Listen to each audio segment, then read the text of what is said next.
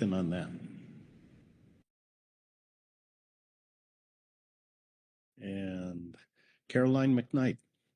Thank you, and thank you for the presentation. I think on the first few slides you mentioned somewhere in the neighborhood of 40 different interviews that you conducted.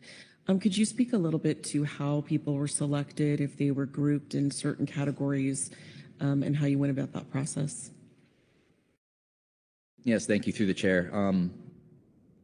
We worked closely with council staff and the executive director and an oversight team of the directors of the two of the science centers to identify the groups of individuals that would be appropriate to speak to, and then specific individuals within those groups.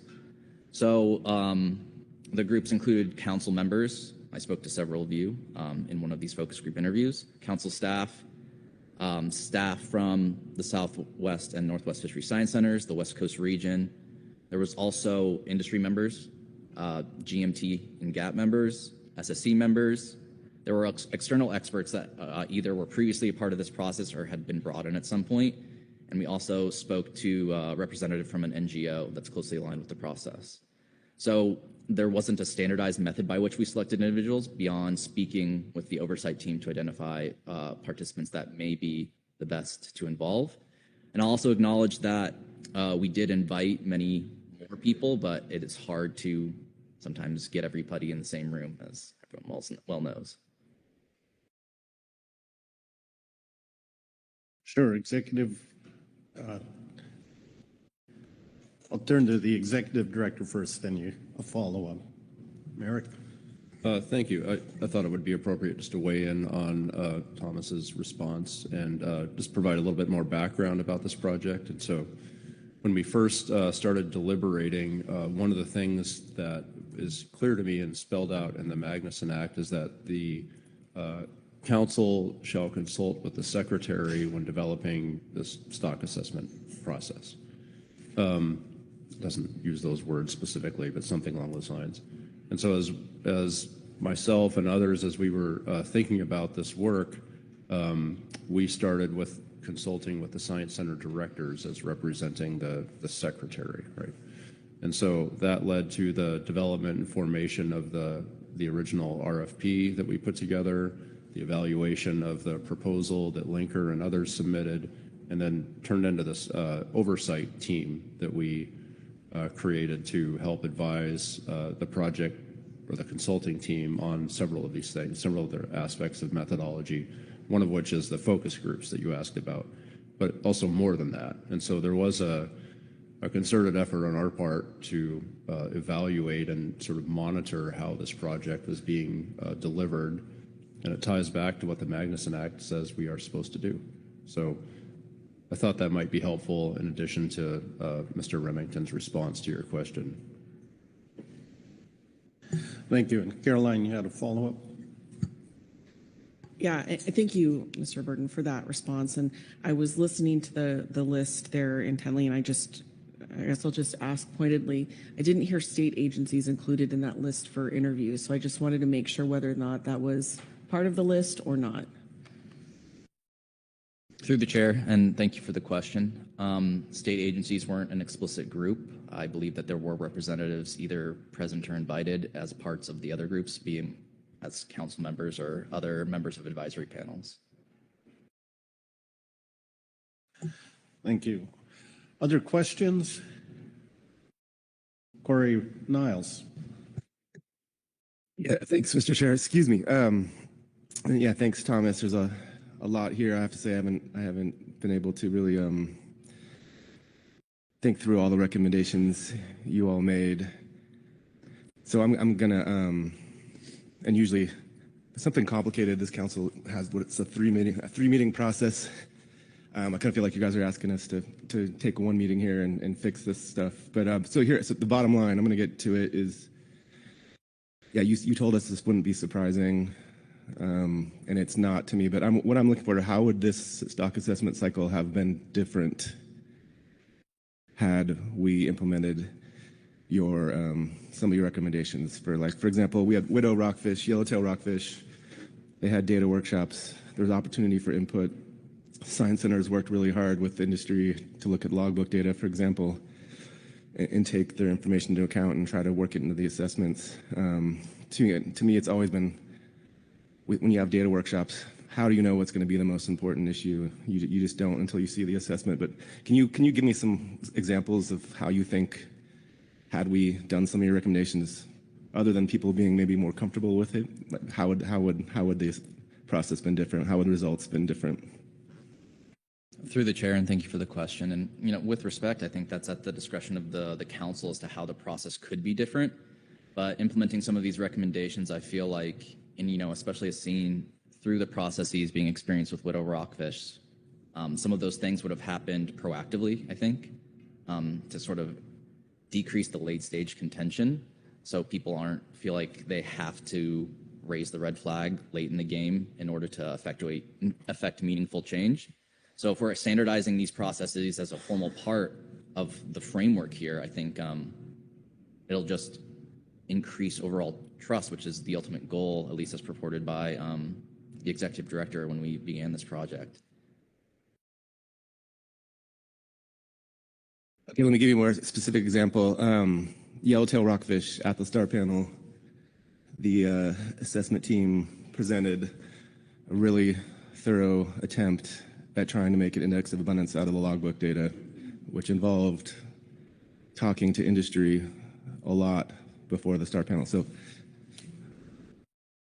how would that have been more proactive? I think in terms of proactive, or excuse me, through the chair, I think that could have been more proactive in addressing some of the data intricacies at the outset when the data are being summarized before being enveloped in the modeling process. Qualifying those data, I think, at that outset can help provide the operational realities from industry to the scientists sort of before modeling begins. So something that we also addressed in our report was reducing redundant review layers or having to go back and re-review. So as we're looking to make things more efficient, it would be beneficial, I think, in not having to have people express concerns that the outcomes that they're observing are not reflective of what they've seen in their reality. So that's what I think what I meant by a little bit more proactivity. It's when, and of course everyone likes to engage a bit more when they see a negative outcome. I'm sure there's a lot less contention with positive outcomes.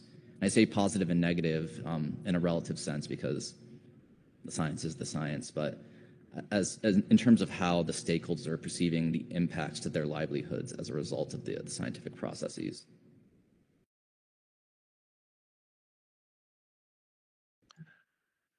Thank you.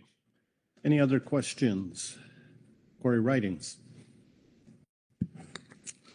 Thanks. Thanks, Mr. Remington. My question is really regarding something you just said and something that was also in your lengthy report, which is this concept of trust and how trust fits into what we do here as a council and how we make decisions and how we serve the public. So I'm wondering if you could give maybe a little more description of sort of how you thought of trust and how, after producing this report, you see trust moving forward as something this council needs to consider or think about. Through the chair, thank you for the question. I think trust was the pillar that this whole effort was built on. We were brought together by the executive director and the oversight team because there was perceived by this council and its advisory bodies that there's distrust from some process participants. And I think, in aligning with the provisions of Magnuson, we're trying to facilitate a bottom-up process. And as this sort of distrust ferments and grows, people are disengaging with the process. And so I think the idea of reestablishing trust is to sustain that continued buy-in. We want people to continue to come and voice their perspectives. The thing that we constantly heard is that they don't want to spend the thousands of hours that they have been spending to do so if it doesn't affect any meaningful change. If everything proceeds status quo, and there was a perception that we heard that sometimes outcomes are simply pushed through, they don't want to feel like their engagement is a box-checking exercise. And I think I'll add something that we heard most frequently with respect to trust is not that we don't trust the individuals. It's not that we don't trust that people want to do better. But sometimes they simply don't trust what they're being purported is reality, the outputs. How can a stock swing by 50% in a few short years when they didn't catch nearly that much? These are the questions that they're looking to have answered, and sometimes they felt that the answers that they did receive didn't address the heart of their questions or their concerns.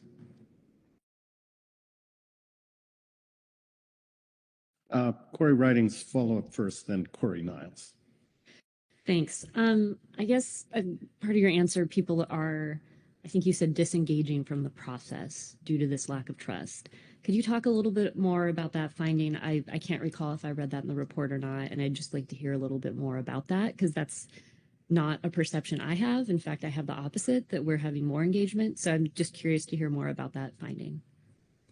I mean, yeah, and it's something that we heard, obviously, because we only engaged with those that are remaining as a part of the process. But we did hear that there's less, I can't think of the word right now. There's a lesser desire to engage if they don't feel like they're being heard. And we're seeing this across regions as well. Obviously, the council does a great job in soliciting that input, that engagement, and that feedback. But if it's perfunctory, and people are starting to feel that when they express concerns about worrying results or the way that things are enveloped into the review process without any sort of clear indication of how that input was used. It might not be a complete disengagement. Perhaps they still show up, but they're more restrained with the way that they express themselves because, we've heard people say, what's the point?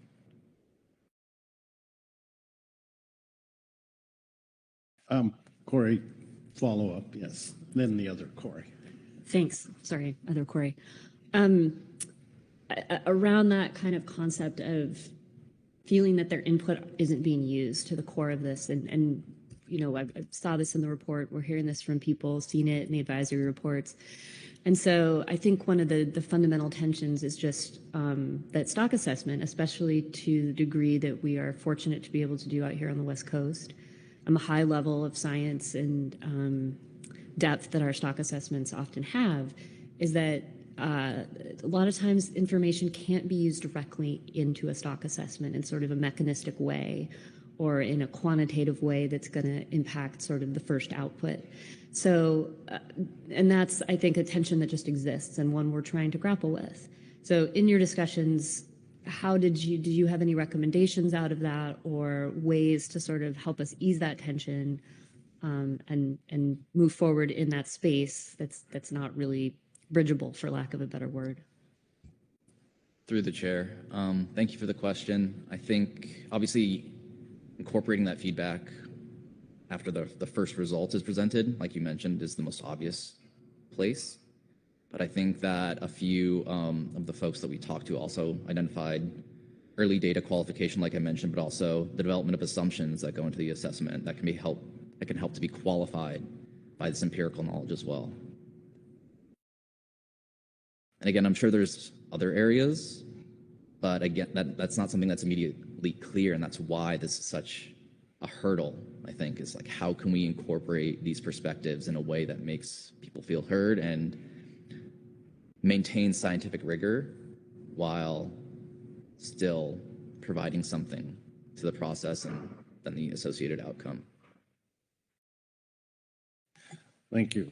Corey Niles. Thanks, Mr. Chair, and thanks, Thomas. But so you mentioned you're telling us a lot about perceptions. Like, for example, there's perceptions that their questions weren't being answered.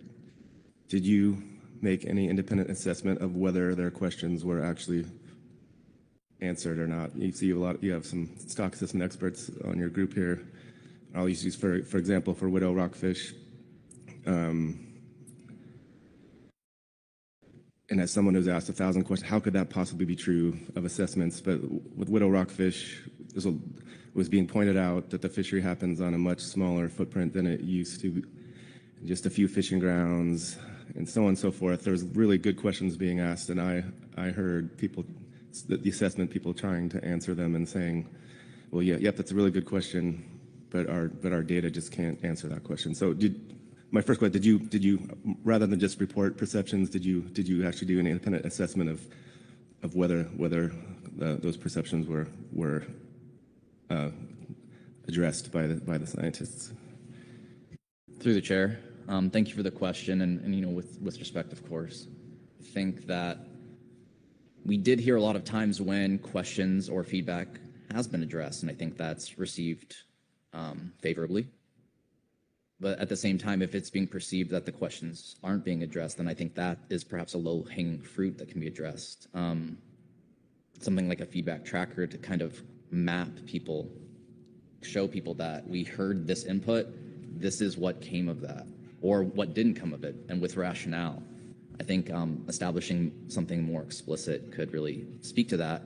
And even in talking to the SSC, we hear often that, you know, you're getting these questions, but it would take a PhD a year to write a satisfactory answer that really covers all the aspects of what's being addressed. So there are two sides to the coin, and it is something difficult to deal with. But I think the perception of questions not being answered or feedback not being incorporated in and of itself is an important finding, because if it is being done in the process already, there must be a better way to express that. Thank you. Lynn Mattis. Thank you, Chair. My question is on the industry representatives, and I know interviews take time and are expensive, and it says 3 industry representatives. Can you provide some information on, is that one from each state, what sectors they represent? You know, I'm just thinking our GAP has approximately 15, 18 people on it, and interviewed 3 industry folks. Just the recreational fisheries in each state is going to be very, very different. So just would like a little more understanding on who the industry reps represented. Thank you. Through the chair, and thank you for the question. Yeah, the industry was a point of emphasis in terms of who we wanted to engage with. Unfortunately, with industry individuals, it can be difficult to get them available at a certain time on the truncated time frame that we had to conduct the project. So we did invite many more. The 3 that we received in that specific focus group were obviously the ones that we were able to speak to. There was some industry representation also in the GMT and GAP subgroup that we had. And we also took the time to have a one-on-one interview with an industry representative supplementary to the focus groups.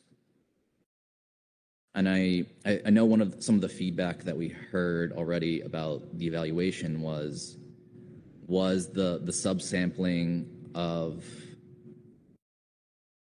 individuals that we engaged with representative. You know, were they representative across the strata that we needed to incorporate? And yeah, I'll be the first to acknowledge that we would have loved to talk to more people and get more perspectives. But we did the best we could with the availability and time given. And we tried to express that, you know, the perceptions expressed during the focus groups were their own, but also ones that they've heard from others as well. We tried to cast the widest net, but it doesn't always work out, getting all the people that you want in the same room at the same time. So more specifically, was there a commercial person and a recreational, at least one of each?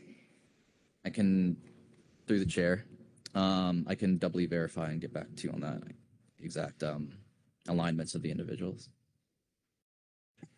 Executive Director Burton. Yeah, thank you. Just reflecting back on the steering committee's advice to the contract team and how we selected the focus groups. Industry members are present in several of the focus groups. So some of the council members that were interviewed, like Mr. Gorelnik, for example, is also a recreational fisherman.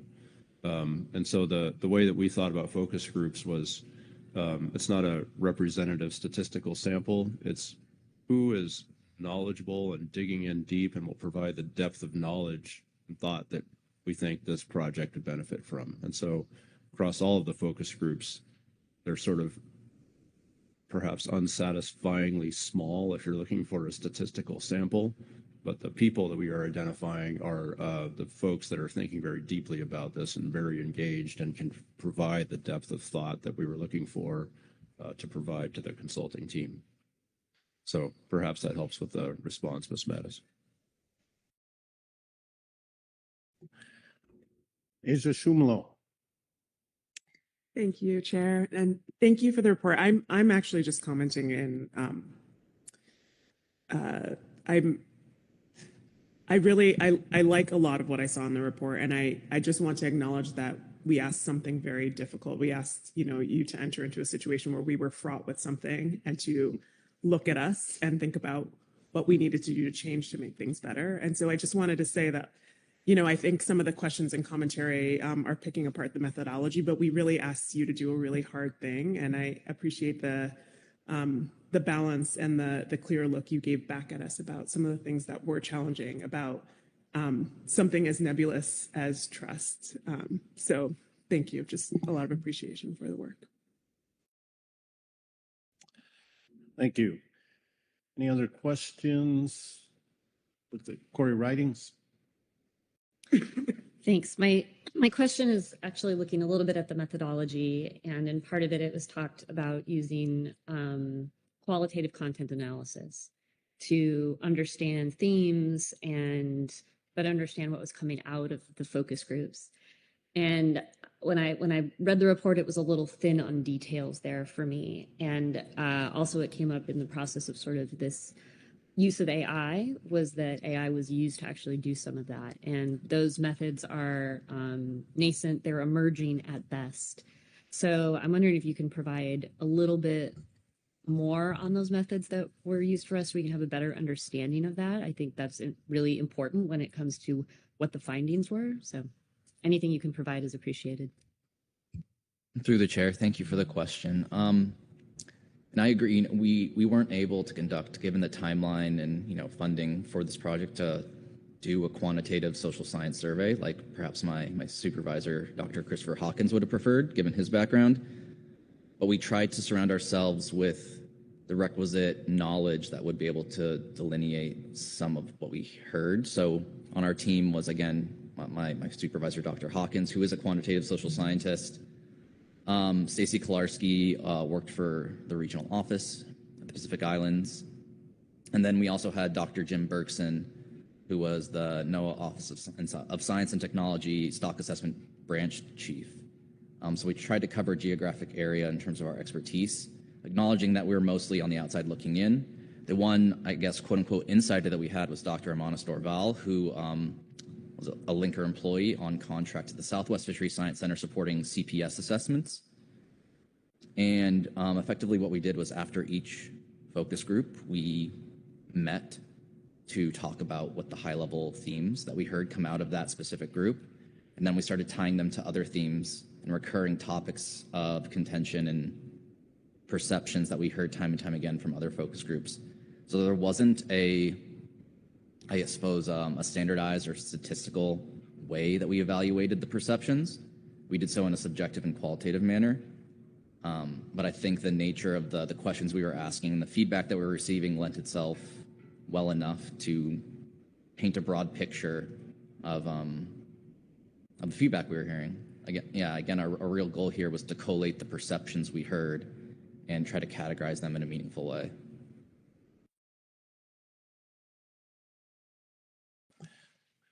Thank you. And look around, and I'm sure there will be additional opportunities here. So thank you, Thomas, for the presentation and the questions. We're going to move on. We have another presentation here from the staff Diana will do. After that, we'll take a break because we've got a number of reports then, so make sure you're comfortable and can pay attention. So, Diana, why don't you continue with your presentation? Thank you, Chair Hassemer. This will be a brief overview of Attachment 2 that focuses on the large table of recommended actions. So just as a reminder, the 5 themes that Linker identified in their report were transparency, communication, stakeholder engagement, assessment process cadence, and feedback for continuous improvement. I bring these up again because their actions were divided among those 5 categories. So you will see those themes identified with those actions as we move forward. So Linker identified 64 actions. Bless you. 64 actions. Staff went through and tried to respond in a reasonable manner to all of those. Please know that these responses are staff interpretation of these actions or these recommended actions. There may be different interpretations by the advisory bodies and the council members themselves. So of these 64 actions, 33 were interpreted as being somewhat part of the stock assessment process as it currently stands. There may need to be some tweaks, but right now we feel that about 33 of those are part of the process. And then we have 3 other colored actions that we identified. We have green, yellow, and red. In those green actions, and I should say that the colors are related to workload. We are not trying to prioritize what types of actions we think the council should consider. We are just trying to identify how much work and or coordination with our partners may be required to accomplish these tasks. So in the green actions, there were 13 of them. You will notice that 6 of them will be in a slightly darker green and 7 are still at that sort of lighter green. This indicates that the darker green ones are being worked on currently, primarily as part of the development of the terms of reference, which is E7 on our agenda for this meeting. The yellow actions, and I should say, I'm sorry, the green actions would require minimal additional workload and minimal coordination with our partners. The yellow actions, there were 7 of those would require a little bit more coordination and or workload for whether it be council staff, ABs, or NIMS staff as well. And then finally, we have the red actions. These would require high additional workload, substantial coordination and collaboration with council staff and NIMS and potentially ABs as well. And there were 11 of those. You are about to see many slides with a ton of words on them, so I will be giving a brief overview. I purposely left the actions verbatim from the report so that you can reference them during your discussion. So I am going to very quickly summarize those 33 actions across those 5 themes that were identified from Linker. Under transparency, we have centralizing records and access. We might see those in the PAM site or the stock assessment site for historical records. Employing web broadcasting system, we have that through YouTube and as well as Ring Central. For under communication, we have providing definitions and plain language briefings, as well as developing operational guidelines and onboarding. Each AB does have an operational guideline, and then the tour describes the roles and responsibilities for the STAR panelists. Under stakeholder engagement, there was providing educational modules for non-technical audiences. That might be the MRIP program, and collaborating on data collection and research program. Mr. Corey Niles mentioned that earlier. Then we have assessment process cadence. We are consistently trying to limit redundant review steps, and this is an ongoing challenge and an ongoing action that we are working on. We're trying to include justifications for prioritizations and approaches for data use. That is specifically to stock assessment under E4 and larger on the council planning for C5 at this meeting. And then finally, for feedback for continuous improvement, we have gathering and communicating feedback for the next assessment cycle and describing how that feedback was integrated. I mentioned this a little bit, but we typically try to gather feedback during that post-assessment workshop. That feedback is then described in the report from that post-assessment workshop, and then the specific changes are identified in the terms of reference that are produced in the following cycle.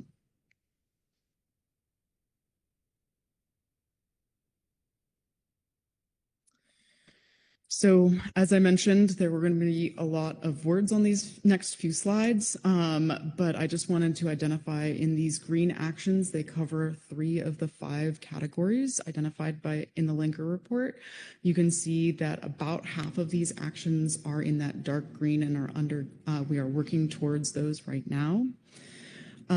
Just to summarize those include creating visual maps of the first full assessment cycle, and identifying places where public and other ABs might be able to engage in that process. We are working on simplifying the terms of reference introduction and, of course, integrating the workload planning to reduce redundancy.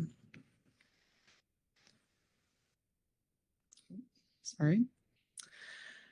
Other short-term actions include standardizing metadata and file naming conventions, developing facilitation protocols, and emphasizing feedback examples through public comment or from ABs, as well as encouraging constructive feedback from those participants. I am going to now move to the yellow actions. So this is moderate additional workload, moderate coordination and collaboration. These, again, fall under 3 of the 5 categories identified from linker, but have a slightly different set of 3. Under transparency, we have training the chairs on moderation and deliberation. Under communication, we can potentially work towards standardizing the expression of uncertainty and risk summaries. That will be touched on a little bit later. And then it was suggested to potentially rotate the advisory body alumni. And then under stakeholder engagement, we have the data use memos and training to incorporate local ecological knowledge, as well as encouraging additional engagement points with the stat with stakeholders. Excuse me. So here I tried to summarize some of those because there was a little overlap in some of those actions, but this is a brief summary of what you saw on the previous slide. And then we get into some of the actions that we color-coded as red. Again, these require high additional workload, or we interpret it as having high additional workload and would require substantial coordination and collaboration with NIMS and advisory bodies. These fall under 4 of those 5 categories identified by linker. I am going to summarize a few of those here. Again, I combined where appropriate. So there was a suggestion to establish a technical referral protocol that would allow the council to request the SSC reevaluate determinations when new information would arise. They suggested to develop an archive to track feedback to and from the from the STAR process and integrate that corresponding response into meeting minutes.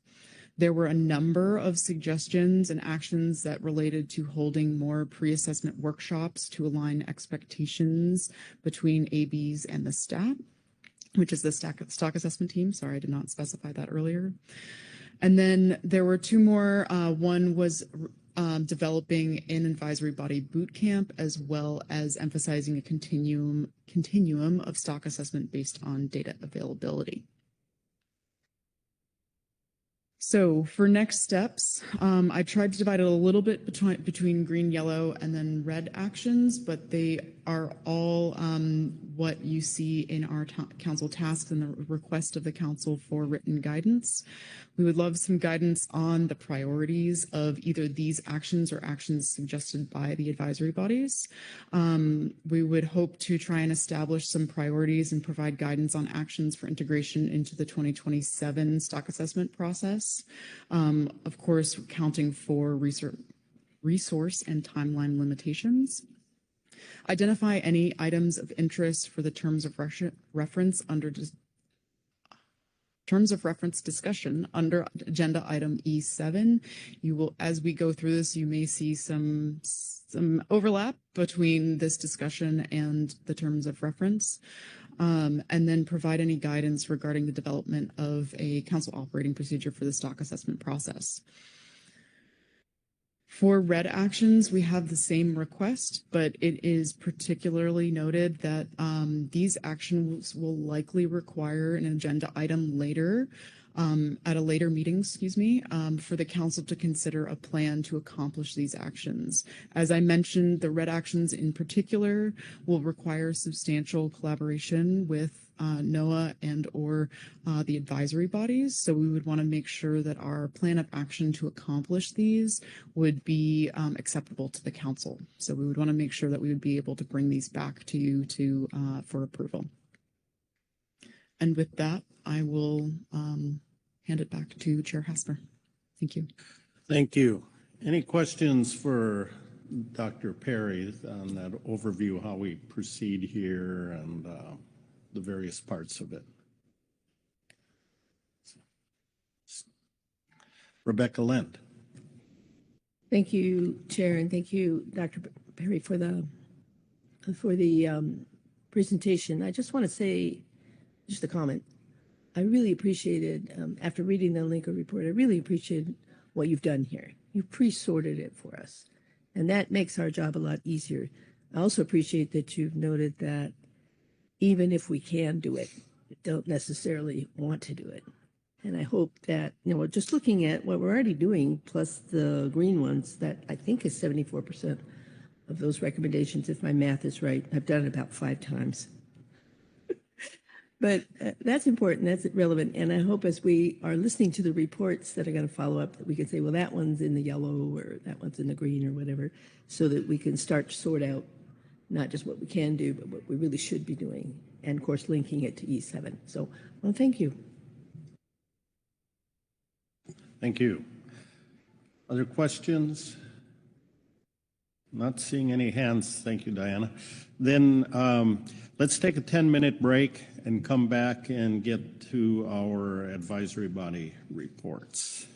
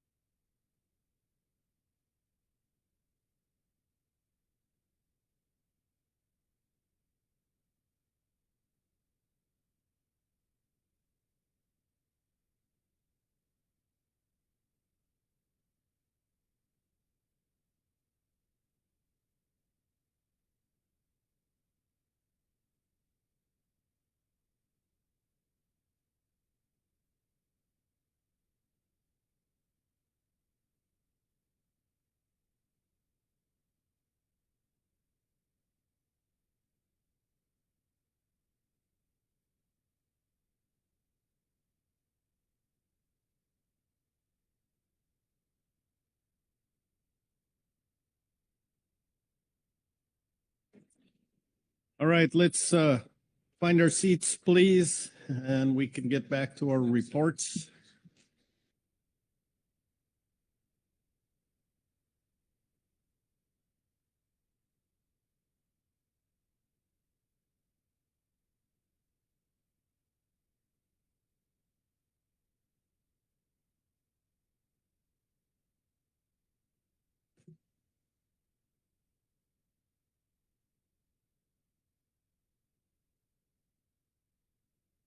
All right. Thank you. I think we're all back here. We're going to move into our management entity advisory body reports. First up, we have National Marine Fisheries Service Report, John McVeigh. Morning, John.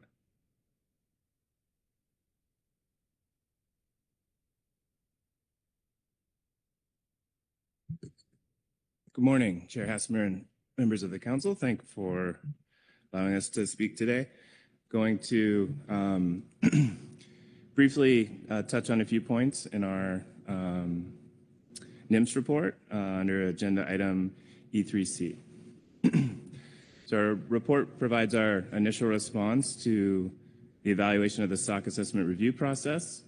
We'd like to know we appreciate the council commissioning this evaluation and Linker Corporation in addressing the errors in the original report. Overall, we see great value in promoting continual improvement, and we are pleased that many of the report's recommendations align closely with actions we are already taking or planning to implement for future assessments. Touching on a few of the key areas in main themes, which is where we focused our comments in our report. From the action table, we want to briefly highlight a few takeaways in each key area.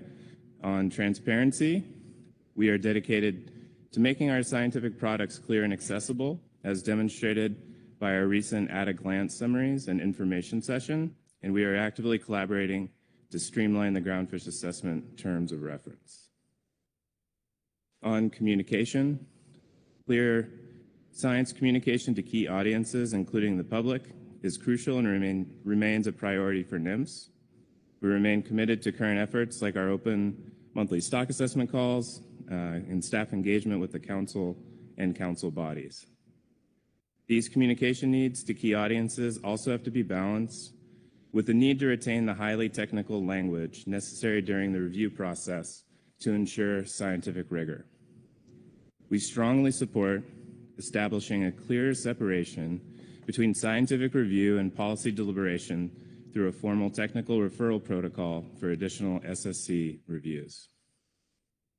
On stakeholder engagement, we maintain a long-standing commitment to cooperative research and industry engagement, cooperative data collection in support of the 2025 California Quillback Rockfish Assessment and recent Northwest Fisheries Science Center-led Midwater Rockfish Fishery-dependent CPUE workshops with industry are examples of this.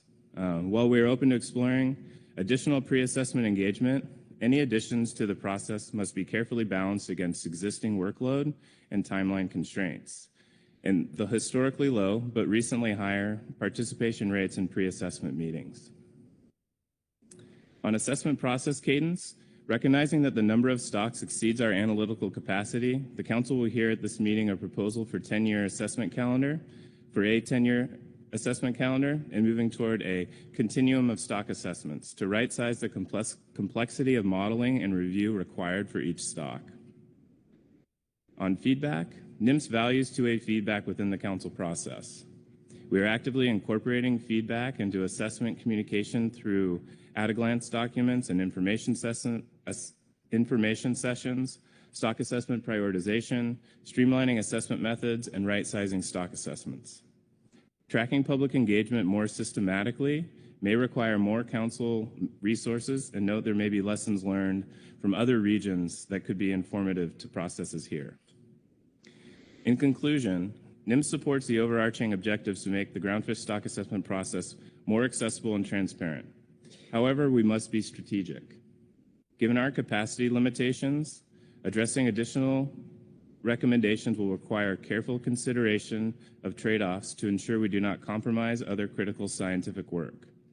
NIMS is committed to continued engagement and will consider recommendations for future assessment cycles based on potential process improvement gains relative to staffing and resource capacity. We are excited by these opportunities and look forward to continuing our engagement within the council community. Thank you.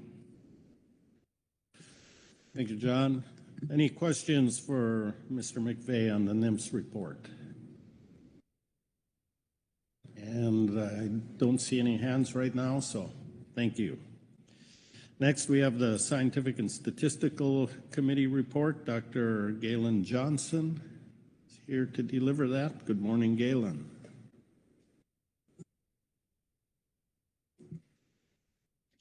Good morning, Chair Husmer and members of the council. And then I also have Dr. Ehrenberger online for help with questions as he's more involved in the groundfish process than I am.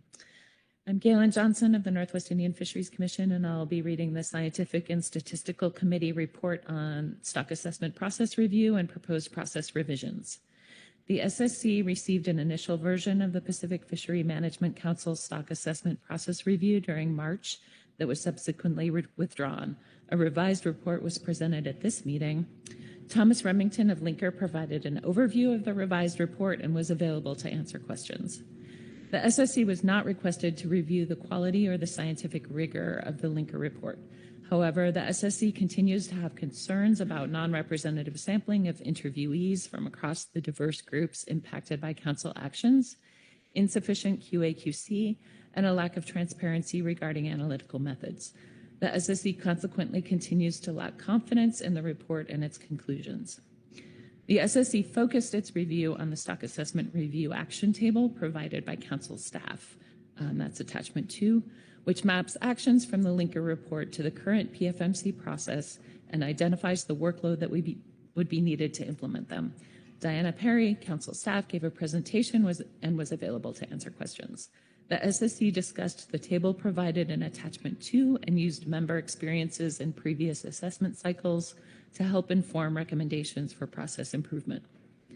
Attachment 2 was useful in guiding discussion around areas of improvement in the stock assessment review process. Some of the recommended actions are already included in the assessment review process. Others are being evaluated as part of current or scheduled processes, such as reviews of the groundfish stock assessment terms of reference. Others are not fully developed and will require further discussion. The SSC identified the following high priority actions that may improve the assessment review process and some of the considerations related to implementing these actions. On efficiency, employ the full continuum of stock assessment methods. Given capacity constraints and the large number of stocks in the fishery management plan, identifying and employing index-based approaches, indicator methods, and other methods as alternatives to benchmark and update assessments should be prioritized. Limit redundant review steps by developing a technical referral protocol that standardizes when the SSC should re-review materials. The criteria that trigger additional reviews should be developed carefully. In particular, socioeconomic considerations such as changes in the annual catch limit alone should not trigger additional review, and criteria for when new data may trigger additional reviews should be explicitly outlined. Reducing redundancies should not limit the SSC's ability to reopen discussion when appropriate. Implementing multi-stage approaches to star panel meetings may increase redundancy and may add scheduling challenges. Communication. Develop plain language descriptions of model uncertainty alongside the accepted technical terminology. This will require additional effort from council staff. Existing materials, such as those used to train new council members at NIMS headquarters, may be repurposed to transmit information on stock assessments and the review process to the public. Improve SSC communications to the council on the justifications behind best scientific information available, determinations, and statements. Implement pre-assessment workshops for both benchmark and update assessments. Data workshops should aim to document data sources rather than attempting to illustrate the technical rationale behind model structure and assumptions.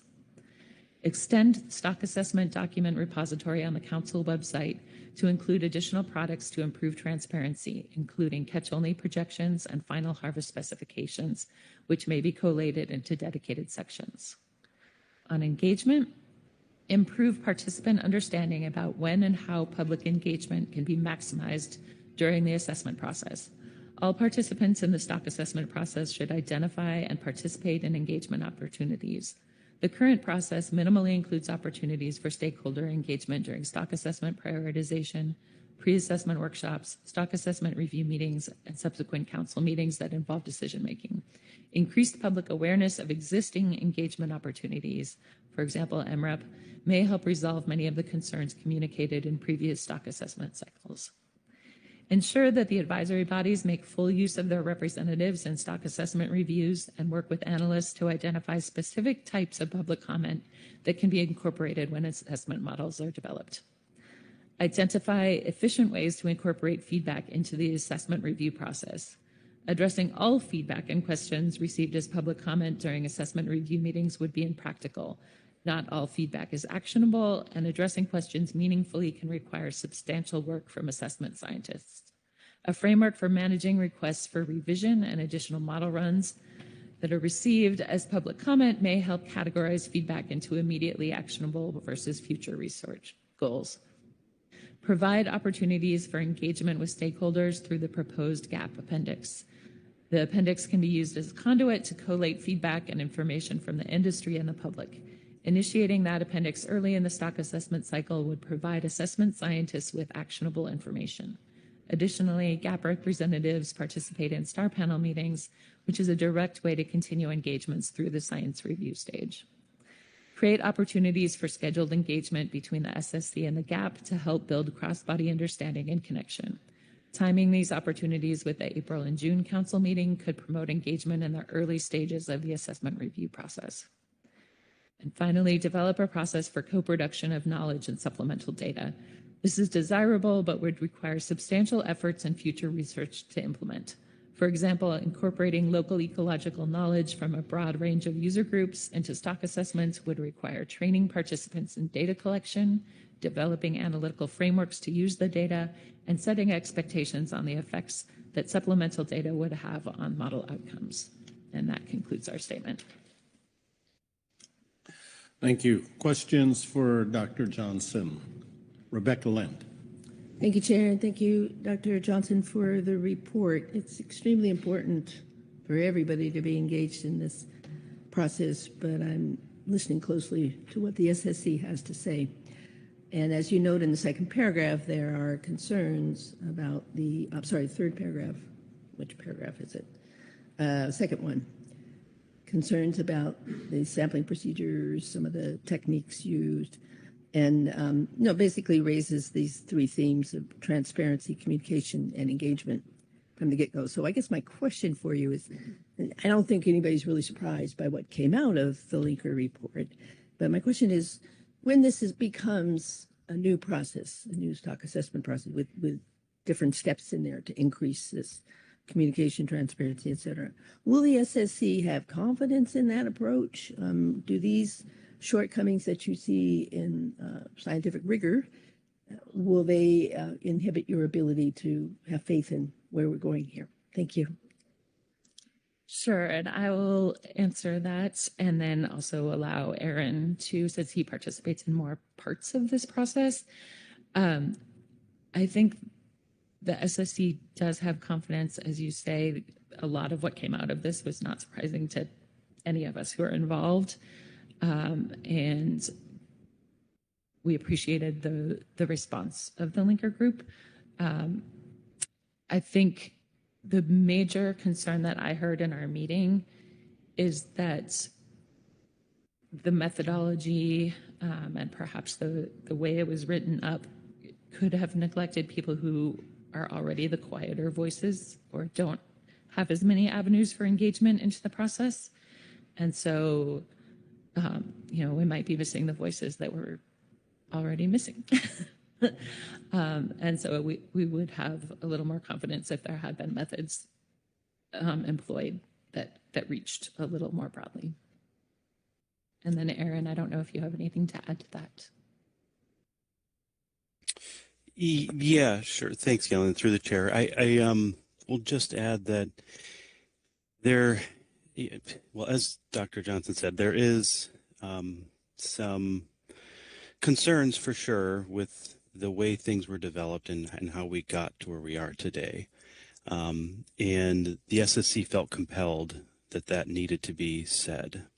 But then having said that, the SSC still used that scaffolding, and in particularly attachment 2 that council put together, as well as our own experiences and drawing on that to come up with our priorities and recommendations. So when you think of that process, I don't feel like there is going to be, well, let me say there's definitely the priorities that we listed are things that could be actionable over the near term to medium term, and that there would be confidence in those kind of approaches or implementations of those moving forward. So I hope that helps kind of set the stage on why the SSC was concerned.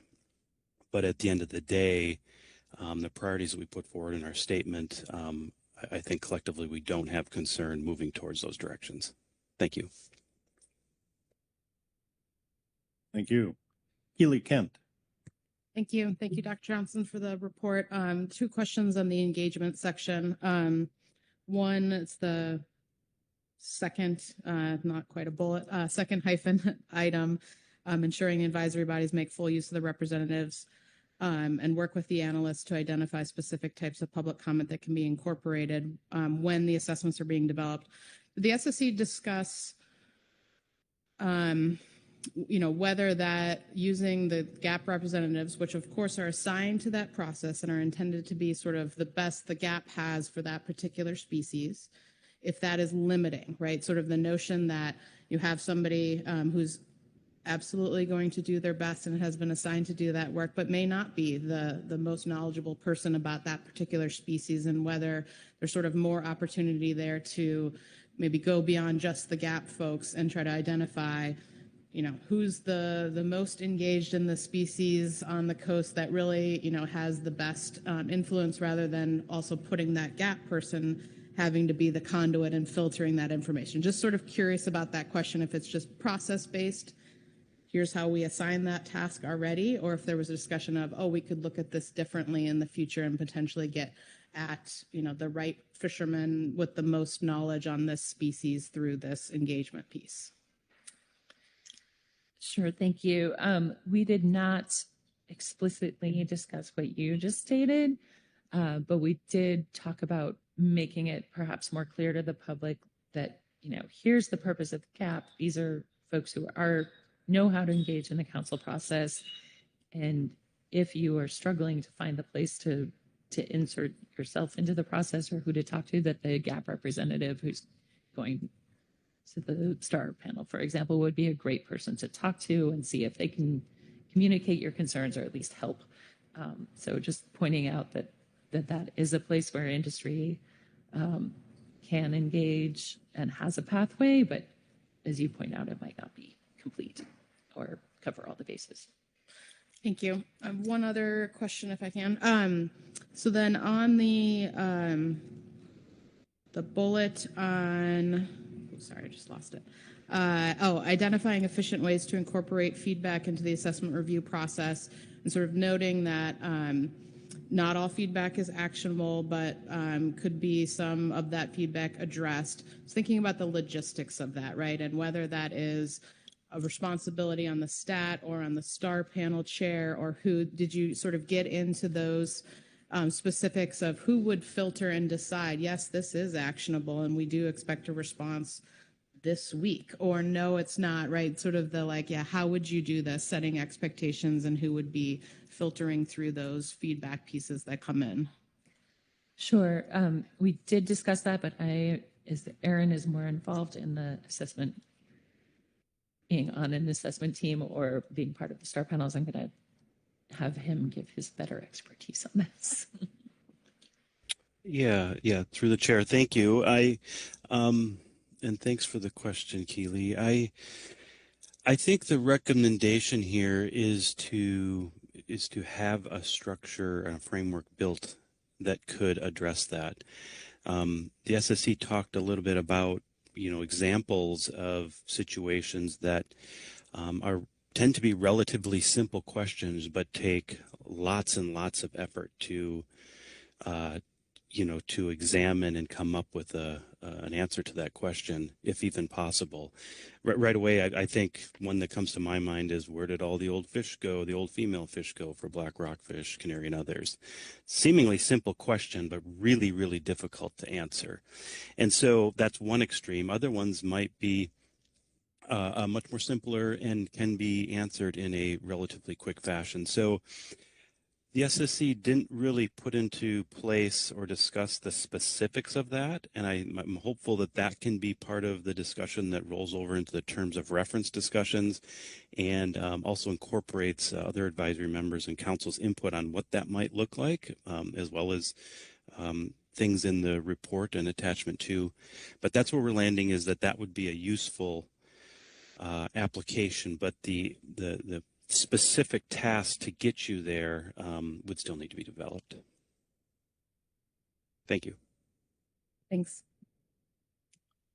Other questions? Asia Shumalo? Thank you, Chair Hosmer. Thank you, Galen, for the report. I have another question on engagement as well. So the first bullet, and what comes up for me when I read that is like knowing the cadence of public comment, timing during the meetings, and like the realities of being a fisherman on the water and trying to mesh those two things together. And then I think recently with NOAA, like I think there were some restrictions on the workday itself. Like there were a lot of changes recently with the new administration that limited how plush the amount of time around the star panel engagements could be to accommodate all the different schedules that we're trying to work through. So I'm wondering if the SSC had any recommendations. I'm thinking forward to the terms of reference, like how to balance like the really wide range of schedules that we're trying to deal with to ensure that we get comments from people who can't always be there on a traditional workday cycle that the star panel members are required to hold. So yeah, just thinking, do you have more details that you could offer for us to pick up into the terms of reference? We did not discuss that specifically in the SSC meeting. We have discussed it just more generally, but not with regard just to groundfish. For example, we do consider written public comments that are put in your portal ahead of the meetings. And so if folks, for example, can't be at an SSC meeting, then we do look to that public comment and consider it when we review topics. And Aaron might be able to speak to this. I don't know if that same sort of public comment is available for a star panel, but that would be one way to do it, is make sure there's opportunity for written as well as oral public comment. Yes, yeah, thank you. And through the chair, I will just add that this bullet here, Asia, is largely to additionally call out the and what we talked about is the multiple spots that already exist, that are opportunities that maybe a lot of people aren't fully aware of to engage in the stock assessment process. And then by calling those out, trying to also think of, are there additional ways in which we can train people to understand the language of stock assessment? Because as you get through to a stock assessment or star panel, rather, it's sometimes hard to follow. It's hard to follow even for scientists at times. So that's where MREP comes into play. But I think largely the idea here is that if we want to incorporate public comment that is actionable and has some momentum behind it for something to happen, it needs to come in early in the process. And so we're trying to encourage that, and that's also a related recommendation on the GAP appendix, and having that at least a draft formulated, before the data workshop, so that there's interactions with the stat on that, so that ideas can start formulating early that could potentially even come into modeling decisions later. And so So that's the point of this, is to just kind of look at it holistically as a process, and largely start as early as possible so that those pieces of important information can get in the process early and become actionable. Thank you. Thank you. Jamie Dimon? Thank you, Chair Hasmer. Thank you, Ms. Johnson, for the SSC report. Just a couple of the things that stood out to me was the idea that socioeconomic considerations, such as changes in the ACL, shouldn't trigger additional review. And while I understand like a 10-ton change or something like that, but when we're looking at an entirely different understanding of the stock, when something changes by half or even 20%, I'm not sure what you would want to quantify that threshold at, but something is very different in our understanding of the stock, but that would mean an ACL change and socioeconomic considerations. And so that would be concerning to me, that we wouldn't consider a review in a circumstance like that. And so I'm hoping I'm reading too deep into what you're saying and maybe inferring something that you weren't, but that is, to me, concerning that we wouldn't trigger an additional review in an instance like that, because I think that's very important. And then let's see here. For engagement, ABs in the STAR panel, AB reps on the STAR panel, or as part of the STAR panel, I should say, there's a feeling that I've heard brought up before, is this kind of like the old, like, children are to be seen and not heard unless they're called upon. And I think they're there to provide input, but what I've seen is this issue of them not feeling able to unless called upon, and a way to better give AB members who are part of that panel, who are taking their time to be there and provide that expertise, an actual seat at the table to be able to interact more meaningfully throughout that process.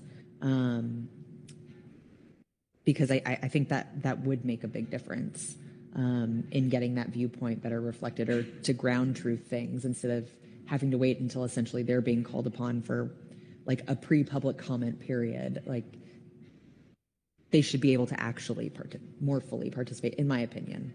And so that would be something that I would like to see. And then you flagged a gap in SSC engagement, like trying to build that. And I think that was one of the things I was thinking of, is like more informal opportunities for the gap in the SSC to have those opportunities to talk, to run things over, where it's not quite as structured and formal, and it may not be very scientific, but it allows that communication where people aren't feeling like their feathers are getting ruffled, or they're coming in at a specific point. It's that ongoing, like, hey, what's going on? What can is anything flagging that we should be aware of, or vice versa? Or what's your thoughts on this? And just, I know that we're, as industry, like we're not scientists, but at the same time, like, we have valuable information that does change a perceived understanding of things. And I know it's been said before, but like the idea of not knowing that the widow fishery was conducted at night, like a very basic understanding of like how the fishery works was missed. And so that could have been addressed, if those types of communications had been ongoing. And then let's see here. I appreciated let's see, I'm trying to find the bullet. Improve SSC communications to the council and justifications behind BSIA determinations and statements. I really appreciate that. I think that is definitely a question that comes up, and I think there needs to be, some strong justification as to why that determination is made. And so when, just to put up to the scrutiny of everybody else of like, this is really why we're standing on this. And this is why, yes, we are making this very drastic change, and these are the reasons why, even when there is a lot of scrutiny of people saying, hey, we just don't believe this, it's tough to when we aren't getting that full understanding and justification, like how do you defend that? And I think that's part of everybody's job, is to be able to defend it. And when you can't, then maybe you shouldn't be trying to. So I appreciate that you guys flagged that as something that you can help with communication. Thank you. Sure. And I'm going to have Aaron respond first because we don't even have star panels in salmon. So he can speak more to those questions. And then if there's anything he wants to toss back to me, he can.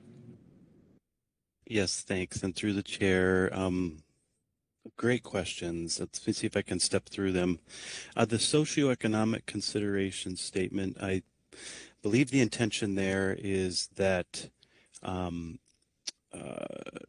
outputs after the fact should not trigger a new review, a new science review, just based on changes in catch limits or what have you. The hope, I think, is that the socioeconomic considerations would come in early in the process and be part of the discussion through the development of stock assessments, or even language in stock assessments that can't be directly incorporated into a model.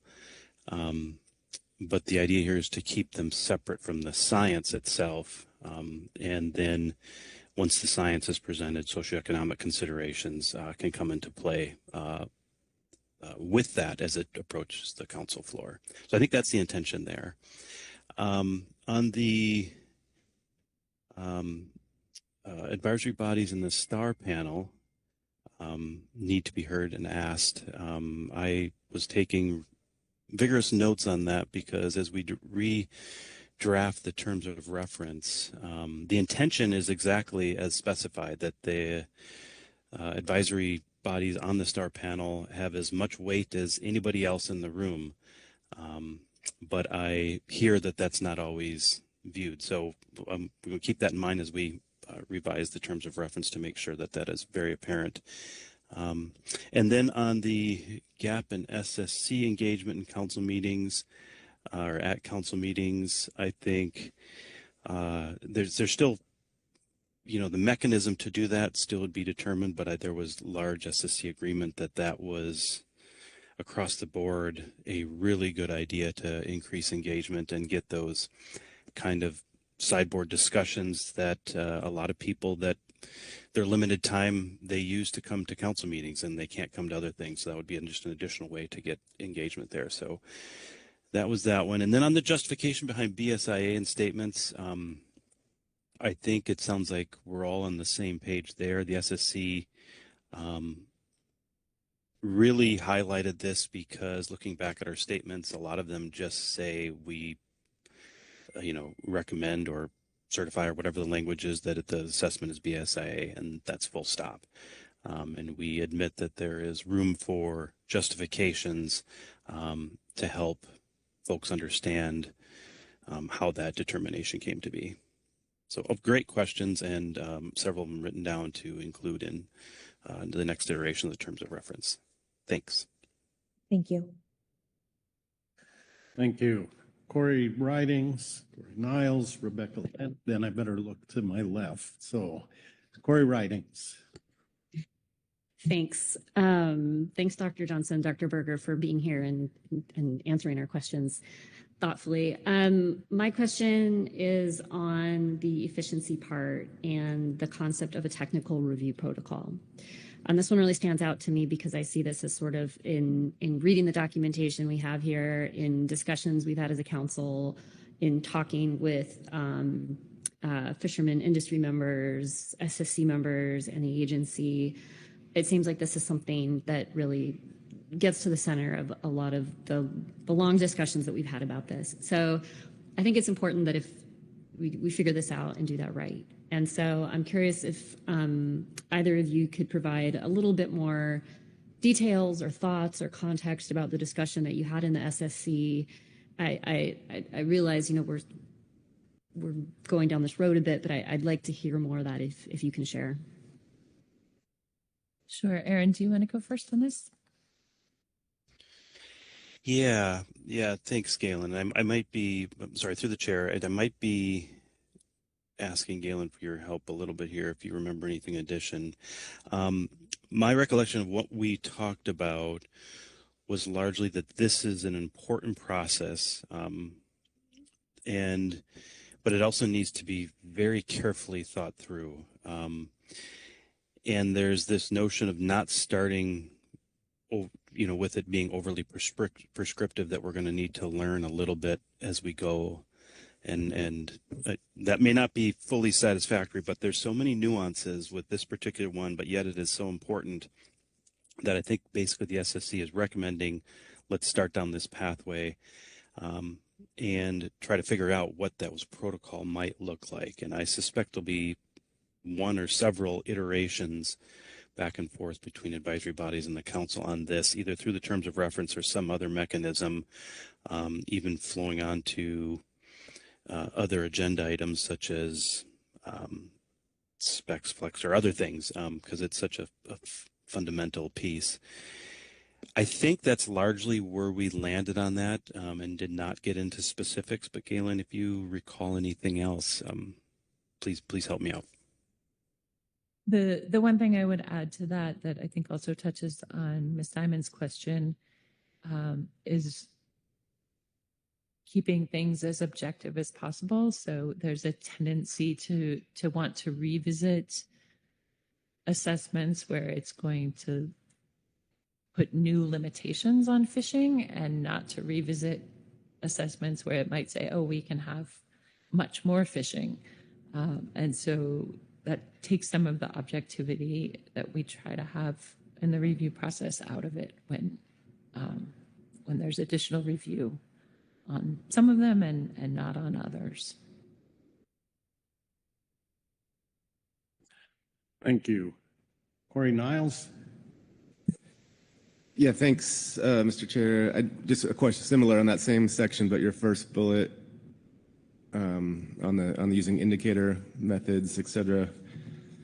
And maybe this is a council staff question, but I know you all think about process as hard as anything. But so let's say, like Aaron just mentioned, we have the specs flex, we have the risk management, we have terms of reference. Let's say right now I want to say let's prioritize that and do it. How do we do it? Like, what is your understanding of if we want to take up those use indicator methods? What are the steps here to make that happen?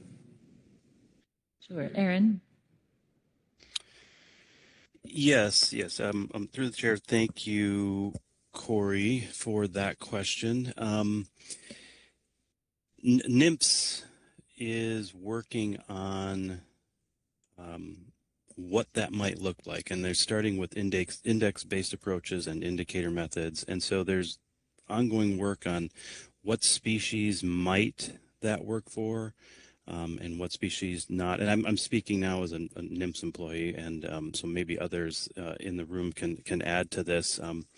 But in terms of there's ongoing work that the SSC is aware of, and I think is supporting with this statement. And the general notion is that there is a continuum of applications that can produce information to help us understand stock status and trends. All the way from an indicator as perhaps the most simplest approach to benchmark or even research assessments at the more complex side and time-consuming side. And the idea here is that there might be situations, and I think the poster child species currently for this idea is Dover sole, where in the past we've done benchmark assessments for it, but it is, in a situation in terms of status and trends and catch, in a situation that's probably not the best use of our time. And so there might be other indicator or index-based approaches to give us an idea of where that stock is, and at least then provide an update on status, and or give us an indication of when some more rigorous methods need to be applied and when they do not. And so this is really speaking to efficiency, both in terms of trying to balance scientific rigor, but at the same time getting us the needs on stock status and those types of status determination recommendations in an efficient way. And there is some cross pollination here with this the SSC recommendation with the report put forward under E4, I believe, on the use of future right sizing assessments as well.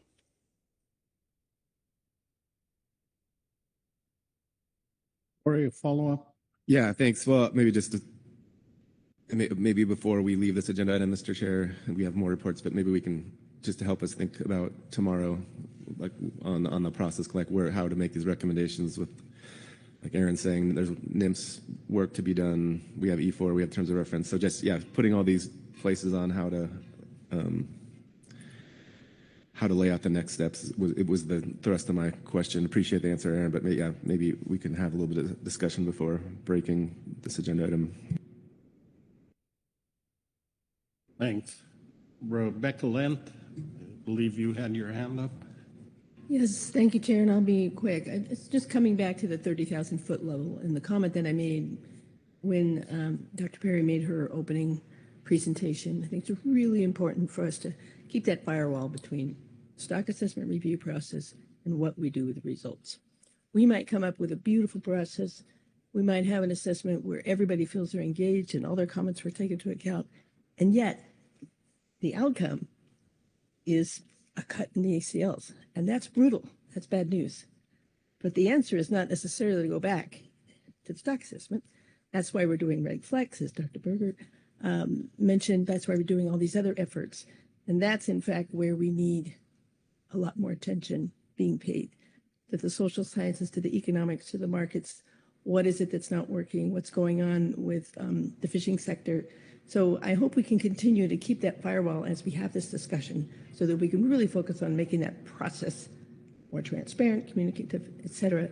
And then once we're done, then we have different processes to address those issues, which are real and huge and impactful. Certainly understand. Thank you. Thank you. And looks like there's no more hands, so thank you, Galen and Aaron. Next, we'll go to the Groundfish Advisory Subpanel report. Merritt McCrae.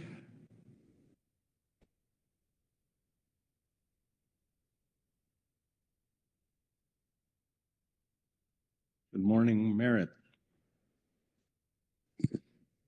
Good morning, Chair Hassemer, council members. I'm Merritt McCrae, and I'll be reading from agenda item E3C, Supplemental Gap Report 1, the Groundfish Advisory Subpanel's report on the stock assessment process review and proposed process revisions. The Groundfish Advisory Subpanel appreciates the efforts of the National Marine Fisheries Service Science Centers have made to open up communication with stakeholders. This is a positive development and is appreciated. Improving public access to and increasing the faith in the stock assessment process by including meaningful industry participation is a laudable goal. Even with significant process improvements, one of the biggest issues with our stock assessment process from the GAP perspective is how the process responds to gross changes in our understanding of a particular stock. The Linker report appears to cast the council and constituents' recently decreasing confidence in assessment results as largely rooted in a need for greater understanding and communication, especially between the scientific community and others. However, the GAP feels a greater cause of decreasing confidence in the assessments has to do with the high variability in stock status results between assessments.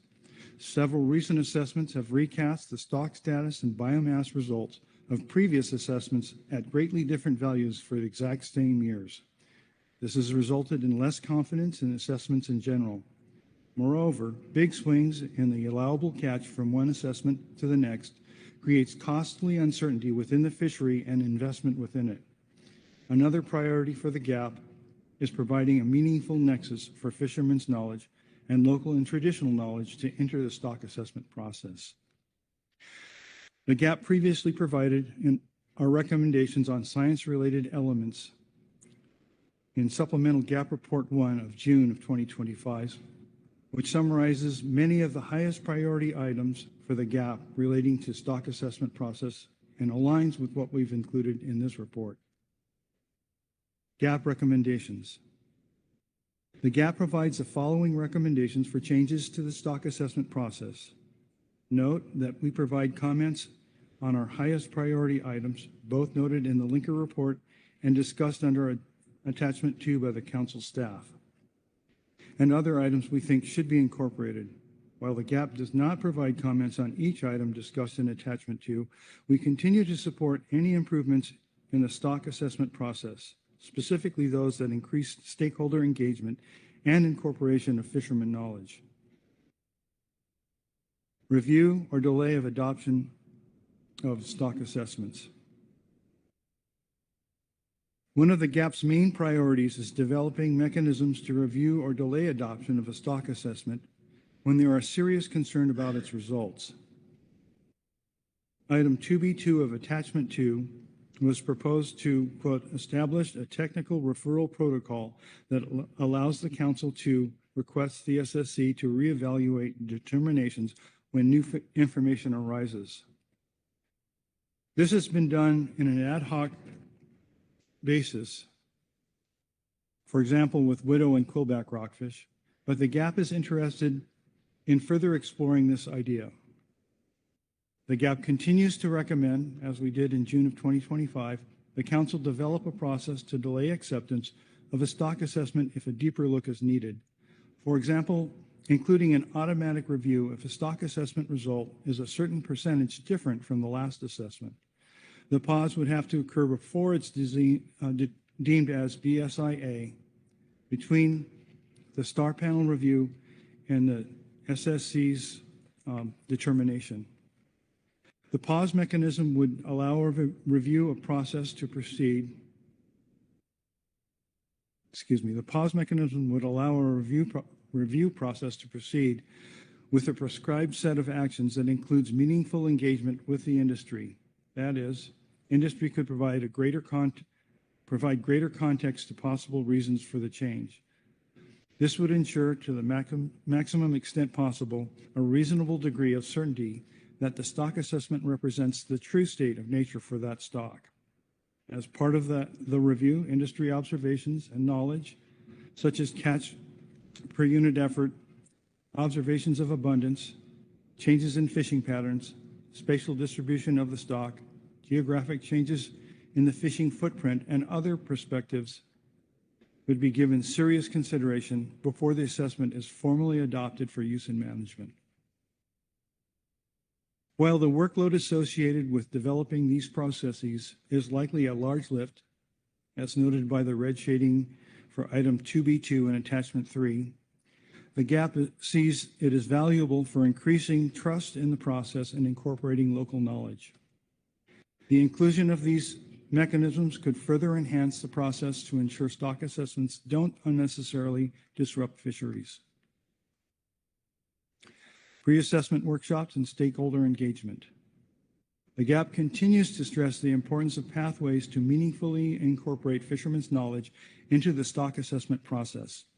While pre-assessment workshops do provide some opportunity for participants, pre-assessment workshops are only available for benchmark assessments, and some participants cannot attend the workshop due to fishing schedules. Pre-assessment workshops provide a look at new data and some of the underlying assumptions being made, but they don't provide early visibility to what the impacts of these choices may be, or allow extensive ground truthing of those assumptions. By the time the draft assessment is published and the STAR panel occurs, it can sometimes be too late for fisheries knowledge to be incorporated.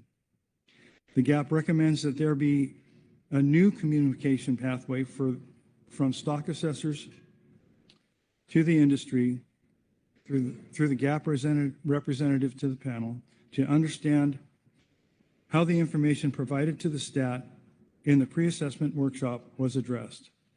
There are recent examples of where the GAP and industry input could have addressed issues with recent assessments, such as the quillback rockfish assessment in California, the widow rockfish assessment, and short spine thorny head, which have had negative impacts to the fisheries. While the GAP and stakeholder While the GAP and the stakeholders we represent greatly appreciate the opportunities for engagement, the issue, as we see it, is more about ensuring engagement is meaningfully incorporated into stock assessments. Currently, the process for meaningful incorporation seems to be limited to qualitative input for items like risk tables, which only work within or below the harvest specification outputs of a stock assessment, or collecting years of National Marine Fisheries Service approved data sets, such as acoustic data recordings. In terms of the Linker report, some measures, such as those noted below, would align with the GAP's recommendation. These measures represent practical, high-value opportunities to increase efficiency, transparency, and stakeholder engagement while making the most effective use of available resources. 3B1, continue and increase investment in pre-assessment workshops. 1B3, maintain current contact lists with quarterly updates. And 3A3, offer training and interpreting and incorporating local ecological knowledge. Stakeholder training. The GAP supports the use of the MREP to educate and inform stakeholders regarding the process as it relates to stock assessments. For some, MREP is the first contact a stakeholder has with the details of the council process. This is highlighted in recommendation 3B3. Partner with the MREP or similar programs to adapt early learning modules for stakeholder audiences. The GAP also greatly appreciates the monthly Northwest Fisheries Science Center stock assessment calls, also known as the COPE calls, and improved engagement of stock assessors with GAP as mechanisms for those of us participating in the council process to dive more deeply into the details of the stock assessment questions. Communication and understanding of risk and uncertainty. The GAP continues to support changes to the stock assessment process that provide clarity to stakeholders on what goes into the stock assessment. Specifically, what parameters are estimated versus fixed, and other modeling choices that the staff makes. While this information can be found in stock assessment documents, it is sometimes difficult for the general stakeholder to find and understand these choices. This relates to items 2A1 and 2A3 in the Linker report. The GAP previously recommended consideration of the impacts of the choice of SPR 50 to set the MSY proxy, which targets a higher stock level than the biomass target of B40 and reduces stock productivity and the available catch by approximately 5% over the long term. The council could include this in the risk management agenda item currently shaded for November of 2026. The GAP provides a summary of 4 bullet points. The first is develop mechanisms to review or delay adoption of stock assessments when there are serious concerns about the plausibility of its results. And the second is add a communication pathway for the staff to industry through the GAP representative to the panel to understand how the information provided to the staff in the pre-assessment workshop was addressed. The third is continue to support MREP and the monthly National Northwest Fisheries Science Center stock assessment calls and engagement of stock assessors with the GAP to educate and inform stakeholders on stock assessments. And then finally, improve communication and understanding of risk and uncertainty. Thank you, and that concludes our report, and I'd be glad to take any questions. Thank you. Any questions on the GAP report? Keely Kent. Thank you, Chair. Thank you, Merritt. I have a couple questions for you. I'm just looking at the summary of the GAP recommendations. First question is on the first bullet, thinking about the potential for a delay in the adoption of the assessment results.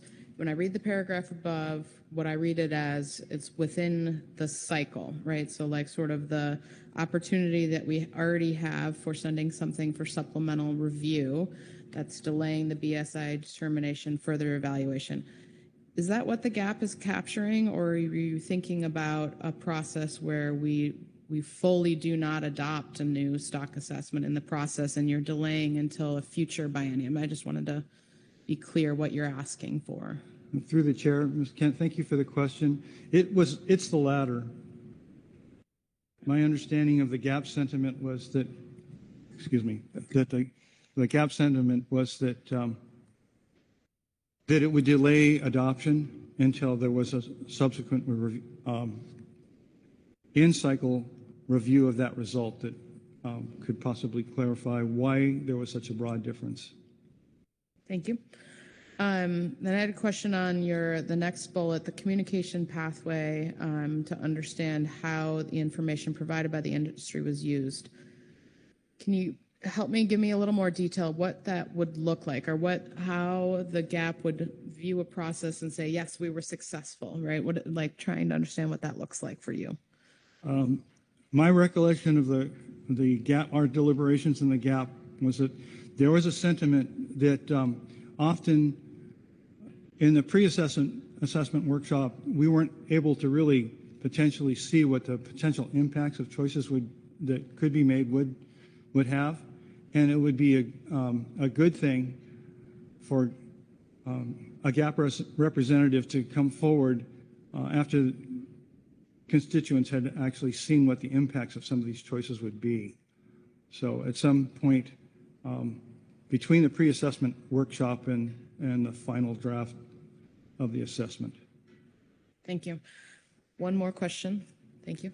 And then it's the same question I asked to Dr. Johnson, if you were listening to that, but thinking through the assignment of one gap person to a particular STAR panel, pulling from the expertise you have, wondering if the gap talked about the limitations of that, right? And whether or not you'd be open to or see value in trying to make space for one or two more industry people, right? If you have, for example, red-banded rockfish, and you have a fisherman who's the 20-year expert on red-banded rockfish, but he's not on the gap, right? Is there value in thinking about there might be species for which we want to make a space for somebody else, and whether that's something that the gap is open to in sort of trying to balance the expertise the gap has and the role you have representing different parts of the industry, but also trying to really get at someone who's an expert on a particular species. Thank you very much for that question. So the gap talked about that extensively, and the possibility, especially if there are two different stock assessments within a STAR panel review, of having up to a fisheries representative for each of those stock assessments that was a relative expert in the prosecution of the fishery for that particular stock. Thank you. Other questions? Corey Niles. Yeah, thanks, Mayor. This is going to be on the question 2.A from Keeley. I think she'll, but on the yeah, I think I understand the challenge you're talking about on this, on not knowing, like in these data workshops, you don't know what's going to be important, right?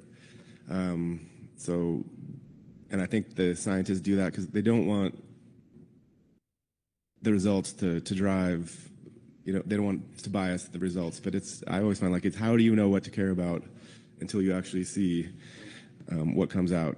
Everyone's got limited time. And you can't tell everything you know about the fishery, ahead of time, or because we used to actually, people would ask us, and we had people like, here's some reports from the 1950s, and like 50 of them, and go have at them. So what's so logistically, the question is how, if assessments don't come out until 2 weeks or so before the STAR panel, you get to the STAR panel, and then they're really often trying really hard to make that deadline.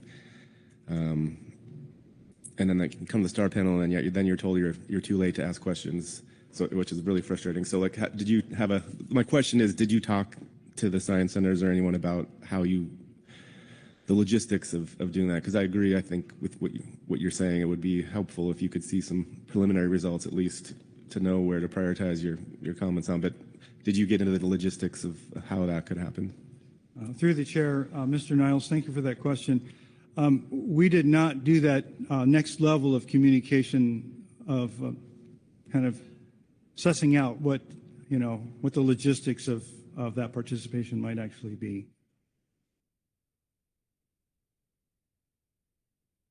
Okay, thank you.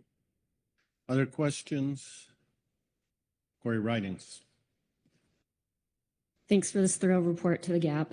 My question is regarding a similar concept, which is including an automatic review if a stock assessment result is a certain percentage different than last assessment. And my question is around, I think, logically, if an assessment comes out and it's lower, what about if an assessment comes out and it's higher? My sense is that the community that's represented within the GAP wouldn't be quite so taken aback if that were the result, and it would allow greater access for them. However, my own perspective is that it should happen either way. If there is a big change, and I think that the GAP itself, who are more well-versed in this, would see that as an important aspect. It should work both ways. And do you want to phone maybe? Oh, we got. Thank you, Mr. Chair. Just to confirm that was the GAP perspective, that the automatic review should happen either up or down. So that wasn't just Merritt's opinion. Thank you. Thanks. Jamie Dimon. Thank you. And so a couple things. One, I really appreciate the GAP clarifying that their concerns about this, while communication and ways we can have better communication and messaging is there is a need for that. But the GAP's concern really, and the lack of confidence really, is in the mechanism of the assessments and why they are swinging so wildly. And to kind of what Ms. Ridings was saying, we mostly see these big issues come up when it's a reduction in catch that's available. But I think there has been an opportunity recently, if I recall, that there was an assessment that came out a little more rosy than what the GAP believed in. And what was the GAP's can you remind me what the GAP's recommendation was in that instance and what stock it was? Through the chair, thank you, Ms. Diamond, for the question. Yeah, the black spot rough eye assessment came out with a really huge OFL. It was giant. And the GAP recognized that this is a particular species that has a very, very long lifespan and matures very late in life. And these biological aspects make it you'd think would make it very susceptible to potentially overfishing that stock. So our recommendation was to reduce what would normally have been allowed using our standard procedure by a great amount because we did not really trust that that high level of take could be supported. It would have been a disaster to have to try to rebuild a stock that has those kinds of biological parameters. Thank you. So would it be accurate to say that the concern when it's a reduction, when an assessment result shows a reduction, that's not really a reversible or something that the GAP can do or we can do to help alleviate, whereas if an assessment comes out more rosy or more positive than is perceived, there is a mechanism to respond to that. Yeah, I would agree. I agree that we have much more ability to respond to reduce fisheries access and potential catch than we do to work the other direction. Thank you. Thank you. Corey Ridings? Sorry, I think you had an additional question.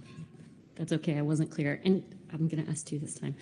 The first, thank you, Mr. McCrae, is just a follow-up to that. And just for clarification, I think what you and Ms. Diamond, the exchange you just had was in regards to specs, right? So it was actually thinking about setting ACLs. Is that accurate? That's correct. Okay, so it wasn't actually a request to review the stock assessment. It was around catch setting, right? As I'm sorry, could you clarify that, please? Yeah, absolutely. Just thinking about it in the context of a stock assessment. Right. You know, we're thinking about, okay, and I thought I heard you say earlier, and I think I saw Sarah Nayani up here too, confirming that, which was, if we get an assessment back and it says, okay, it's changed by X%, and obviously the impacts are going to be more real when that's X% lower versus X% higher. And then I heard you say that you think, and the GAP thinks, that it's important to review that stock assessment in both directions. Absolutely. So that's the GAP sentiment. But just to be honest about it, our constituents are much more likely to step forward if it looks like they're going to lose access. I mean, I think that's clear. That makes sense. Yeah, my second question is a little bit different. It's in the same section of the report. And I really appreciate that you talked specifically about industry observations and knowledge, such as catch per unit effort rates, observations of abundance, changes in fishing patterns. Some of that information, as you know, because you're a participant, isn't necessarily always going to make it into a stock assessment, especially not in a mechanistic way, or maybe in a way that a stock assessor is going to say, you know, that's really helpful. I understand that. It helps me shape this. But it may not be taken into account. And so in my mind, a way that we can still include that information, you know, is to have that potentially as part of a stock assessment. And I think we've had tools that we're moving in that direction. Even things like risk tables that can help take some of that information that can't be fitted into a stock assessment, but is important for groups like the SSC when they review stock assessments to know about how that was conducted, and for council members who are also trying to learn and understand stock assessment, what information was used and how it was used.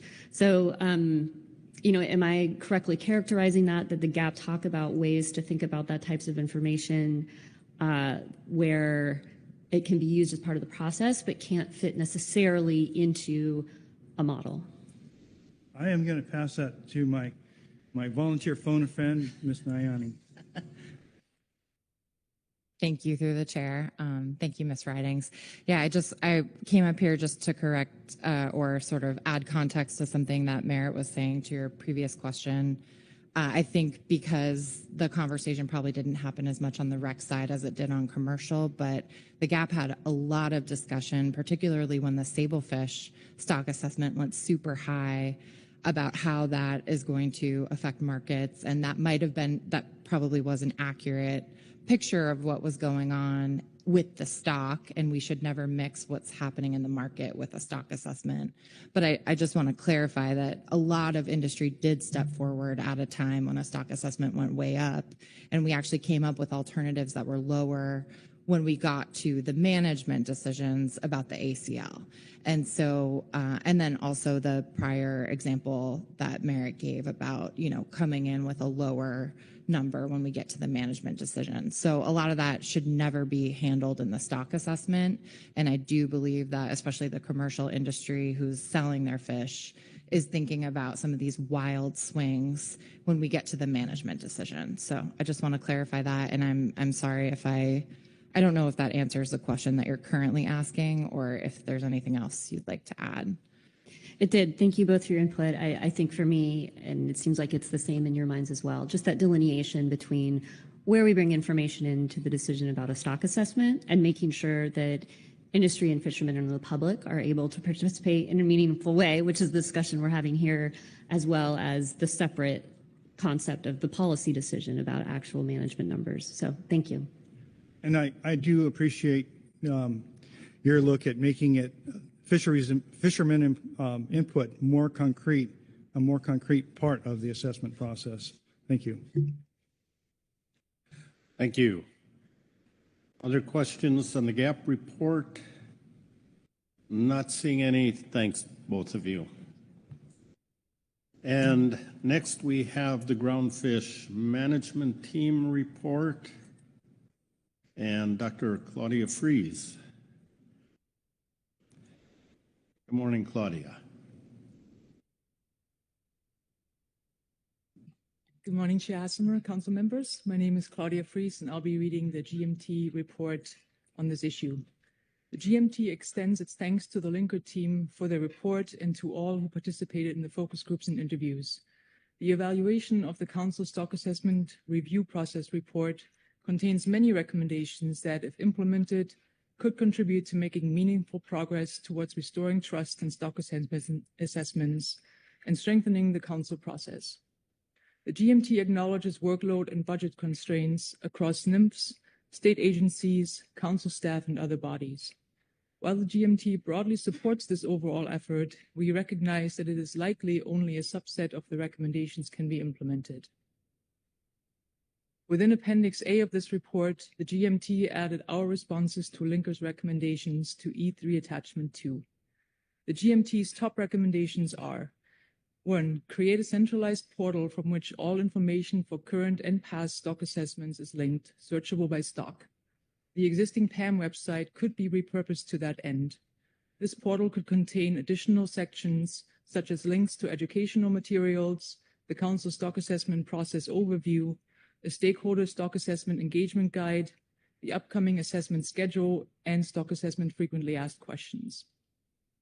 Second, conduct a pre-STAR assessment webinar at the time the assessment report is first made publicly available, and at that time solicit stakeholder feedback for consideration during the STAR panel. Provide stock assessment feedback guidelines to stakeholders that explain what type of feedback is requested and sets expectations on how feedback is incorporated into the stock assessment process. Then include responses to feedback received in the final STAR panel report. And third, reinstitute quote-unquote fireside chats at regular intervals at council meetings aimed at providing an informal engagement opportunity between fishing industry members and scientists to help create shared understandings. And for the rest of this report, we provide a high-level reflections on the Linker recommendations and more detailed discussion on some of our recommendations.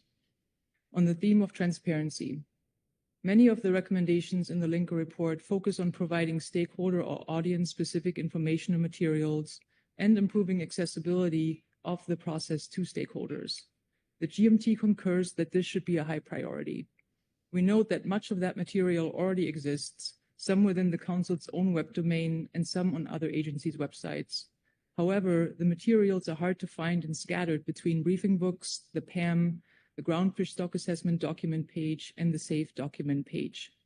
We recommend consolidating assessment-related information currently available on the Council's website into a single intuitive location or portal on the Council's website. The Southeast Data Assessment and Review website, to which we provide a link in our report, is an excellent example of what this could look like. It has the following features that address multiple recommendations of the Linker report.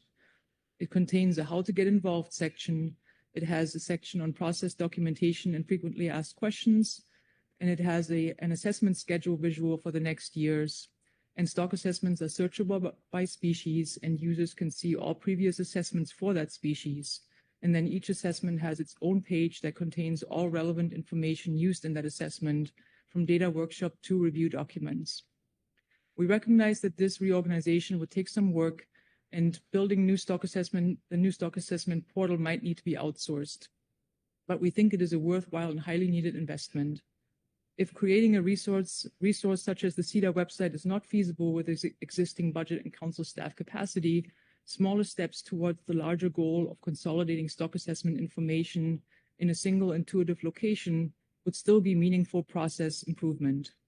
This would directly address several Linker recommendations to improve process transparency, including action items number 1A, which is clarity in process navigation, and number 1B, which is information accessibility, while also laying the groundwork to more effectively implement solutions recommended for other themes under the website or miscellaneous category in Attachment 2. The GMT sees this recommendation as a high priority as it can enhance the efficacy of other process improvements. Then on the theme of communication, scientific communication. The GMT acknowledges the dual importance of communicating stock assessment results to stakeholders and preserving the integrity and rigor of the scientific process. Use of precise scientific language during STAR panels is necessary and it is not practical to explain the technical workings of stock assessments to stakeholders during those panels. While STAR panels are not the ideal avenue for public education and outreach, the Council and its partners should provide those opportunities through online materials and other engagement opportunities. The GMT also notes that while scientific communication is important, some of the greater problems and mistrust within the system cannot be improved through better communication to stakeholders alone. Instead, trust can be built through the co-creation of products and through the sharing of knowledge by all parties. Council requests to SSC regarding scientific advice. Regarding Linker Report Recommendation 2B2, which is to establish a technical referral protocol for the SSC to reevaluate determinations, the Council already requests additional SSC review of scientific advice on an ad hoc basis. This suggests that some level of protocol would be beneficial for ensuring consistency and objectivity across stock assessments and cycles. However, the protocol will likely need to maintain some flexibility since each assessment typically has different challenges or issues. We note that the SSC provides its advice in accordance with the policies laid out in the FMP, such as how to apply scientific buffers and criteria to determine whether overfishing is occurring. If the Council would like more flexibility in the scope of what the SSC can recommend, the Council may wish to reevaluate existing FMP policies within the risk policy agenda item, which is currently slated for November 2026. Additional flexibility in BSIA determinations in the stock assessment process could also be addressed via stock assessment on and off ramps under the TOR agenda item in this meeting. The GMT is supportive of stock assessment on and off ramps, but also notes that there would need to be highly specific criteria and guardrails for recommending these the on and off process to ensure that stock assessment aren't off-ramped in response to simply unpalatable results. The details of the on-off-ramp process can be addressed at a future meeting under TOR revisions. On interbody communication, the GMT agrees with the Linker report that more effective cross-body communication is needed. Some bodies, especially the SSC, are rather siloed. This is likely by design to respect the division between science and policy and allow the SSC to fulfill its role as an independent scientific review body. However, risk evaluation is a complex process that doesn't cleanly fall into the science or management category. As the recent example with widow rockfish has shown, a broader understanding of risk management is needed, one that considers the trade-offs between risk to the stock and risk to fishing communities and fishing industries. To that end, the GMT agrees that better dialogue and shared understanding between the various groups involved in the Council process is needed. A possible low-hanging fruit is to create a 2-hour cross-body fireside chat space to be held at regular intervals during Council meetings, potentially the evening before the chair's reception, since SSC and advisory body members will already be meeting that day. It would be an informal, optional attendance event, although participation by scientists as well as managers should be encouraged. The format of this would be just open discussion and Q&A with the goal of fostering mutual understanding, shared learning, and better management. Creating such a forum would require little to no additional costs beside people's time for 2 hours, since potential participants would already be gathered. On the theme of assessment process cadence, the GMT does not endorse the recommendation to turn the STAR panel process into a 3-stage process, but the GMT agrees that there are shortcomings in the way the current stock assessment process is structured that need to be addressed. The week-long STAR panel is the first time non-stat members can review model results, which is a lot of information to take in, process, and respond to in a short period of time. The GMT thinks there is merit in the Linker report's proposal to space out the STAR panel stages and build in time for reflection. Instead of a 3-stage process, this reflection time could be fulfilled by a pre-STAR webinar at the time the assessment report is made publicly available. This would give fishing industry members the opportunity to ask questions and synthesize their assessment feedback for consideration during the STAR panel, which should be channeled through the GAP representative at the STAR panel. Responses to this feedback should be included in the STAR report. On the theme of feedback, the GMT agrees that engagement feedback is valuable to the stock assessment process, but we do not think it is practical or beneficial to track every single comment received throughout the process. Rather, the overarching themes ought to be distilled and the responses to those themes made available. The GMT recommends that the Council and its partners publish stock assessment feedback guidelines that coach stakeholders about how and when to provide feedback in a way that can be used in the assessment. These guidelines should also help set expectations for feedback and cooperation, meaning not all information can be translated into stock assessment model inputs, and more data does not always equal a better or more accurate assessment. There are likely existing resources that Council staff can lean on instead of creating entirely new guidelines. So in conclusion, the Linker report offers an excellent opportunity for the Council and its advisory bodies and partners to evaluate what isn't working in the current stock assessment process. While implementing some of the recommendations would temporarily increase existing workloads, there's also the potential for reducing workloads over the long term. For example, less time spent debating the results and appropriateness of their use, fewer requests for the SSC to revisit issues, fewer mop-ups, fewer additional reviews, and fewer requests to redo assessments. The GMT encourages the Council to take steps to address the recommendations that have been identified by the GMT, the GAP, the SSC, and Council staff as high priority. That concludes my report. Thank you. Questions on the Groundfish Management Team report? Rebecca Lent. Thank you very much, Chair. Thank you, Dr. Fries, for the report. I appreciate the use of the matrix format, so it's easy to track that. I also appreciate your comment at the end that this is going to take some time, but maybe it's a good investment that will save us time later on. We'll avoid the mop-ups and so forth. But I want to ask you, do you see the GMT as playing a role in communicating science?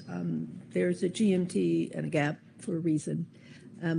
You have joint sessions sometimes, and you obviously we'll talk about stock assessment and that kind of thing. What do you see as your role? And you mentioned something called co-products. Is that something that the GMT and the GAP do or could do to ameliorate the process? Thank you. Through the chair, thank you for the question. I do see that.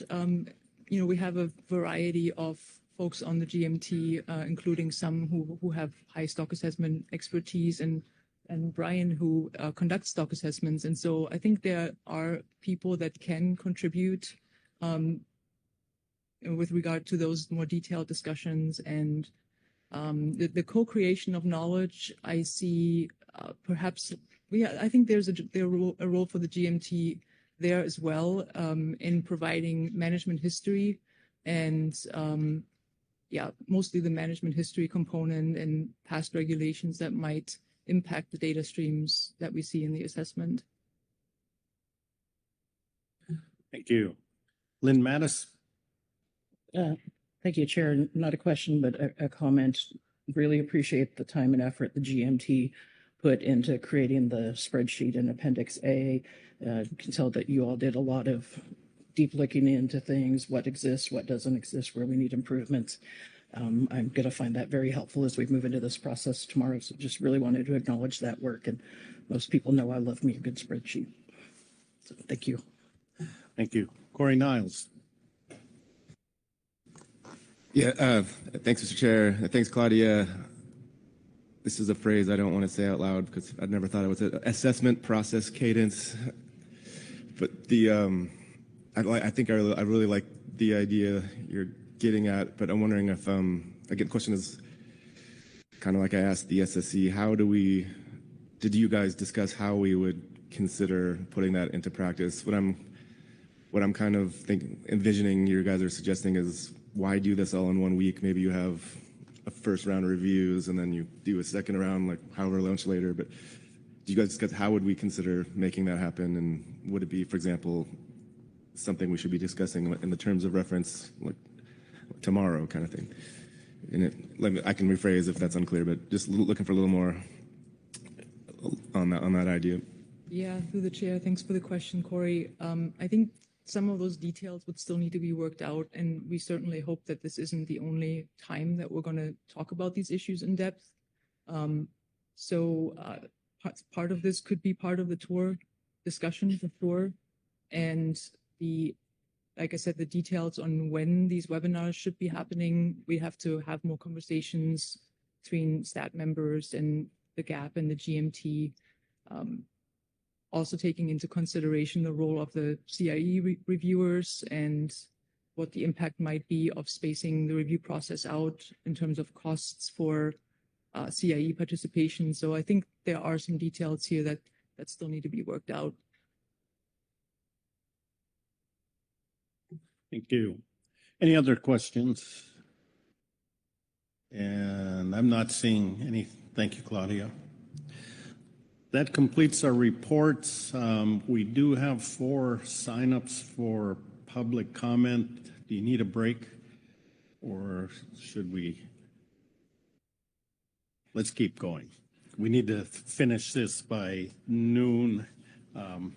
So it's on the screen before us. First up, Merritt McRae.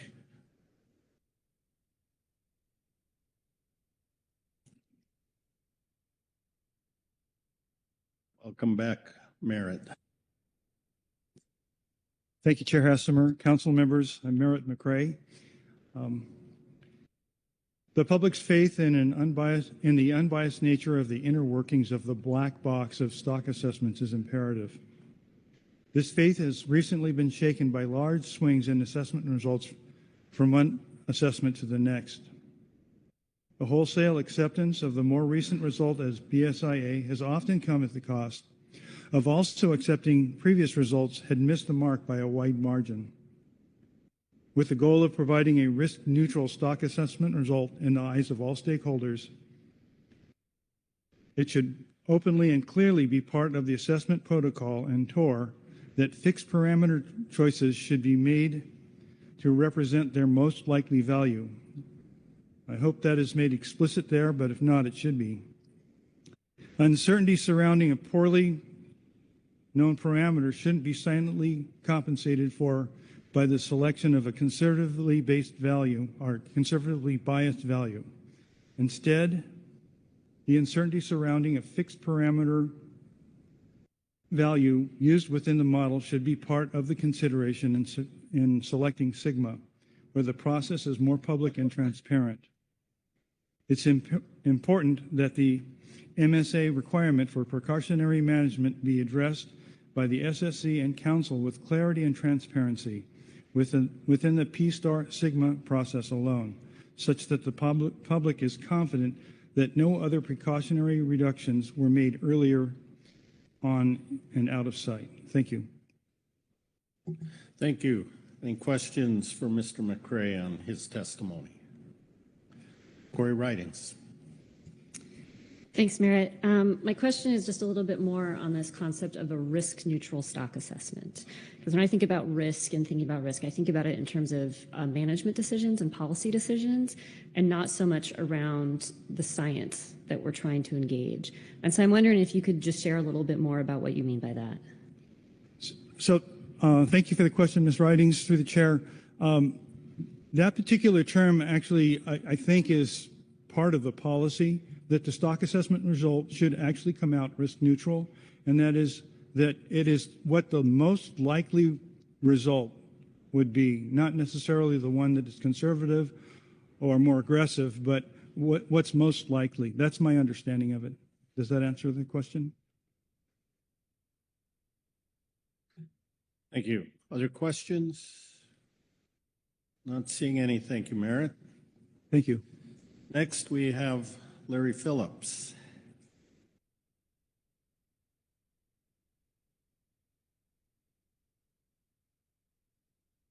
Good morning, Larry.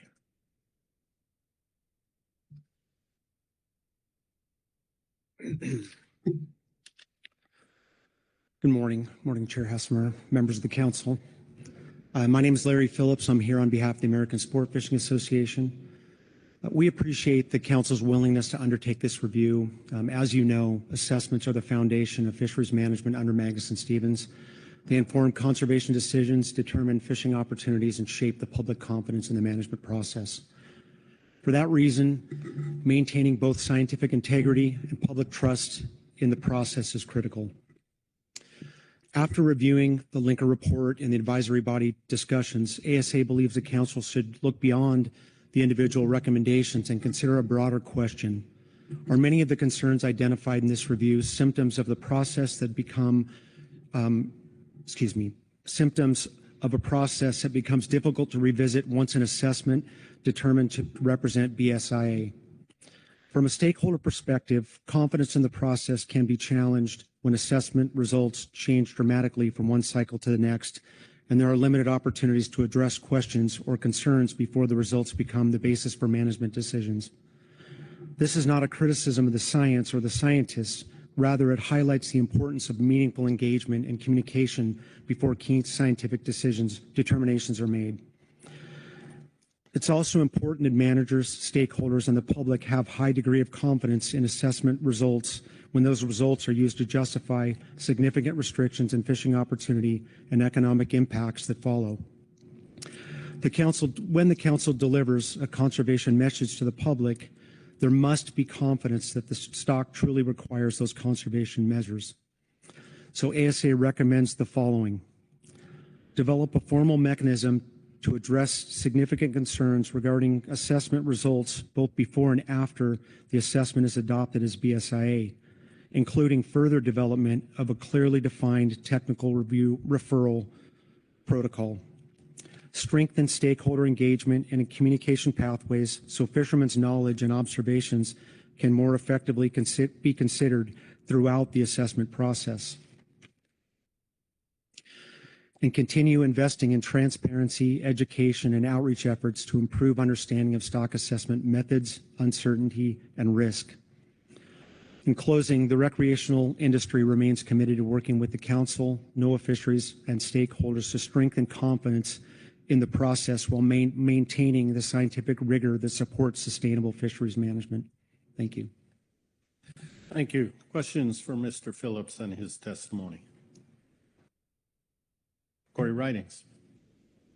Thanks, Mr. Phillips, for being here and for providing that. My question is around what you said around, and I think it's salient, a high level of confidence in results, even when there's contradictions. And I'm hearing you say contradictions between what people are seeing on the water and what the stock assessment says. I think you sort of highlighted a fundamental issue in fisheries governance and management worldwide, which is that sometimes that's the reality. That's what we're seeing. And so I guess my question is for you, when that situation happens, because statistically it just will over time, especially with the number of species we manage, like how do you recommend that confidence in the results is maintained with the public? I mean, how can we help build that confidence in the public where those situations are inevitable? Yeah, boy, that's the fundamental question, right? And one gentleman testified earlier this is a rigid process. I mean, Magnuson-Stevens is, if this, then that. It's also relatively intimidating, I think, for a lot of folks to get involved. I mean, looking behind me, there's maybe 10 people here from industry and fewer from the recreational fishing community that represents hundreds of thousands of anglers. So I don't have a golden answer for you, but this notion of we've got to get involved early, and I heard that earlier today.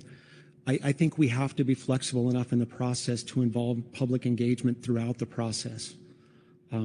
It can't just be when we don't like the outcome of an assessment. We are committed to the statistical rigor of the process and making sure we're investing in good science. We know that the recreational and commercial fisheries result in billions of dollars of economic benefit to the nation, and we have to find a way to prioritize investing in this process so that that's not an obstacle. It currently is an obstacle. We hear about it all the time when we're discussing priorities, and we're trying to squeeze in as many assessments as we can, given the constraints. I think NOAA staff are down 30% of their, depending on which region you're looking at. But we have to be advocates for this process, and I stand committed to doing that with folks here in the Council. Thank you. Corey Niles. Yeah, thanks, Mr. Chair. Thanks, Larry. I was going to ask you this anyway, but you just got to it. I was like, when you hearing your recommendations, I know your group, like you're very supportive of the science and data collection, and it just struck me. I haven't heard the word data brought up once this morning in this agenda item. And if we had, say it in a silly way, if we had like $1 million to spend, would we spend it on, or it would take more than $1 million, sure, but collecting better data or fixing this process? Which one would you choose? So trick question, but yeah, you didn't talk about data until this question, but can you speak to what you all have helped advocate for, and Yeah. do you weigh data versus the process? I mean, being strategic about our approach is critical. We can't be reactive to emergencies, and that seems to be, at least in part, how we react. I mean, we've heard Quillback come up multiple times. Thankfully, we were able to find a solution there, but I believe we need a comprehensive review of the stock assessment process at the highest level, to making sure that we've got the funding to not necessarily just have to react to a crisis, but be in front of what's next, what data gaps already exist, so that when we do have the need, we're not surprised by a lack of information to make a decision based on good science. Any other questions? Not seeing any. Thank you, Larry. Thanks.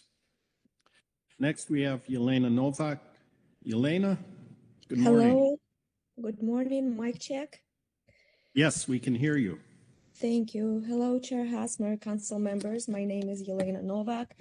I'm speaking on behalf of the Oregon Trail Commission regarding agenda item E3, stock assessment process review and proposed process revisions. OTC is a fisherman-funded state commodity commission that represents Oregon Trail fishermen participating in the groundfish and hake fishery, delivering their catch to Oregon shore-based processors. We would like to thank the Council for initiating this review. Stock assessments are an essential tool for ensuring our fisheries remain sustainable in the long term. Recently, quota was cut on several important trout groundfish stocks due to assessment results which disagreed with on-the-water reports and with older assessments. We are concerned with the current assessment process as it relates to stakeholder engagement, the utilization of fishermen's knowledge, and the process transparency. We fully support the gap statement, and we would like to recommend that the Council moves forward with revising its stock assessment process under the leadership of Director Merrick Burden, who should work closely with the West Coast region on this important initiative. More specifically, we recommend, first, to incorporate more meaningful opportunities for stakeholder engagement throughout the process. Example, pre-assessment workshops should be expanded to accommodate more robust public participation. Update assessments should be reconfigured to provide more opportunity for public to participate as well. 2, create a feedback mechanism that allows fishermen to see how their input is considered and utilized within the assessment process. 3, during pre-assessment workshops, share preliminary information regarding potential changes in the new assessment. This would strengthen stakeholder engagement, transparency, and trust. 4, develop concise assessment summaries or one-page fact sheets that explain assessment conclusions, risks, and uncertainties in plain language. This would help the public to easier digest otherwise highly technical information, and it would strengthen transparency and trust while also encouraging more meaningful public participation. Separately, we would like to make a few recommendations to National Marine Fisheries Service regarding how to improve stock assessments. First, to improve efficiency and reduce costs, NIMS should explore the use of advanced technologies like artificial intelligence. For example, Knudsen Earth, an East Coast-based company, has developed a system that integrates NIMS assessment data survey data, and fishermen's knowledge into a transparent analytical platform. The system allows for rapid reruns and scenario testing, providing greater flexibility than the current assessment process allows. 2, we need a different survey approach for rockfish. It is likely that the bottom troll survey does not adequately capture information on rockfish stocks because it cannot effectively sample rockfish habitats due to gear restrictions. 3, NIMS should explore more collaborative research opportunities with the fleet, which will help lower the costs of data collection, improve science, and trust with the industry. 4, the assessment process should better account for the fact that large areas of the West Coast are no longer actively fished for many groundfish stocks. While assessors may acknowledge this reality, the existence of extensive areas with little to no fishing pressure does not appear to be adequately reflected in assessment outcomes for stocks that have recently experienced quota reductions. Thank you for your consideration of my comments, and I'm happy to answer any questions. Thank you. Any questions? Asia Shumlo. Thank you, Chair, and thank you, Yelena, for the comment. This maybe is not a question, but is just a huge enthusiasm for Nuts and Earth. I've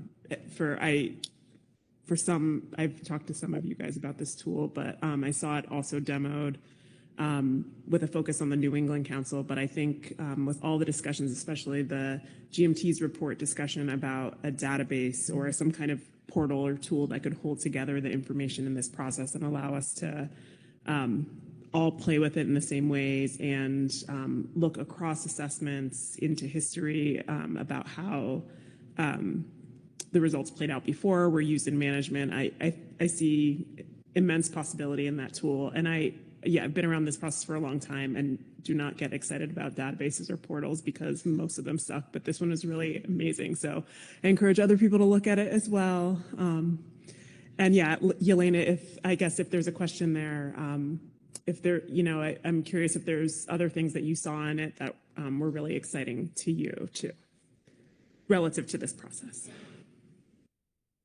Thank you for the comment and question, Asia, through the chair. It's a very impressive tool that Nuts and Earth developed.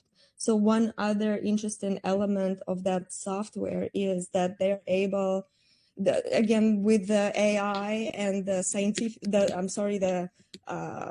IT know-how, they developed basically the best available science tool, which pulls all scientific information on a given topic from the web, all relevant and credible information. And it shows, again, in a very simple interface, it shows the ranges available and where the management or the current assessor's decision to use this variable over that variable. So it just provides a very transparent environment to see what's out there, what's actually the best science, and create a space for having those discussions and deliberations whether this variable should be used over that variable. So that one, the main platform, the fisheries optimization tool that they developed is very impressive. It's very easy to use, or it appears in a demo. Where all the relevant data sources are overlaid with each other, including they managed to find a way to incorporate fishermen's knowledge as a data layer. So we are very hopeful that this tool, whether it's by Nuts and Earth or some other provider, would be implemented by NIMS in the future. Thank you. Thank you. Any other questions? And I see no hands, so thank you, Yelena. And next we have Jeff Lackey. Good morning, Jeff. Good morning. Yes, thank you. My name is Jeff Lackey. I manage 2 trawl vessels out of Newport, Oregon. And I just wanted to add a couple things. I support the GAP statement and many of the statements before, but I wasn't going to give public comment, but I wanted to add a couple of things on 1, informal communication, and 2, identifying key issues early. As far as informal communication, I think this is a good process under E3 here as far as figuring out how you can put some things into the terms of reference and put some structural things in, but you can't really completely hardwire the communication that could be helpful. Communication needs for different assessments and species may be different, and having an informal route could be very helpful. I, in previous assessment cycles, have reached out to assessment authors, and they've been open to receiving communication, especially information from fishermen that could provide context to data. One thing I wanted to suggest as part of informal communication is once stock assessment authors are identified for species, I would recommend early communication and port visits. Many fishermen have said that they'd be willing and would want to take scientists out on their vessels, but even if that logistical and time hurdles were too much, even port visits could be very good. If you spend time with another person face to face, a lot of times that communication is better and it gives you something you can draw on in the future. If a stock assessment author is sitting there in Seattle and they're looking at why has the size distribution changed on this species catch over the past 4 years, well, they already know somebody that they've met face to face that they can pick up the phone and ask them, or vice versa.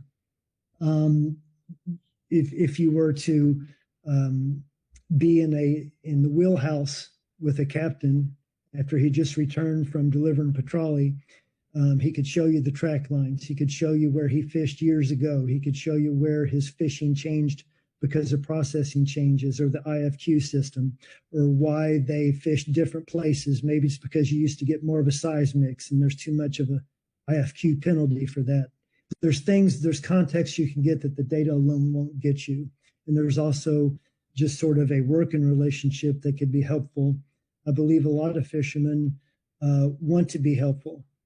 Sometimes there may be some things that feel like they're confrontational, even though that's a strong word, but I think in mostly the fishermen I've talked to feel like they have context that would actually be helpful, because a lot of times there's just the data isn't complete. We know about the lack of data for rockfish, but that goes for other species too that are well represented in the bottom trawl survey.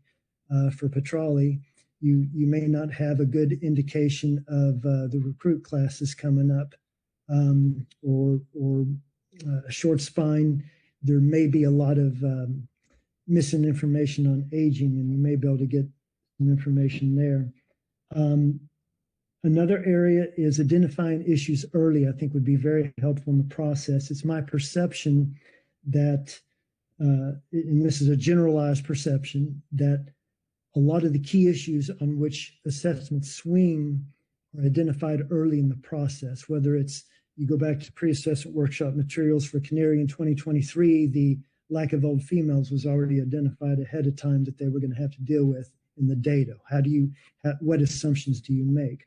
Maybe communication with fishermen early, recreational, trawl, non-trawl, could help provide context that is just the data is not there, but we know that the sensitivity to the answers to that question greatly drive the assessment. And if we identify these issues early, such as large fish in the widow bottom trawl survey having a great sensitivity in the model because it impacts natural mortality, or the aging of the age at maturity for short spine was sort of the key issue there that really swung with the answer to that. And we didn't have good data to go on.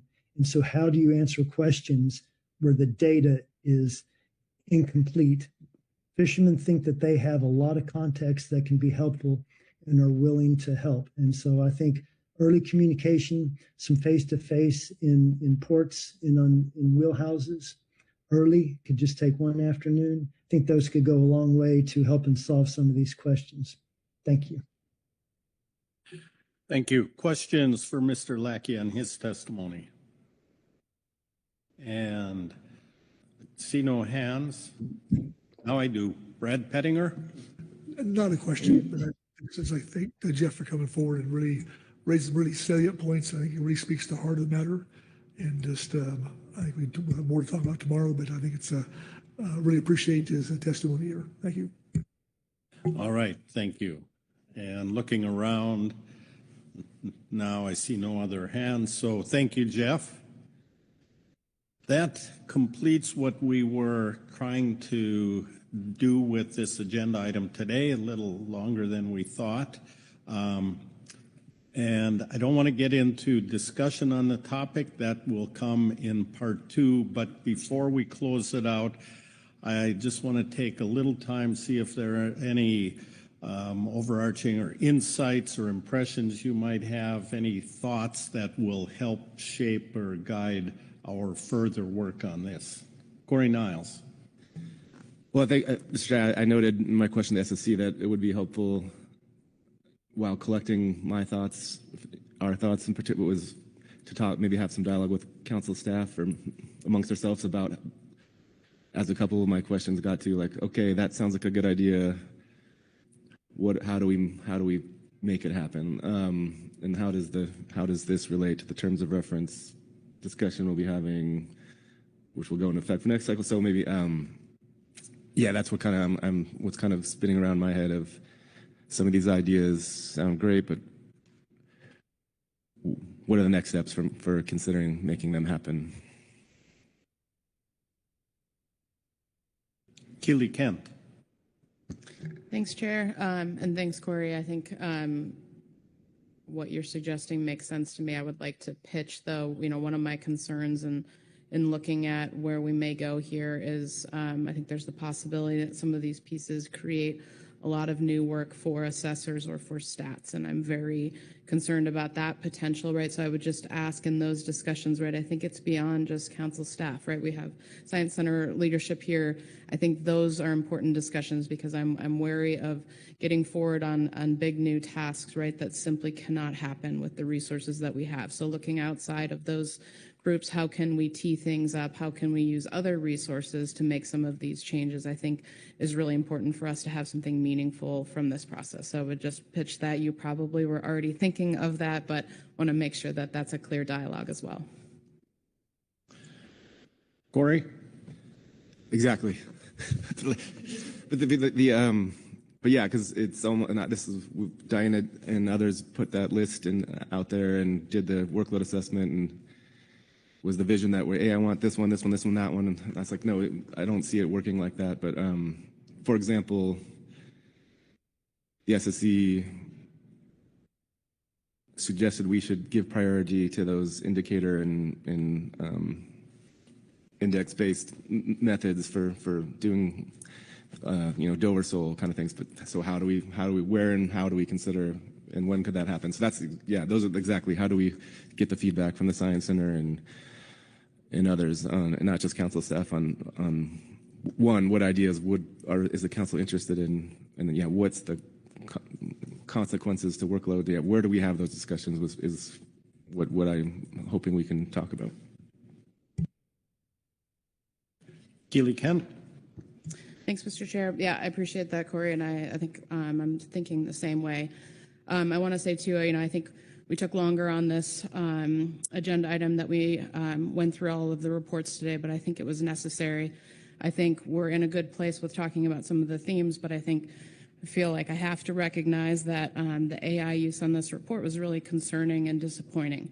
I think there's a lot here for us to work through our process. We can make improvements to our process. I'm interested in those discussions, but I want to recognize that we started off in a challenging place. I'm hopeful to see where we can go with looking at productive changes to our process.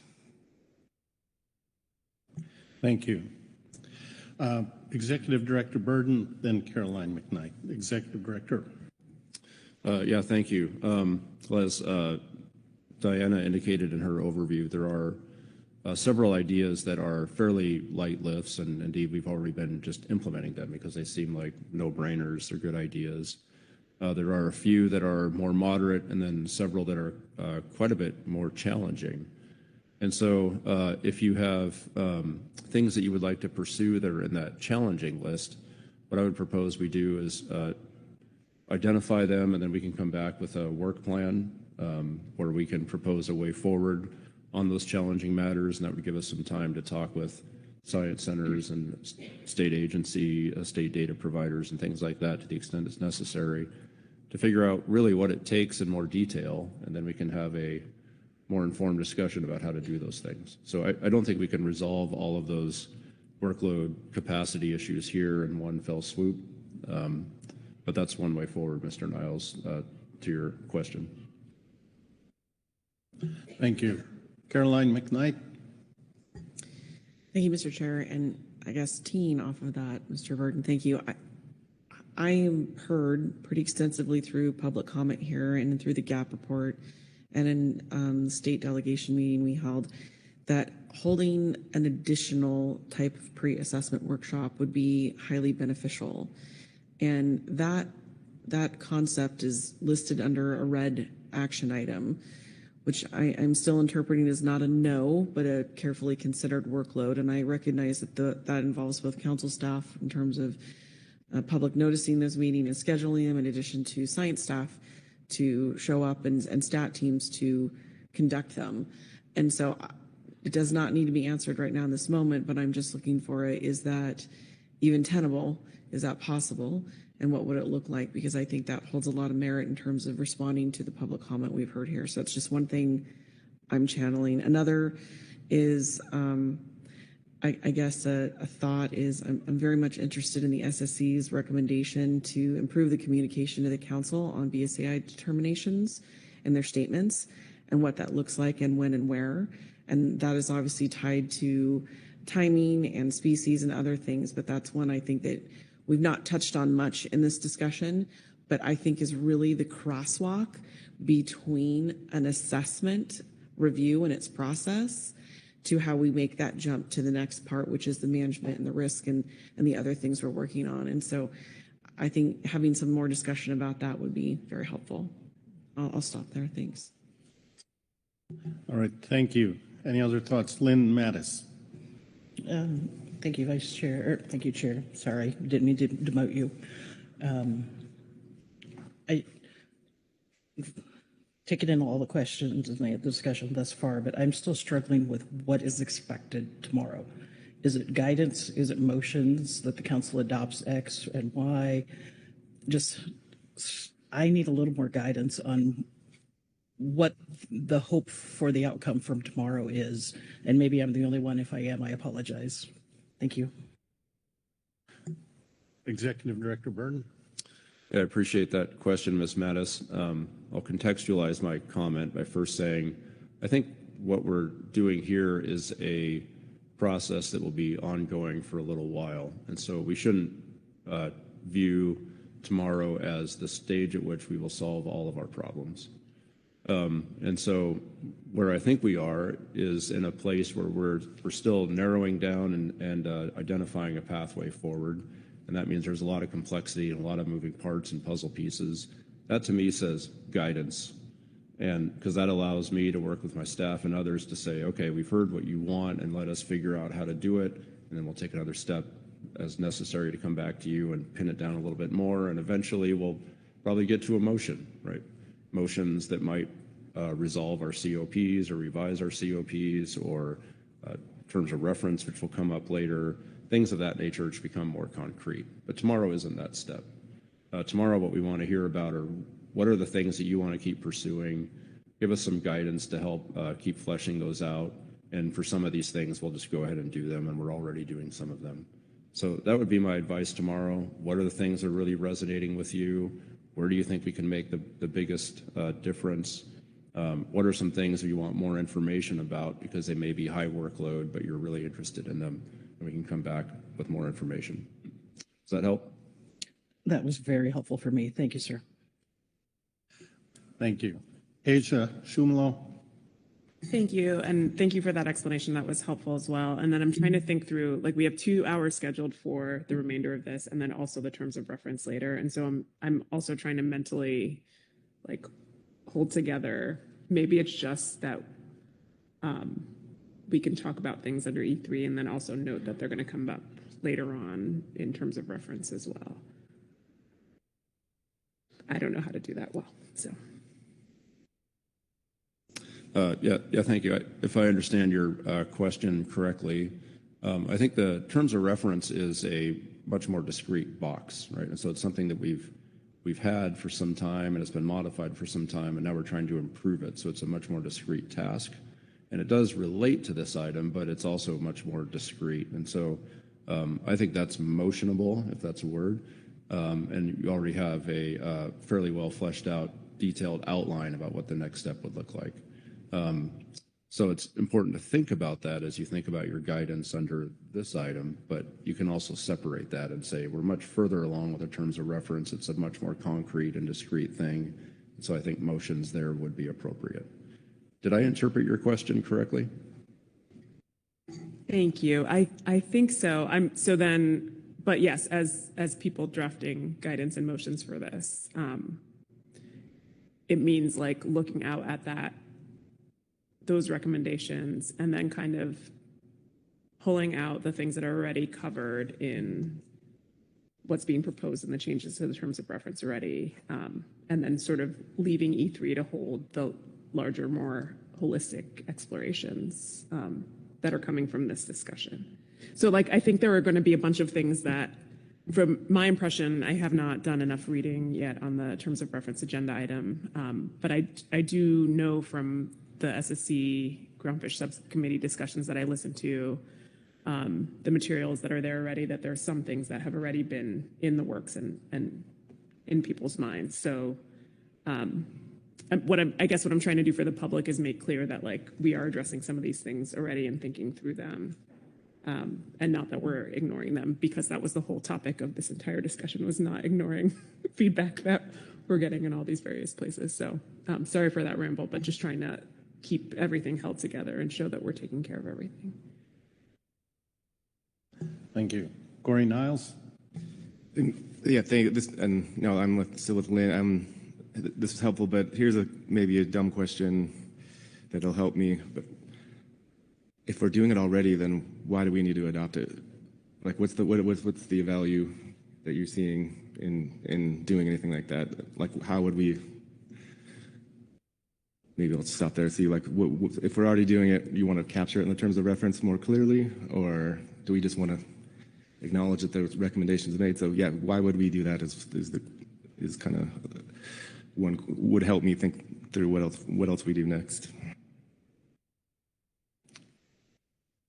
Go ahead. And Mr. Niles, is your question in regards to the terms of reference and the efforts we've already taken there, or is it in regards to the stock assessment review project? Thanks, Chair. What I heard you just say is, like, tomorrow we could say, yeah, the green ones we're already doing. Let's adopt those. But so what does adopting them mean? Do they go into the terms of reference? But yeah, but then maybe this helps a little bit better. But something like one of the red ones. And thanks again. I thought that was really helpful, Diana, for doing that. But some people might not agree that it's red. It should be yellow. So we need some process to think through which one of those would do and which ones folks would want to do, and then how you do them. Yeah, again, so maybe that didn't help, but yeah, I'm like if we come in tomorrow and say, yeah, the green ones look good, what does that mean for next steps? And going back to your previous answer of needing a work plan with everybody, including the states and the science centers. Excuse me, I'm going to turn to Dr. Perry. Did you want to add something? Thank you, Chair Hasmer. For Mr. Niles, our idea was we are going to be wrapping up E3 before we get into E7, the tour discussion. And so we are hoping that the council can identify items of interest for the tour, and they may come back up in E7. And so I hope that speaks a little bit more to potentially that confusion. There's also, I want to note that we do plan to bring this particular item back to the council floor in November. And so for those items that may be a little bit longer term, they may be yellow, they may be red, just to use that frame of reference for now, we do plan to bring this back to the council floor for further consideration of those plans to try and implement those longer term items. Thank you.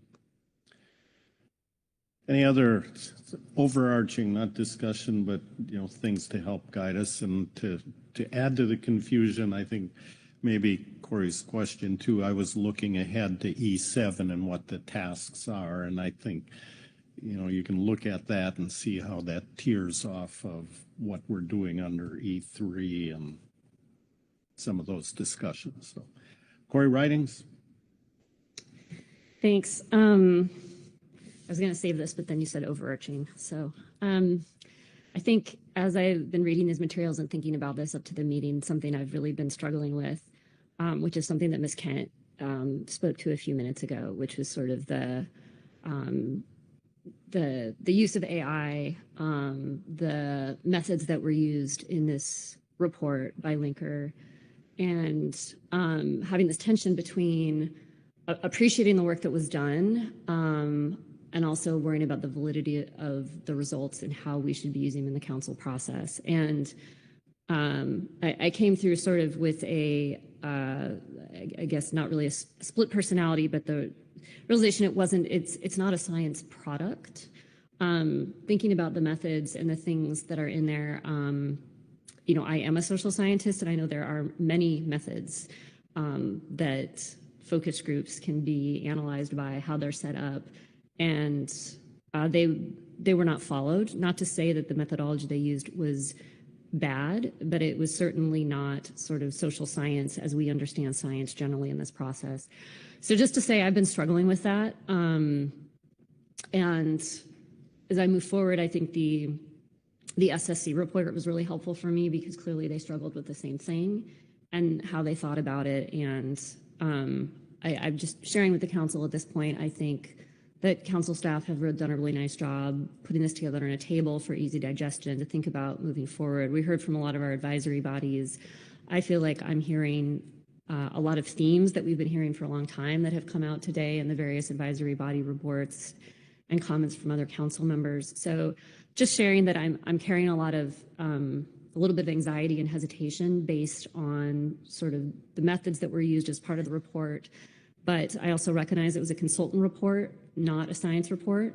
And so at least in my mind, I'm looking to the conversations that we're going to have, to the advisory body reports that we received today, input from the National Marine Fisheries Service, and hoping that we can come up with some ideas tomorrow. So just wanted to share that. Thank you. Any other items here? Executive Director Burden, then Asia. Did you want to respond to that? Or let's go to Asia first. Thanks. I just wanted to circle back on the AI comment too, though. I fear that we're overemphasizing a situation that I feel that Thomas adequately addressed in his response back to the council about to clarify the use of AI in the report. And so I was a little dismayed by the SSC's. I felt that the second paragraph in their report was a little harsh, and I think I may be overinterpreting that they are holding on a little bit too much about what happened with that report, with the AI missteps with that report, and pulling that into what I think overall has been a really good discussion about the things that we're trying to think about and address for this process overall. So I don't want to sit in this space where we're yeah, you were right, Corey. It's not this is not a scientific report. This is a report. This is a reflection of where we saw mistrust in our process and a set of steps and guidance about where to go forward with correcting some of the things that we're having trouble with variable assessments. And so what I want to do is, as a community, really sit back and say, we got some, despite what happened before, we got a lot of really good comments and feedback about where to go in the future with all of this. And I think that's the part that we need to hold on to. I think I also, we're not talking about AI right now, but we've got to know that it is going to be used, and not be so afraid of it because we're not going to get away from it in the future. And so that's for a separate discussion later. I'm wondering if that's something that we can talk about, like, as a community more in the future. But I would be, we're going to be in a lot of trouble if we don't acknowledge that AI is going to come into this process at some point in some way. So that's all. Thanks. Corey Ridings. Yeah, thanks, Fred. I think this is a good discussion to have. Apologies, Chair. I know you probably wanted to move us along, but just to clarify for that, when I'm talking about sort of the use of AI, what I'm referring to is something that was sort of done on the first phase, sort of before the SSC found the hallucinated references, which is just simply the methodologies that were used to interpret the focus groups and sort of the methods that were used to design the focus groups. There are many, many documented social science methodologies to do this sort of data collection and understanding and interpretation. And I think those were not used. They were not intended to be used either, before or after sort of the AI-ness of it all came out in April or March, whatever meeting that was. So my criticism isn't so much around that part of it, but as we think about methods, I think it's just really good to be transparent about how we're using them. And I was listening to Larry Phillips saying, confidence in what the science that we use is really important. And we're going to use it differently across the council process. So for example, in this case, it is a consultant's report. It is not a scientific report. These are the limitations. We want to be really transparent about what those limitations are so our public knows how we're using it, and then do our best to use it, as you said. I agree. I think this is a good discussion, and I think it's important to bring these, the things that we're discussing forward and try to address them, even if it's coming from a non-scientific methodology, so to speak. I think it's what we went for, what we were trying to get out of the consultant's report. So also to your last part, this is a separate conversation, but this concept of the council policy around AI is something our director has mentioned before. I assume it's something that's being explored, and just support that generally. It's hard for all of us moving through the world with technology that's changing so rapidly, and it's going to be hard for the council too. Asia. Thank you. I appreciate that clarification. That was really helpful. I guess the other one thing I wanted to add is that, as Merrick mentioned, this was a little different. This was a different kind of report than the protocol that you might come up with for like random sampling in a community. So I think we're doing a little bit of attacking the report for. I think Linker did exactly what we asked, and they were trying to. It couldn't be as random as people want it to be because of the nature of the situation. Certainly we could have talked to more fishermen in the community. But I also think that if we went further and expanded the sample pool of people that we talk to, we'd probably get a lot of the same themes coming up. I don't think that, if we had gotten, if the folks we talked to said that the process was awesome and they loved it so much, that I would be really concerned. That would be the part that I was like, oh, I don't think that this is quite matching what my experience of the process has been. But what I have read in the report, what I heard in the feedback from our advisory bodies was that there were a lot of things that people agree that are things that we need to address. So I'm not, I guess the other thing I want to say is that the fact that we've needed to address these things is reflected in the number of actions that we have that all relate to this item. That we are already working on so much of this stuff that I don't want to over question the results, because I know that we need to work on this.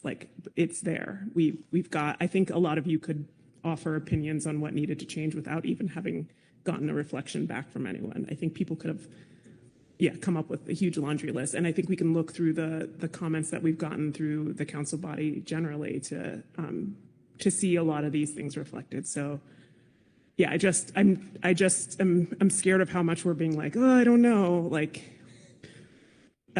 We know what we need to do. So that's all. Thank you. All right, thank you. So a lot of information, a lot of material, a lot of important things. Appreciate that discussion here. We do need to close up part one so we can get to our other agenda items. So sometime tomorrow, we'll come back to this agenda item and topic and finish it up. And I appreciate those first thoughts and discussions we had to have. So let's close this agenda item for today. And I'm going to turn to Executive Director Burden. We've got, I believe, some agenda changes we need to do to accommodate people's schedules. Yeah, thank you, Mr. Chairman, and yeah, thanks everyone for that that healthy discussion and deliberation of this morning's agenda item. Since we did go long, we do have to accommodate some schedules in order to get through where are we? E4. So we're going to delay E4, and instead we're going to come back after lunch and pick up D3, which is the special project to the socioeconomic framework, and that allow folks enough time to get back in a place where they can discuss the stock assessment issue with you. So after lunch, we'll come back and pick up D3. Happy to take any questions, Mr. Chairman, but that's the only announcement that I have. All right, any questions on that? Karina? Only because we're going to have a chair change for GC. Did you say exactly what time we're coming back after lunch? 1 o'clock. Perfect, thank you. All right, thank you. And when we come back after lunch, the vice chair will be holding the gavel for that agenda item. So let's go to lunch.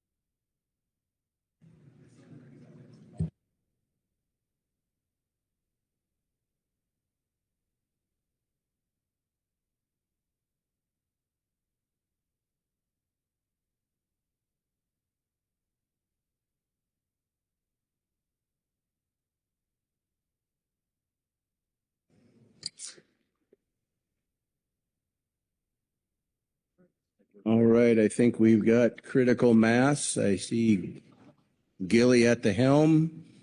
And without further ado, Gilly, let's get this thing started. Thank you very much, Mr. Vice Chair, and good afternoon, council members. This is agenda item D3, Special Project 2, Socioeconomic Framework.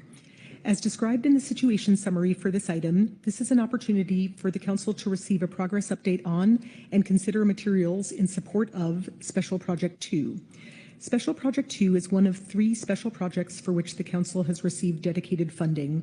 Its full title is Decision-Making for Stronger Fishing Communities, and its objective is to improve the council's ability to measure and understand the impact of its decisions on West Coast fishing communities, especially in the face of changing environmental conditions and the variability of council-managed resources.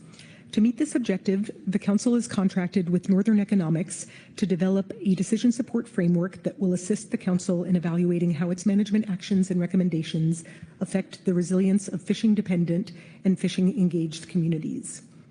The Northern Economics project team, Melissa Arend and Carmen Norman, are currently implementing a 4-phase approach to developing this framework. Today, they will present an update on the first 3 phases of their work, which are captured in a synthesis report and gap analysis found in attachment 1 under this agenda item in the briefing book, and a draft methodology found in attachment 2. I will also mention that the SSC Economic Subcommittee conducted a review of the draft methodology during an online meeting on June 2nd. The last phase of the project is the development of the framework mentioned above and applying it to a case study, which will take place over the next year. As part of today's agenda item, the council is scheduled to consider the selection of that case study or example action as it's described in the situation summary. This could be a specific action, or it could be a category or type of action, such as an action that's currently underway or one that's more retrospective. The materials in the briefing book for this agenda item include the attachments I just referenced, as well as advisory body reports from the SSC, EWG, EAS, GAP, and GMT, and there's also one written public comment.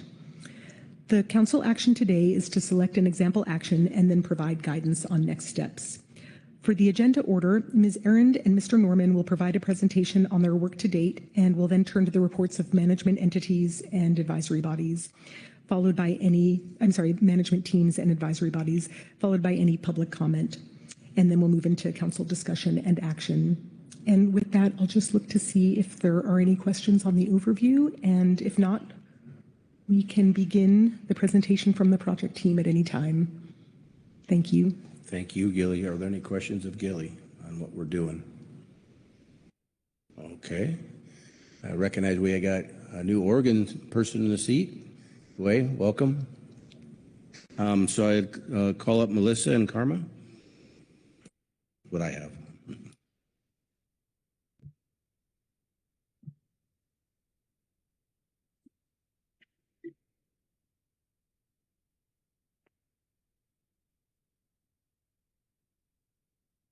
Where do you get started? I'm sorry. And Ryan Wolf will be sitting in the NOAA seat. Sorry, Ryan. I'm sorry. Go ahead. Excuse me. No worries. Thank you very much. So as Gilly mentioned, my name is Melissa Arend. I'm an economist at Northern Economics, Inc., and I'm joined by my colleague and co-author on this work, Dr. Carmen Norman, and we'll be giving an overview and update on our Community Resilience Decision Tool project. Next slide, please. I'm sorry again. Before I get yelled at, could you slide your mic and make sure that green light is on? The green light is on. Can you hear me? Yeah, Craig was just coming up to yell at me, so thank you. No worries. All right. The motivation for this project, as I'm sure many of you are aware, is that there's a growing recognition of the many stressors and pressures that are facing West Coast fishing communities, from climate change, including marine heat waves and ocean acidification, to changing stock distributions, to new ocean use pressures such as offshore wind development off of our coast. There also have been in recent years a number of economic challenges such as tariffs and market disruptions, as well as rising costs associated with inflation. This is also combined with ongoing infrastructure challenges of maintaining the necessary infrastructure that's needed for viable fishing communities along the West Coast. All of these pressures combine with the decisions that are under the jurisdiction of the council to provide input on regulatory changes. And of course, all of these factors and features can affect community outcomes ranging from jobs and livelihoods, the participation engagement in fisheries, their overall social and cultural well-being, as well as their continued ability to respond and adapt to future challenges. Next slide. So the overall goal for this project is to improve the council's ability to understand how its management actions affect the ability of fishing communities to respond to, withstand, and adapt in the face of, in particular, management challenges, but also other stressors and pressures that fishing communities face.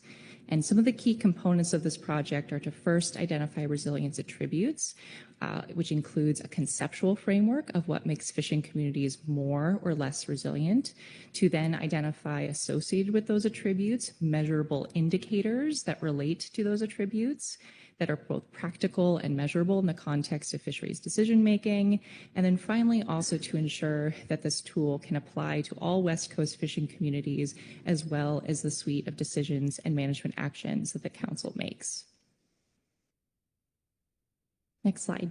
Thank you. So this is a good opportunity to reflect and review what we mean by resilience. And so a general term of resilience that we're using throughout this work is the ability of a fishing community to withstand, recover from, and adapt to disturbances. Again, in particular, management-related action disturbances. And specifically what we mean is generally in the context of National Standard 8, which specifically outlines for the sustained participation of fishing communities in fisheries, as well as minimizing economic impacts. And then furthermore, while we do recognize that there are alternative definitions of fishing communities that are not place-based, the Magnuson-Stevens Act does define fishing communities as both place-based and as substantially engaged in or dependent on fisheries. And so that is generally the focus of this work, is to use that place-based definition for the basis of the framework. Our main deliverables for the project are threefold. The first deliverable, of which a draft we are discussing today, is the community resilience evaluation methodology. This is built on a synthesis of literature, including available tools, information, and other frameworks that we might leverage on the context of fishing community resilience evaluation on the West Coast.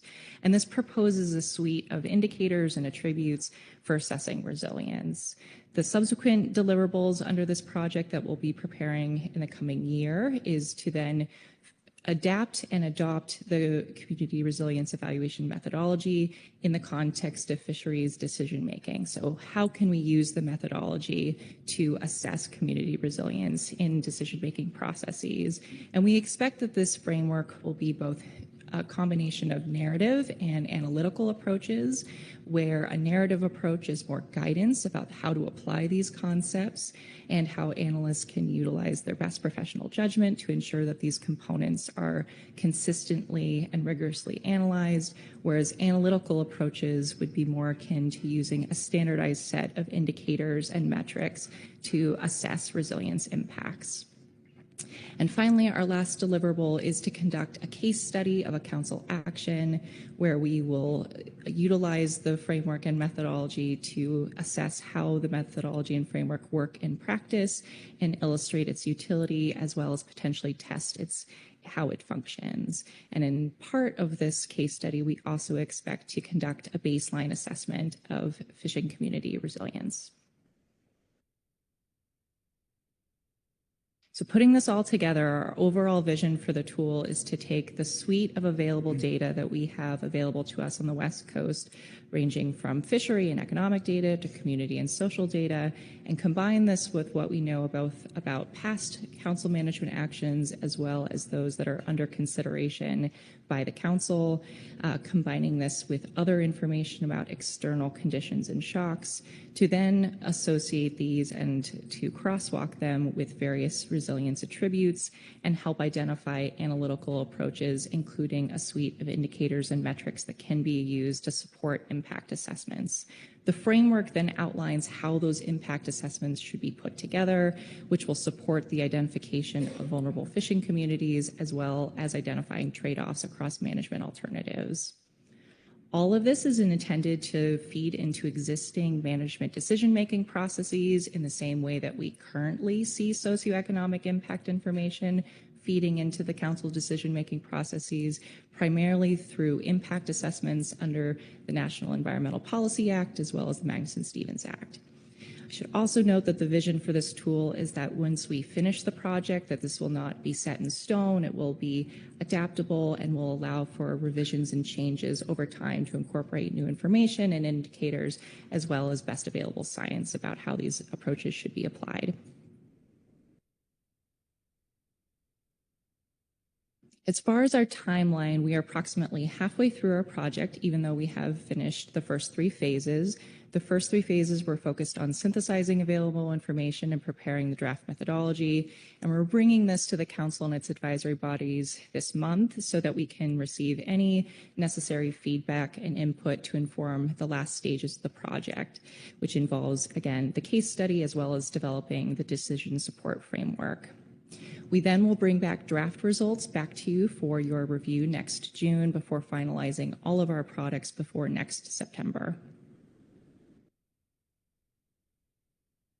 So for the rest of our presentation today, we will go over some of the highlights from our synthesis, a gap analysis report, before then going over the draft methodology and some of its core concepts and components. We will then wrap up with a discussion and an opportunity to receive your input and feedback, as well as answer any questions that you have about the purpose and nature of this work. And we're going to skip questions at this time and proceed to the rest of the presentation for the sake of time. But again, we will answer any questions once we're finished with the presentation. Okay, green light's on. Can you hear me okay? So yeah, as Melissa mentioned, we're going to dig into the foundations of the methodology now. Next slide, please. But first, we wish to highlight the components of the synthesis and gap analysis report. And so this report began with a literature review of available information on resilience and on West Coast fishing communities. We also supplemented that with a set of interviews of folks in the know to sort of buttress our understanding of West Coast communities and resilience. So this was also enhanced by the assembly of an advisory team with which we had quarterly meetings. This was a team made up of 11 individuals from government, NGOs, and academia, and they were able to provide some guidance and support through the first few phases of this project. We also examined council processes to see where this kind of work might be inserted into the decision-making process, and we surveyed existing tools, metrics, and indicators that were pertinent to fishing communities, resilience, and West Coast communities in particular. We also wanted to examine existing resilience frameworks to see how we could leverage those in developing this methodology. And of course, throughout, we kept our eye on in-progress initiatives to make sure we were aware of the way some indicators might change from ongoing work within the National Marine Fisheries Service and elsewhere. Next slide, please. So in terms of our key findings from that effort, the first being the fact that existing approaches provide a strong foundation for what we intend to do. There are measures like the Community Social Vulnerability Index measures and the Fishing Engagement and Reliance Indicators, which are familiar to the Council through the California Current Annual Ecosystem Status Report. And you see in the figure there, these two measures sort of plotted against each other. There are also diversification measures that are included in that annual report and other metrics within that report that are valuable here. So we were aware of these existing efforts and measures in terms of their ability to provide a strong foundation for our work, but of course we're also tracking updates to these measures, as particularly around the social vulnerability measures. Next slide, please. Our second key finding was centered on the notion that most council decisions require forward-looking analyses. The council seeks to evaluate impacts before they occur. However, in contrast, many of the resilience frameworks we evaluated as part of our early stages in this work were retrospective. And so from there, we determined that this kind of vulnerability framing might be useful in allowing for this kind of ex-ante approach to resilience measures and council processes. Next slide, please. Our third key finding is that the resilience, kind of where the resilience rubber meets the road, is in adaptive capacity. So it's a very important part of this approach, but it can be difficult to measure. And by adaptive capacity, we refer to the ability to respond to and adjust to impacts, including environmental impacts, but also regulatory changes. From our literature review, we realized that there was some key literature that outlined some aspects that are easier to measure. So adaptive capacity can be broken apart into sort of these broader categories. And among those, a community's flexibility as a part of its adaptive capacity and community assets are the most amenable to measures. But there are other elements of adaptive capacity that were outlined in the literature that are a little bit more challenging, including things related to community organization, components of community capacity for learning, and agency within communities. Next slide, please. As I mentioned, we supplemented our work with a small set of interviews with folks in the know, community members and others who had expertise in fishing communities and resilience approaches. And from these interviews, there were some key themes that we were able to sort of pull out. The first being that infrastructure is very important. And by infrastructure, we refer, of course, to businesses, things like net repair businesses, also port infrastructure. So, for example, in the image here, you see the unique port infrastructure in Port Orford.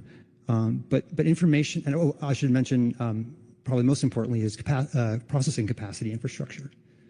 What I wanted to say, though, is that infrastructure, although it's important, it can be data limited compared to some of the other things we might use, like catch and landings and so on. The other theme that emerged from these interviews, or the second theme, was about cumulative stressors.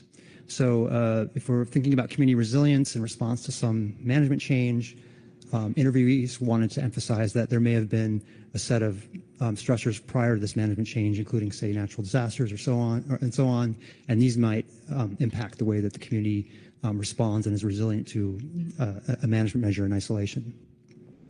A third theme from the interviews was that the recognition that fishing communities are diverse and they may require unique considerations. And that diversity could be about sort of their unique port infrastructure, for example, but it could also be about the diversity within the community themselves. The folks who live and work there may be distinct along the coast. And then there are actual fisheries that are distinct and diverse. So, for example, the at-sea fishery. This involves a labor force that may come to a community for a shorter-term basis and then go work at sea, return to a geographic location, and then disperse, which is kind of a dynamic way of thinking about community that's distinct from the ways that we think about communities with regard to other fisheries. And then, of course, interviewees emphasize that additional research and/or data collection efforts would support a more comprehensive view of community resilience, particularly related to those things that are social in nature for fishing communities, things like social capital. Next slide, please. So moving into the draft methodology, there were these key design principles as we developed it. First being, as you've heard about, we wanted to build from existing approaches and measures. The second design principle was a recognition of an emphasis on the practical application of this methodology. So with regard to things like adaptive capacity, there are ways to be more aspirational in what you want to bring in and measure, but the council obviously has a practical need here to use this in its decision processes. We also wanted to support a forward-looking analysis, how might decisions affect resilience, bolster resilience, and we wanted to incorporate adaptive capacity where feasible, although, as I mentioned, that can be challenging. The methodology also emphasizes the maintenance of flexibility to adapt to new data, new inputs, and unique considerations of fisheries. And then, of course, throughout this work, we wanted to acknowledge uncertainty. Next slide, please. So the community resilience methodology approach, as I mentioned earlier, is centered in this kind of vulnerability framing with these three broad categories or components. On the left, there's the notion of exposure, which is the category where we place stressors affecting the community.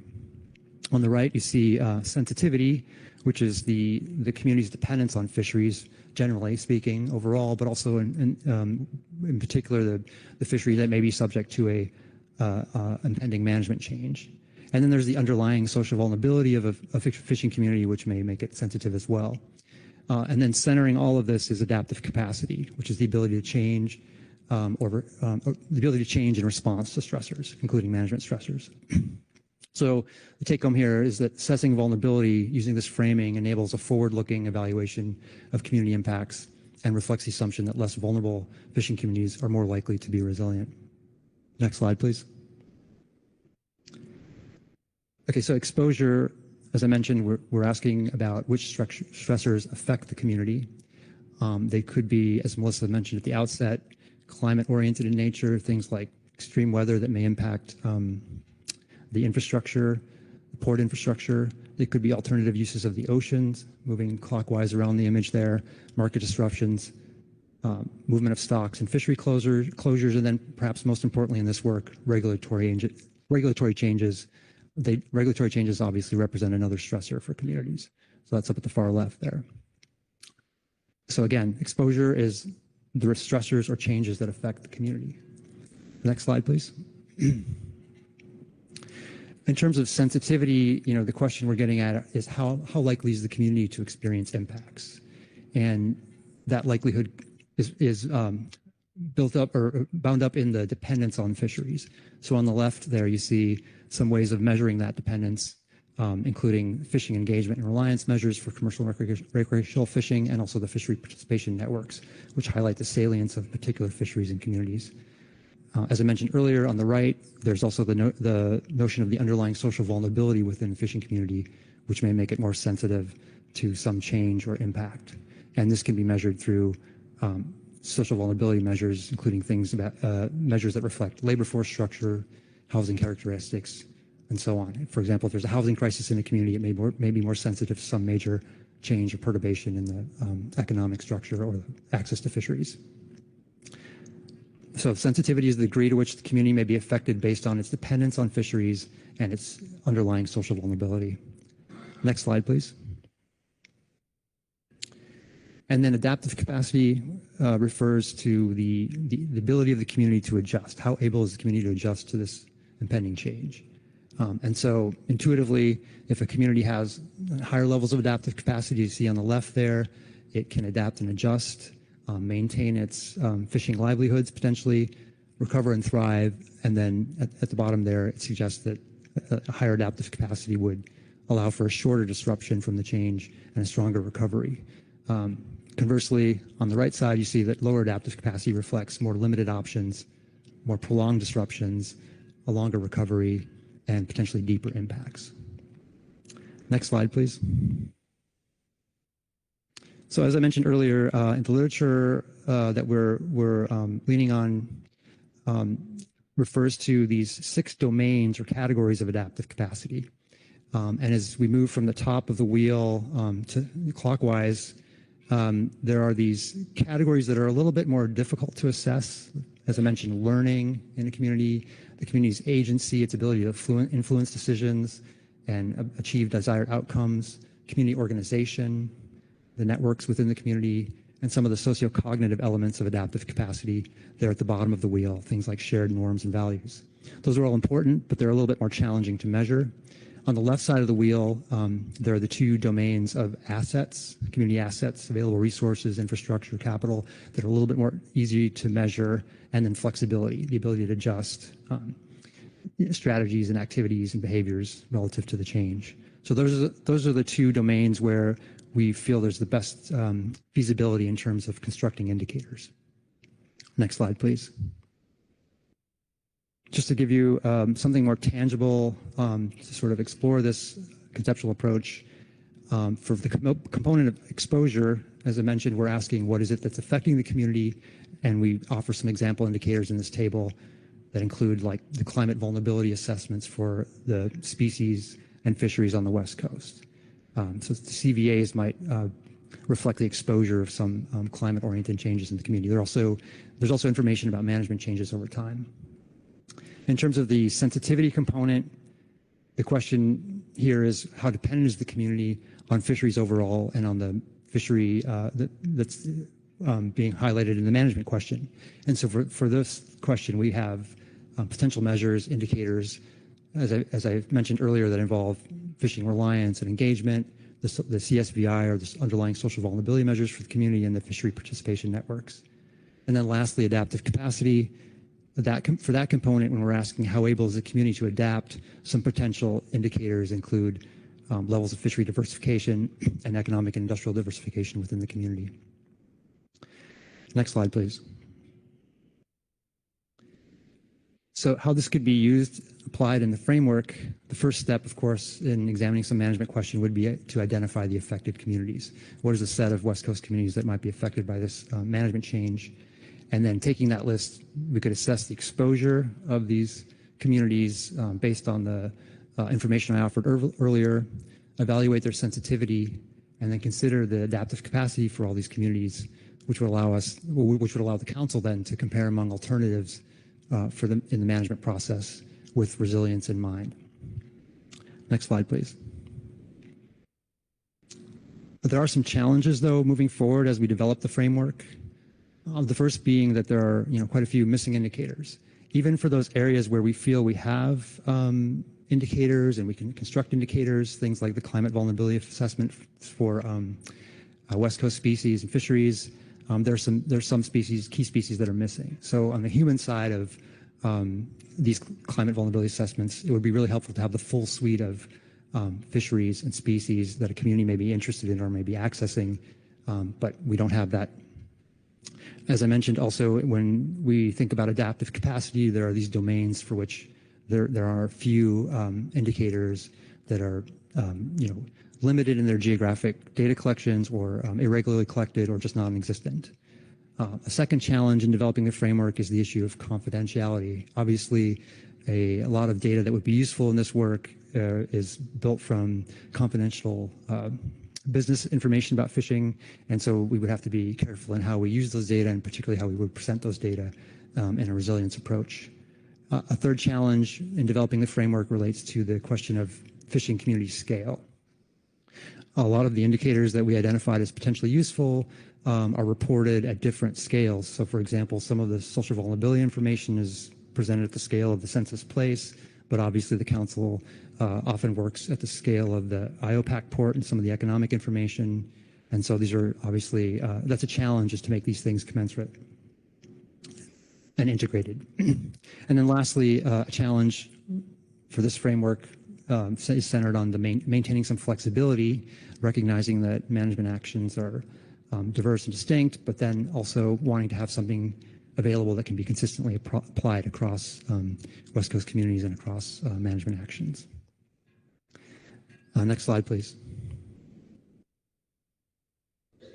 So in terms of next steps, obviously this June council meeting and advisory body briefing period is critical in the sense that we can incorporate any revisions or feedback or changes into our draft methodology and then move forward in developing the draft framework, selecting a case study, and applying this framework to that case study along with a baseline assessment of West Coast communities for review next June. So we're in the sort of orange box now in terms of our timeline, as Melissa mentioned earlier. And then we would work in phase 4 through the course of the next year with the final deliverables arriving in September of 2027. Next slide, please. Yeah, we're going to save questions for the end. So I'll turn it back to Melissa. All right. So to wrap up our presentation, we'll then go into the meat of our discussion points for today. Next slide, please. Thank you. So again, we're going to be applying the framework in a case study of a council decision, and it would be helpful to receive the council's feedback on the choice of case study And we think that there are several distinct alternatives with the type of case study that we might select for this exercise. The first dimension of which is what type of action we explore. We could either do a more routine management action that would be used most commonly, and then that might be helpful because that is going to be most frequently used. However, for routine management actions, these are typically updated periodically, and so there would be less ability to evaluate long-term consequences or considerations, such as exposure to climate threats. The other dimension that we are considering is whether or not this would be a retrospective or a current action. If we were to undergo a re-evaluation of a past action, this might provide more options for the type of case study that we could explore and allow comparison to previous approaches that have been used in the past. However, if we use a current action, this would keep us focused on the stated objective of the framework, which is to be very forward-looking and predictive without bringing in those other dimensions. But this does limit options considerably to things that are currently under consideration or will be under consideration by the to the type of action that is being considered by the council, or whether this is a more standardized quantitative set of indicators that will be provided consistently across actions. Again, there is a balance. This is somewhat of a spectrum between those two extremes, but feedback from the council on what they're most interested or expecting to see come out of this work is appreciated. And with that, we'll open it up to questions. All right, thank you for that comprehensive report. Are there questions of the panelists?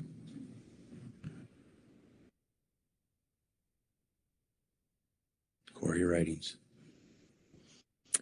Thanks. Thank you both for being here today and providing all the documentation. I have a question sort of regarding National Standard 8 and the definition of fishing communities. And I fully recognize that it is in the national standards, and that's what we follow here.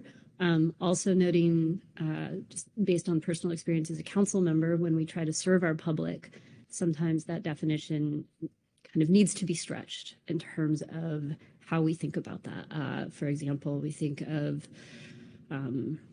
rec fishers that come in from other states. You know, they're on holiday, they're on a CPFV, they're going fishing.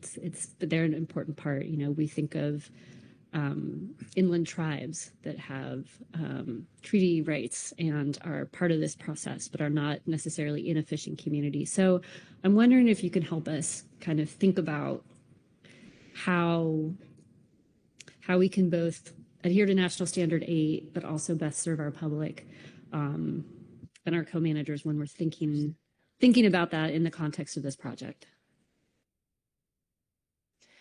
Through the chair, thank you, Ms. Writings, for the question. I think that this hits on a really important point that's come up in some of the previous advisory body discussions, that while I think we can state at the onset of this project that that's the general interpretation of how resilience might be considered under this work as under the definition of National Standard 8, certainly the council does have more specific goals and objectives related to what they are expecting to see happen with fishing communities in specific FMPs, or even with respect to specific actions like the trawl catch share program. And so, yes, like we do see that the definition, the broader definition of, you know, providing for sustained fishery participation and minimizing economic impacts is refined and is clarified in the context of specific FMPs as well as specific actions. And so I think that that does need to carry through in this tool, that there has to be, again, that flexibility and adaptability to acknowledge that the goals and objectives for resilience for fishing communities might slightly vary depending on what the council has stated as their expressed interest, and again, sort of the nature of the fisheries being managed. I hope that answers your question, but I'll let Karma if he would like to expand. Yeah, thank you through the chair. Thank you, Ms. Writings. I think you were getting at like the notion that there are other ways of thinking about community that aren't place-based, that aren't tied to a particular geographic place. And, you know, obviously in National Standard 8, there's some language in the Federal Register associated with that, which defines communities as these places. So I think for the indicators that we include for the work we're doing, we're going to have to go with that definition, sort of attentive to the council and the council responding to National Standard 8 and that legal language. But that doesn't mean that the final deliverable can't include information about other ways of conceiving of community. Obviously, people might fish out of different ports, but see themselves as part of a similar community based on where they fish or based on the gear that they use. They interact, they have a social cohesion that's not tied necessarily to a geographic port on land. We're sort of aware of that, but then also simultaneously attentive to the legal language around how community gets defined.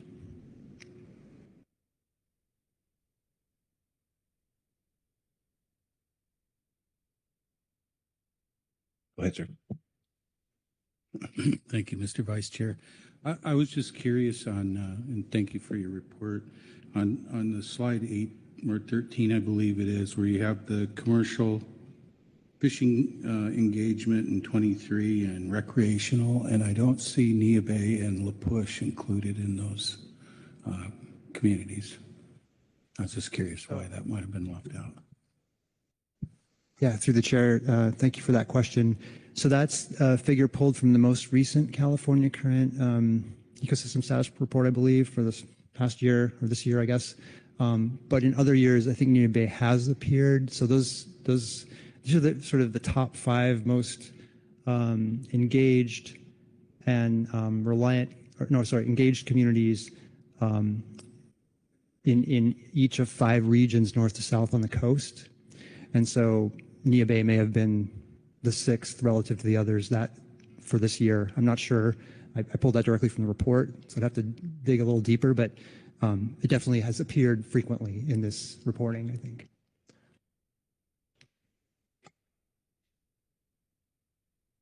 Dr. Litt.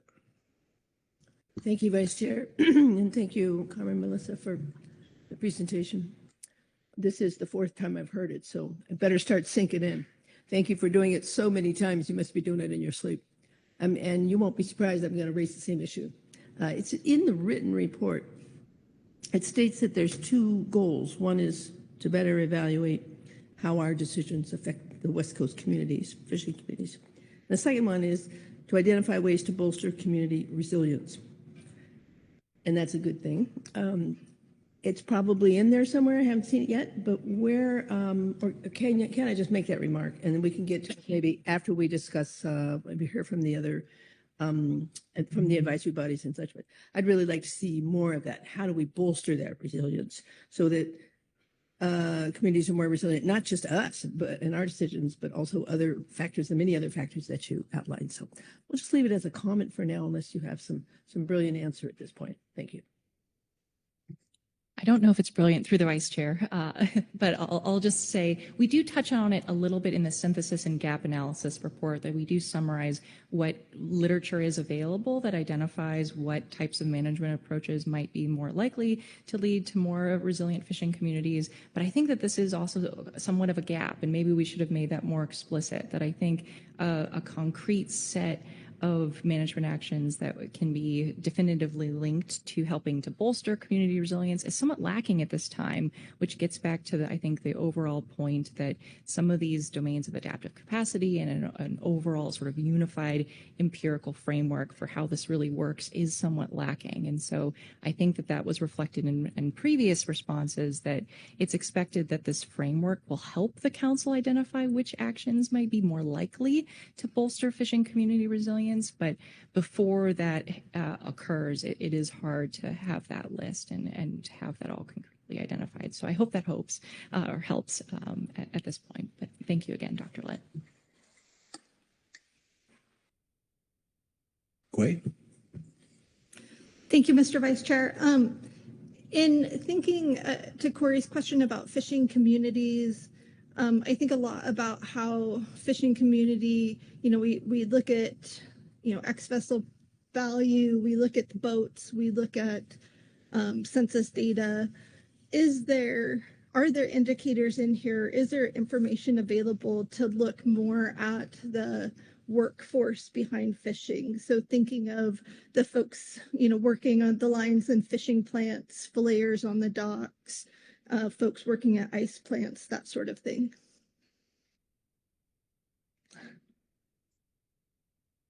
I think that's an important part of the fishing community, obviously, but it's also one of those areas that's a little more data limited. I'm aware of some data on employment in processing plants, but it doesn't have the same comprehensive nature that some of the other indicators we might use do. I hope that's not an unsatisfactory answer, but yeah, you obviously highlight an important part of the fishing community.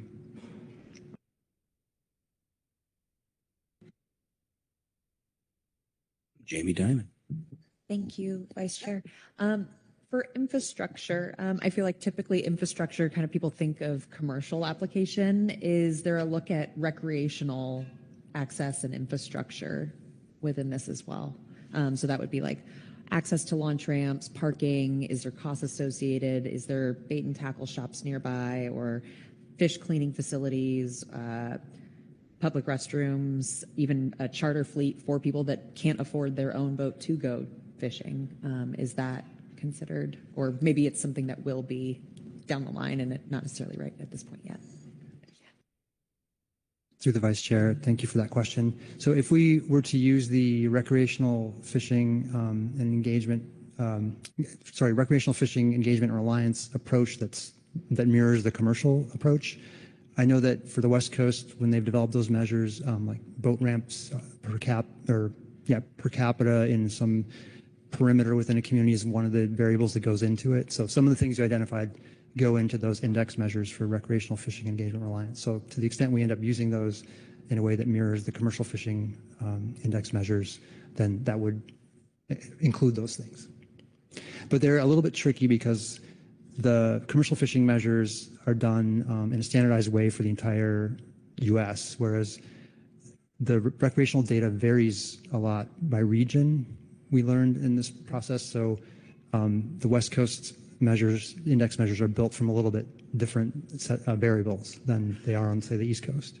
In fact, I don't think they use boat ramps as one of their variables in some of those measures. So anyway, just there could be something there if we build those index measures into the deliverables.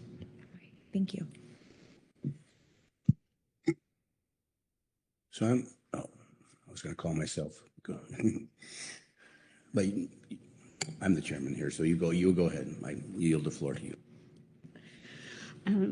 Thanks. My question is going back to one I've asked before, and I think it's just really tough to get our minds around, which is thinking about sort of the non-economic social data and information and values and pressures that we have around how we think about fishing and how we think about our fishing communities and how we think about the impacts of our management actions here.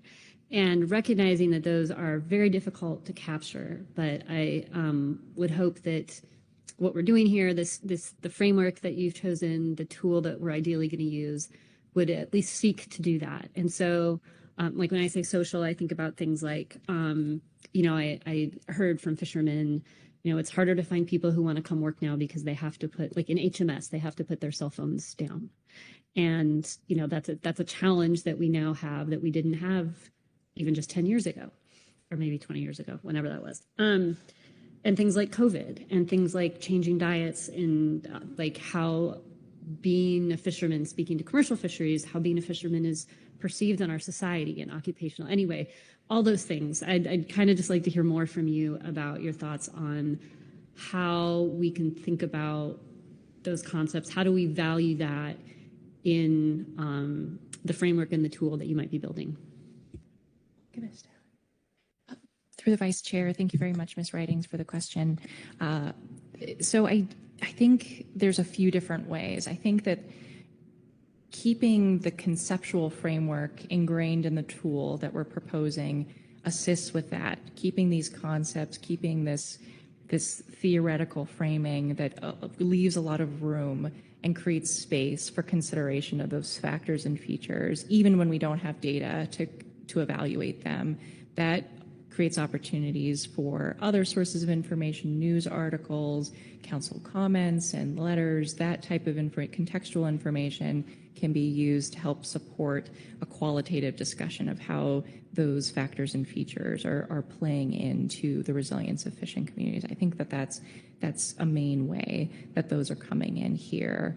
And then, of course, I think that it also creates room that as knowledge becomes available and as we create better indicators and hopefully data sources, those can also be plugged in and utilized at a later date. But I think that that is the principal way that this framework, it creates the overarching, the conceptual basis for that to be incorporated along various dimensions as this progresses and evolves over time. Through the Vice Chair, thank you, Ms. Ridings.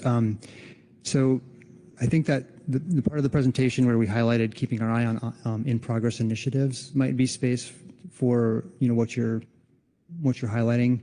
For example, the Northwest Fishery Science Center conducts a triennial survey of permit holders where a lot of questions refer to kind of social information, like how many generations in your family have fished, or how important is your community to you? There are questions like that from which quantitative data can be extracted that gets more at the social aspects of communities. So, we discussed that in our reports, but in our methodology, but we aren't sure how usable it's going to be, but we're obviously going to keep our eye on it. There wasn't a question to my knowledge about how screen addicted are your crew, but maybe in future surveys that could be included. But anyway, I think that keeping our eye on what's going on with these new data collection efforts will be important going through the next year, particularly in that area.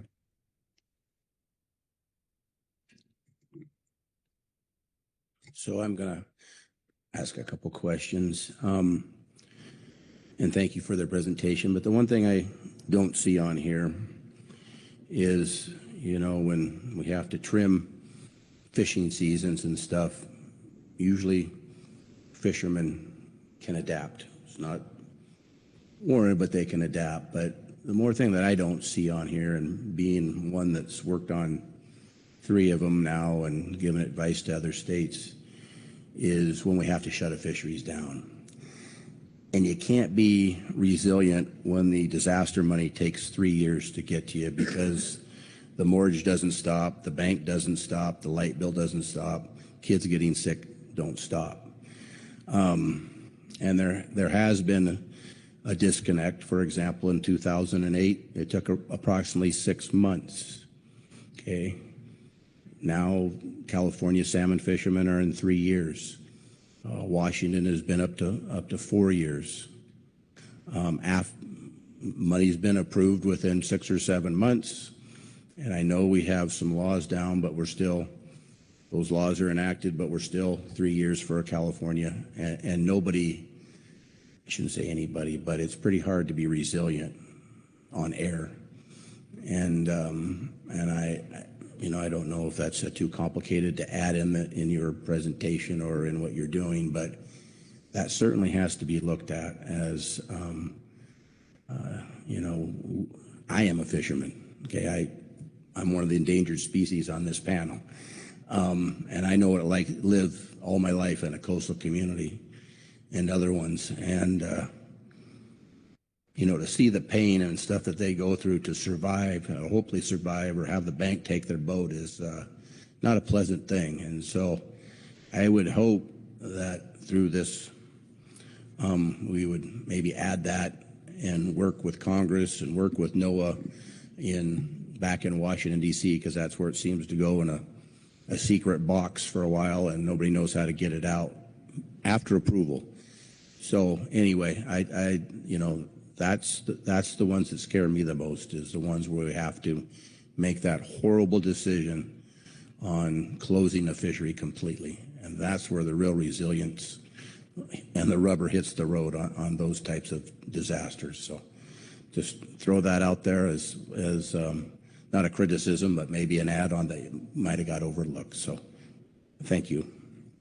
And just a quick response. Thank you, Mr. Vice Chair. I think your point is very well taken, and I think it's not necessarily that it's missing, but perhaps because we are thinking about fishery closures in terms of how they might interact with other fishery management decisions. And I think that that is more of the principal way that at least I personally have been thinking about how that feeds into this process, is by identifying which communities are currently experiencing other parts of their portfolio. When you're talking about CPS or HMS or groundfish, are they also, is this community also being presently affected by either one or an ongoing series of fishery closures? And how would the management changes that you're considering interact with that closure to further reduce or support their resilience in the future? And so certainly it doesn't make up for the impacts that you're considering and that you spoke to, especially with the delay in receiving funding for those disasters. But at least I think that that is one way that can be considered through this process. Any other questions? Seeing none, thank you. I just had one more comment, Mr. Vice Chair, on your comment, which I do think you're not specific to disaster relief funds, but more about I think your comment fits in with the bigger picture feedback we've received already on thinking about thresholds and sort of tipping points, and maybe a closure and a delay in funding for a certain period might still allow for a fishing community or fishermen to continue as fishermen, but if the delay is too long, then perhaps it's reached a threshold where a fishing community is transformed because folks aren't able to continue fishing. So that definitely is in line with some of the other feedback we've received. Appreciate that comment. Just a comment back. You have to think of a coastal community as if one fisheries is hurting, the whole coastal community is hurting. It takes all the fisheries to make a coastal community healthy, and it's the same for the fish. We've all diversed into fishing this time of year, fishing that this time of year, and it's worked for some of us, and we've lost a lot of people along the way. But when you miss that one piece, or that one piece gets taken away from you for a year or two or whatever, the others don't necessarily make up for that loss. So I know you know that, but I just thought I'd say it just to hear myself say it. But anyway, thank you very much. So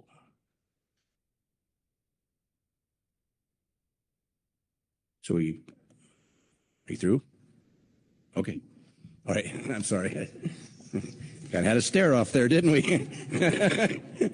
Just thinking. I've never had that before. I didn't know what to do for a second.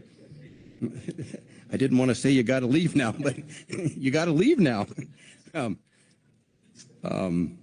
Dr. Galen Johnson is next.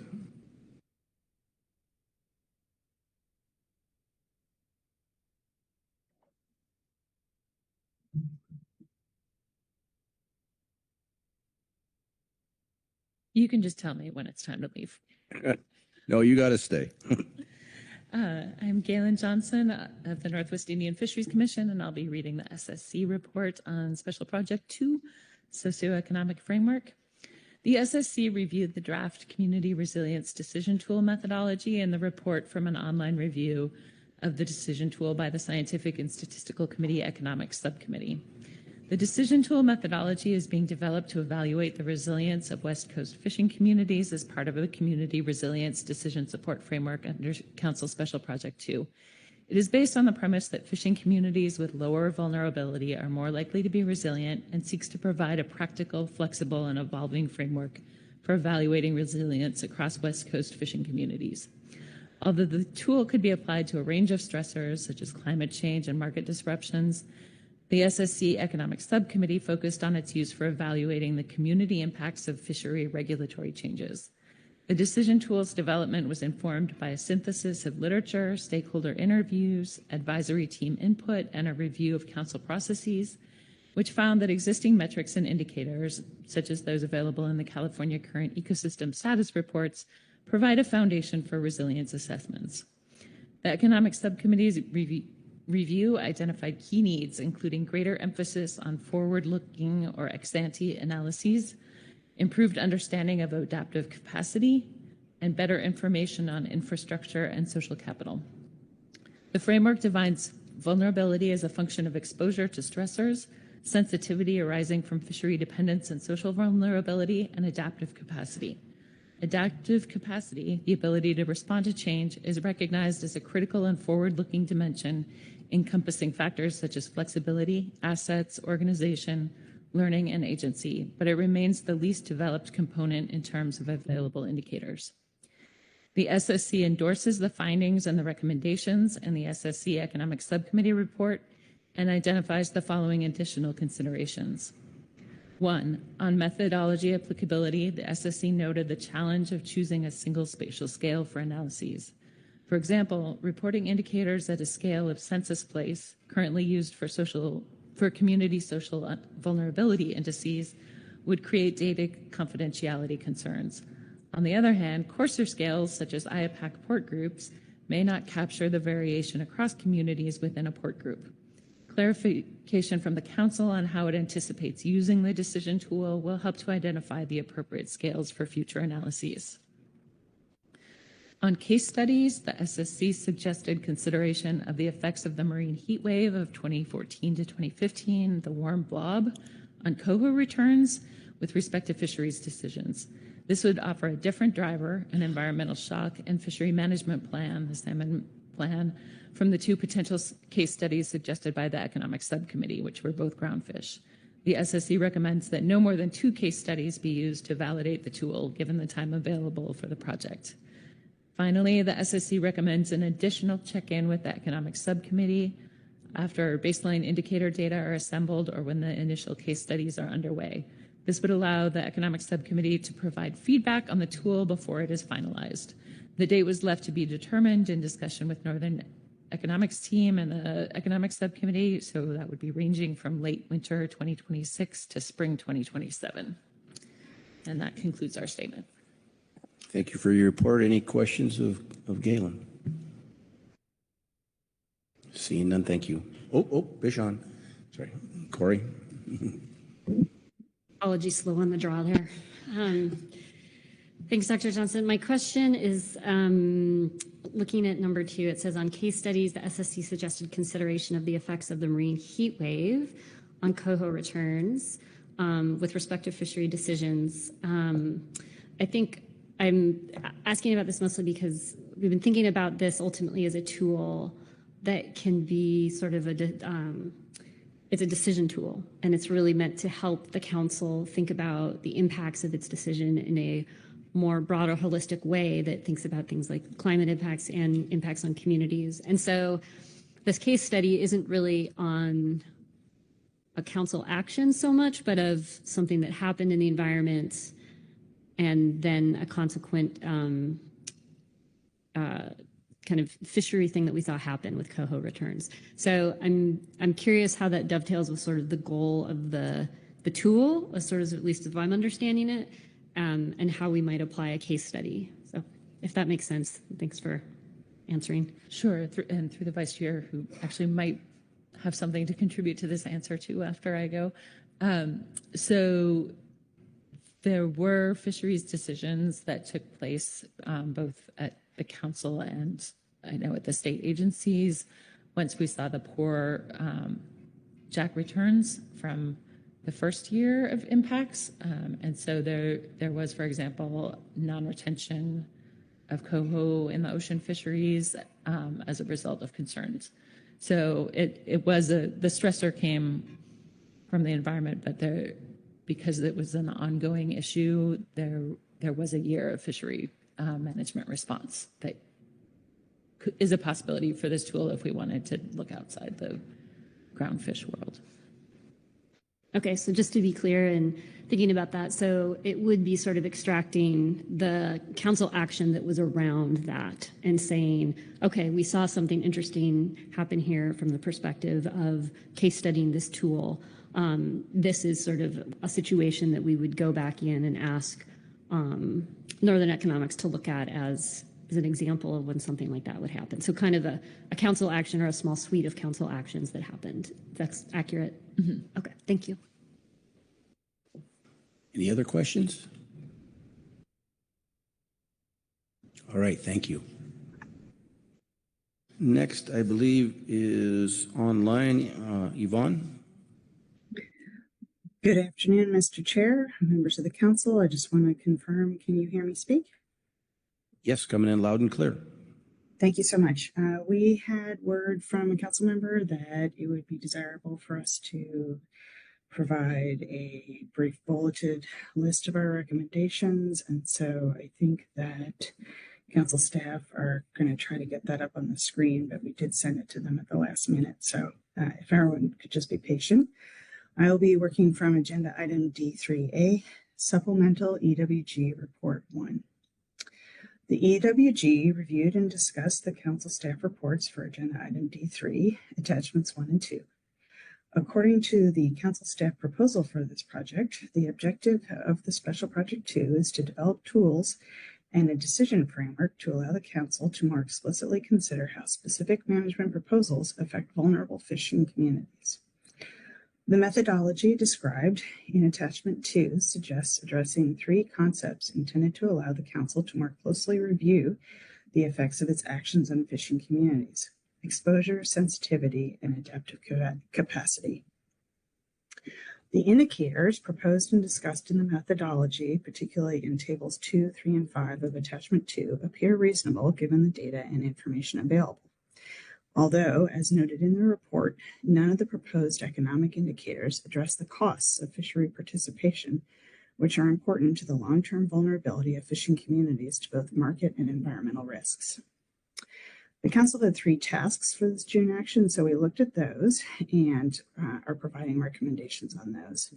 For the first task of considering the synthesis report and gap analysis, the EWG provided comments on the reports in Appendix 1 of our report.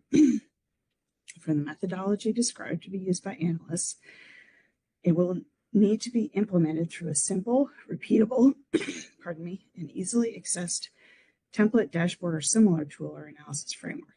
As development of this framework moves forward, it will be important to clearly understand the respective roles and responsibilities of the council staff, contractors, and advisory bodies in reviewing and applying this framework. The EWG serves in part to help the council consider issues that are important across its FMPs.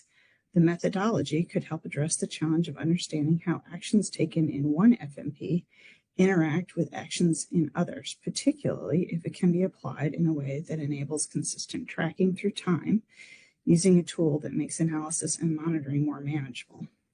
It's unclear as yet how the methodology provided in these reports can be condensed into such a tool, but we expect that it will be demonstrated as the project progresses. Your second task, according to the SITSUM, was to consider selection of a type or category of example action to which the methodology and framework could apply. So we first asked ourselves, what are the categories of actions that we recommend? And the criteria that we recommend are: the category or action must include alternative management options that directly relate to assessing community resilience, which will allow the council and others to evaluate the framework's usefulness in comparing policy decisions. Also, the category or action must appear on the council agenda early enough for case study results to be provided no later than the June 2027 council meeting, ensuring that recommendations and feedback can be incorporated before the framework methodology is finalized in September 2027. In addition to evaluating a single case study, we suggest that the council consider whether the contractors should prepare one-page summaries of previously applied resilience analyses so that you can see sort of an example of how similar approaches have been used in other West Coast fishery management contexts or in other regions of the country or world, and that will help you illustrate where the framework may offer value. We wanted to underscore the importance of the case study results being available by next June, so the council input on the case study can inform the framework methodology.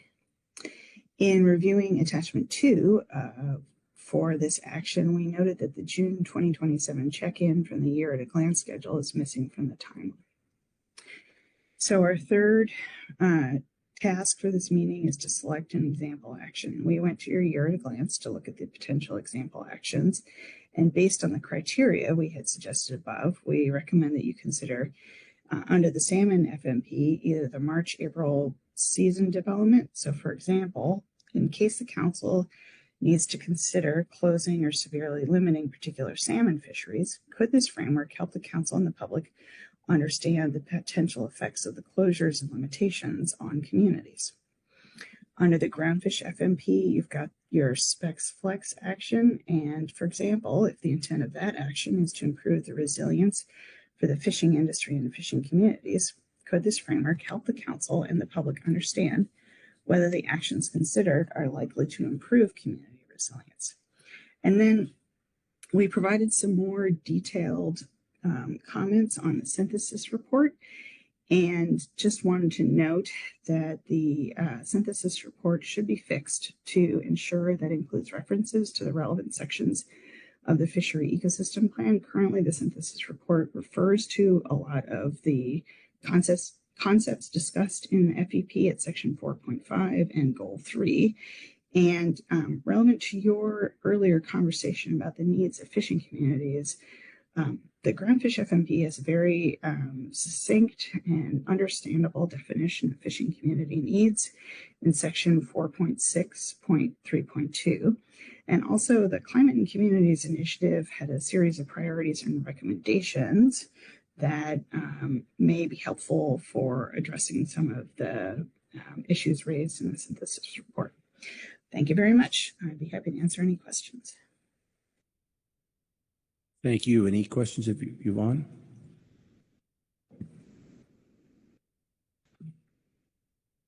Thank you for your report. Thank you.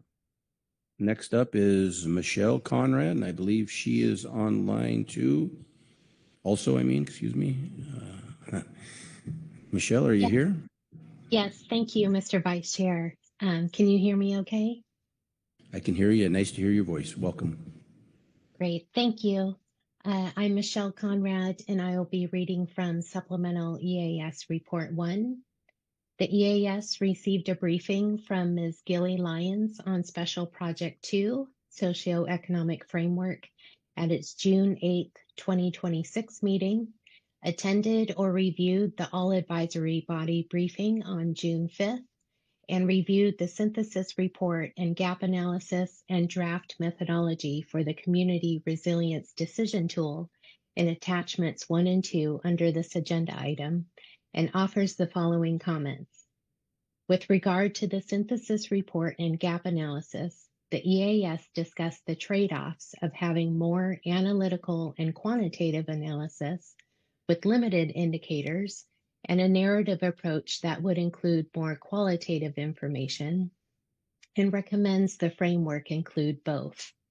The EAS recommends using available data and producing statistics when available, such as changes in landings, price, revenue, port of landing, and fishery portfolios and networks, but also notes that there are many factors affecting fisheries economics and community resilience, such as market conditions for target stocks, competing markets, fleet dynamics, availability of opportunities, changes in state fisheries, and access to fishing grounds, and many of them do not have readily accessible and reliable sources of information and will require more of a qualitative assessment. Additionally, the EAS recognizes that impacts will vary among individual fishermen within communities, and there are challenges with capturing the data to inform the analysis efficiently and effectively, and presenting the information in a clear, succinct manner.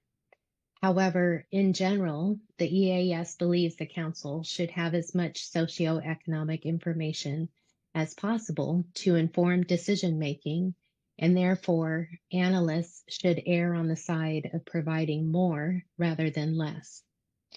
Specifically, the EAS recommends the framework include information that helps the Council understand fleet profiles within communities and how proposed actions may affect smaller vessels in particular, as impacts to smaller vessels may be overshadowed by the productivity of larger vessels within a port.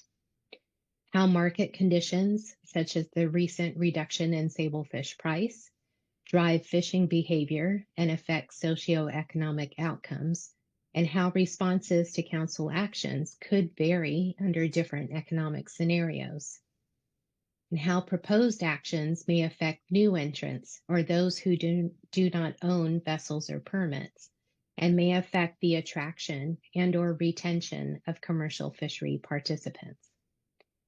The EAS also recommends the Council consider developing socioeconomic goals, perhaps through a strategic planning process, for each of its fishery management plans that describe the vision for FMP-specific fisheries, such as what does the Council want FMP fisheries to look like in 10 or 20 years. Such goals can help guide the use of the framework and the development and presentation of subsequent analyses. Finally, regarding the case studies, the EAS has a few ideas for the Council's consideration. First, rather than selecting a specific Council action, use the framework and existing data to better understand how socially vulnerable communities could be affected by changing ocean conditions and shifting stocks. This analysis could then be used as a baseline for vulnerable communities in assessments of how they could be further affected by future proposed actions. And then specific Council action ideas for a retrospective case study include requiring the use of slinky pots in sablefish fixed gear fisheries, management measures to address California quillback rockfish, California salmon fishery closures across multiple years, and groundfish trawl rationalization program effects. So in summary, the EAS recommends using available data to produce quantitative analyses accompanied by narrative approaches to produce qualitative assessments when data are not available, including information regarding the effects of proposed actions on smaller vessels and new entrants, and informing how market conditions drive fishing behavior and affect socioeconomic outcomes. Considering the development of a vision and socioeconomic goals for FMP-specific fisheries to guide the use of the framework, and considering the case study ideas described above, including establishing a baseline for vulnerable communities rather than assessing a specific Council action. And with that, I'd be happy to take any questions. Thank you for your report, Michelle. Any questions of Michelle? Dr. Lent. Thank you, Mr. Vice Chair, and thank you, Michelle, for the very thorough report. I appreciate the attention to the distributive effects that these smaller vessels might be impacted differently, and considering new entrants, folks who are waiting to get into the fishery and market conditions. On your last point regarding establishing a baseline rather than assessing a specific Council action, does the EAS advise that this baseline, this study, this initial assessment should be the first thing that's done before any regulatory actions are analyzed in this framework? Thank you. Yes, thank you, Dr. Lent. Yes, that is what we are recommending. We think that having a baseline will then help prepare the Council to use the framework in the future. Should you want to analyze proposed actions, that it would be good to first have baseline analyses of these vulnerable communities to kind of better understand how they are then further affected by the proposed actions. Any other questions? Sharon. Thank you, Mr. Vice Chair. Michelle, thanks for the report, and I certainly agree with you that a fleet profiles within the communities would be very helpful to the Council. I'm a little curious, you did call out thinking about how proposed actions may affect smaller vessels in particular, but actually in my thinking, coming from a community that was smaller vessels, they tended to be more nimble relative to depending on what decision was. But in my mind, it seems like it's really kind of dependent on that decision in terms of who's going to be losing out. And so I guess I just wouldn't want to get so focused on that specific recommendation and lose that aspect of really understanding who's being affected. You know, I think about our recreational fisheries. Those do tend to be smaller vessels. They're not the large scale, type of commercial fishery. So, and we're routinely making decisions where both there's a rec aspect to that management regime and then a commercial aspect to that management regime. And so I just wanted to kind of make that point. Thank you. Thank you, Ms. Keeper, and through the vice chair. I guess I would like to clarify that we were thinking of fleet profiles kind of within each sector. So within the recreational sector, there's going to be smaller vessels versus larger vessels. And then within the commercial sector, smaller vessels and larger vessels. So we weren't necessarily thinking smaller as being recreational and commercial as being larger, but looking at the fleet profiles within each sector, within each community, if that's helpful. Thank you. That clarification is helpful. Thank you, Sharon. Any other questions? All right, Michelle, thank you for your great report. Next would be Seth Atkinson from the GAP.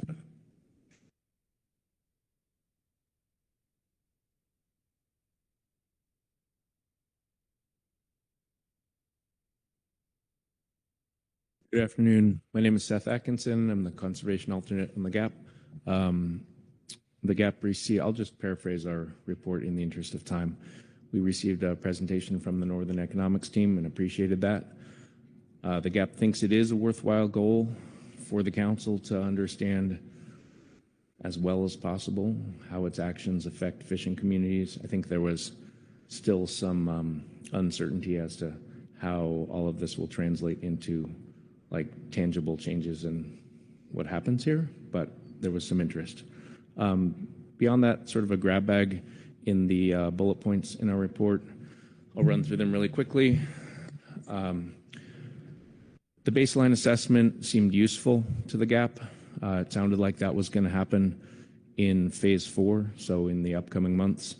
And in that assessment, folks mentioned that infrastructure should feature prominently in that baseline assessment, and also just the range, the breadth of fishing opportunities in a given community. Next bullet is real simple, but we do agree that if this is going to be useful for the management process, the tool has to be able to evaluate things looking forward.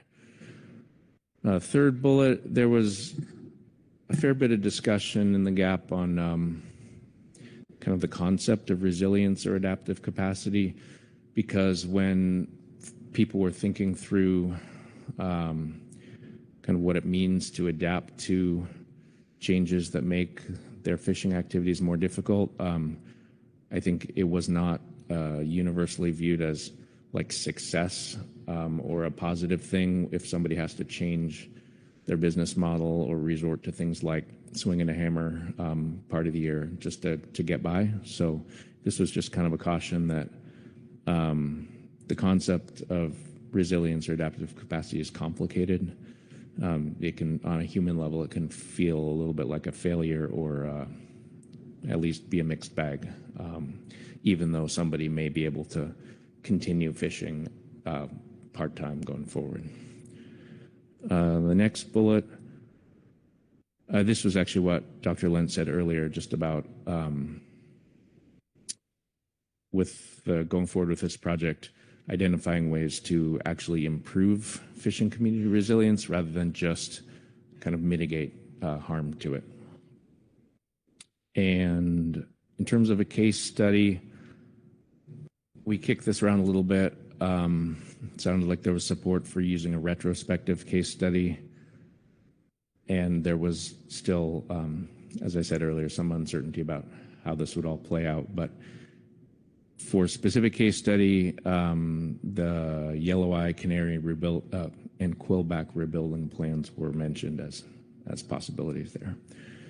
And then the last point here was also thrown in just for at some point in the remainder of this project to consider looking at price elasticity for groundfish species, at least, that are subject to changes based on policy decisions. So Petrale sole was used as an example there. When the quota went down by about 30%, the ex-vessel price only increased by about 11% to offset that. So some kind of quantification of price elasticity could be helpful in evaluating effects going forward. I'll take any questions. Thank you. Thank you, Seth. Any questions for Seth? Dr. Lent? Thank you very much, Mr. Vice Chair, and thank you to the GAP. Thank you, Seth, for the report. I'm just so tickled to see the terminology, price elasticity of demand. So it's almost a problem in a fishery where you have so many substitutes. But I'm focusing on this issue of resilience. If you're really, really resilient, you're in a community with a lot going on, a lot of other things you can do, other fisheries, other economic activities, tourism, whatever. But it's almost a curse because you might do an analysis, or the managers might do an analysis and say, well, everybody's sort of finding something to do. But as an economist, and I'm sure non-economic social scientists agree, that's got to be second best by definition, because what you pick to do changes your identity. So I'm curious as to the discussions that were held in the GAP about this and how people are coping with doing the second choice. Thank you. That's a great question. Thanks, Dr. Lent, through the Vice Chair. The specifics are a little fuzzy at this point in my brain, but there were several individuals who mentioned that there really is a feeling of, as you say, second best status when they are pushed to do other things or make ends meet other ways. And again, I apologize, I don't actually remember specific details, but that was there were multiple people voicing that perspective here. So just kind of translating that concept of resilience down into a human lived experience seemed a little complicated. Ms. Riding. Thanks, Mr. Atkinson, for this. My question is regarding the second to bottom bullet on page 1, talking about ways to bolster and improve fishing community resilience. And the GAP appears to have seen something that I also saw when I was reading it, which is the tool appears mainly oriented at avoiding harm to community resilience rather than affirmatively improving it. And I went back and was kind of thinking about how this framework lays those concepts out. And you just said it very well, this is complex when you think about it at a human level. And these words are, I don't think we're going to wrestle any of them to the ground necessarily as a council, and certainly not today. But thinking about this in the framework, talking about vulnerability, resilience being kind of flip sides of the same coin, and also using this, forgetting the Latin, forward-looking, as the GAP recommended, and having this sort of vulnerability approach lets us think about that, although it does seem framed in the negative. So just laying my thinking out here to get to the actual question, which is, how did the GAP kind of contextualize this? Was there more to their thinking behind the framework? Were there sort of additional things that the GAP wanted to see added? Were there ways that they felt like this was focusing too much on avoiding harm as opposed to affirmative improvement? Thanks, Mr. Vice Chair, Ms. Ridings. It's a great question.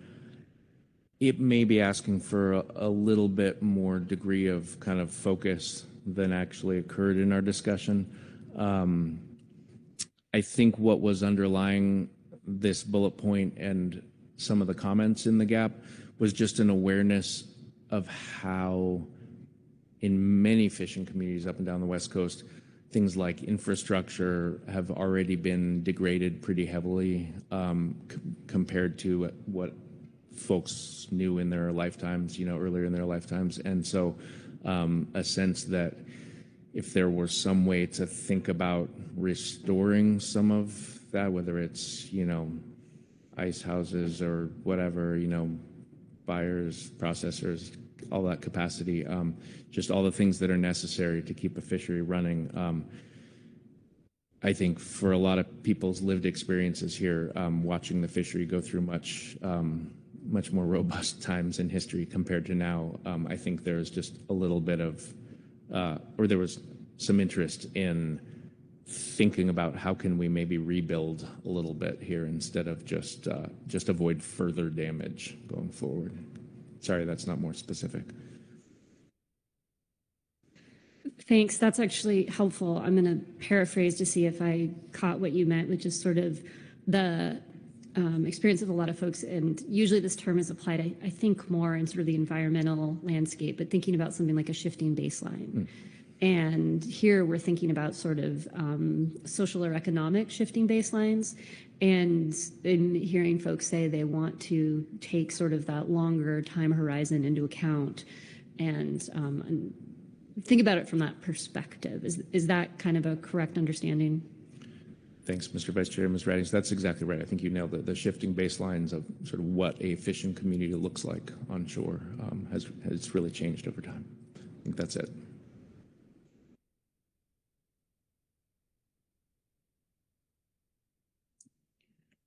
Anyone else? Just for a little perspective, Oahu is going to be without any buying stations since about 1890 this year. It has no cannery or no buying station at all. They're closed down. So anyway, that's how it affects. So thank you very much.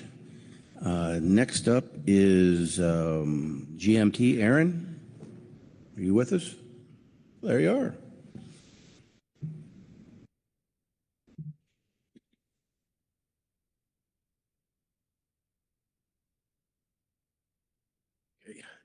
Thank you, Mr. Vice Chair.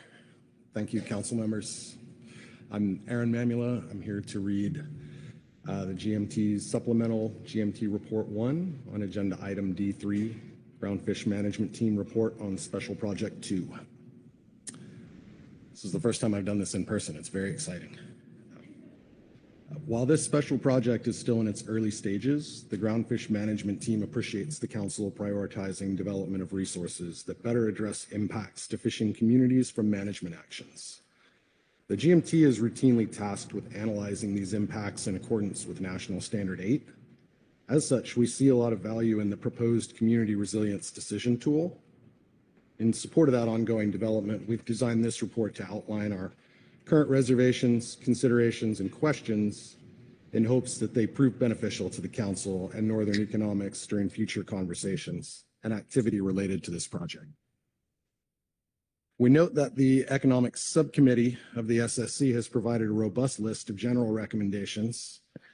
The GMT supports this list of recommendations. We've organized our own comments around specific challenges the GMT has encountered when we've tried to introduce concepts of community resilience, vulnerability, and adaptive capacity into our analysis. So on the topic of questions and considerations related to purpose, scope, and utility, the GMT would benefit from more detail on how the Council and Northern Economics view the current gaps in how socioeconomic and community level considerations are integrated in Council decision-making, and where the developed tools can ameliorate these gaps. This would help the GMT better understand how the tool could best be integrated into our analytical process and our recommendations.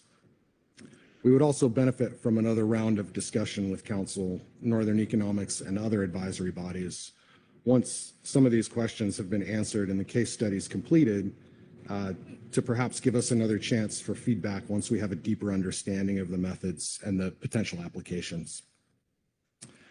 Given that this tool is being developed under a multi-fishery management plan agenda item, the GMT is also interested in better understanding where, when, and how this tool will be applied. Even within a single FMP, in our case groundfish, a single descriptive tool is rarely equally effective across the full suite of challenges that advisory bodies are tasked with tackling. Sort of, just to put it plainly, we're really interested in knowing, whether this tool is being imagined as a comprehensive way to address National Standard 8, or if it's being imagined as something that will be used with other inputs that the GMT will be responsible for providing. We recommend that the case study selected should be deliberately broad and intentionally include some less than ideal circumstances to better elucidate the possible limitations of the tool. And then on the issue of potential workload planning, to meaningfully engage with this tool in a productive manner, a non-trivial amount of time would likely be needed, invested in integrating it with current workflows. The GMT would benefit from clarity on where the primary responsibility for implementing this tool is expected to fall, and what additional resources may be available to ensure this tool can be used in practical and beneficial ways.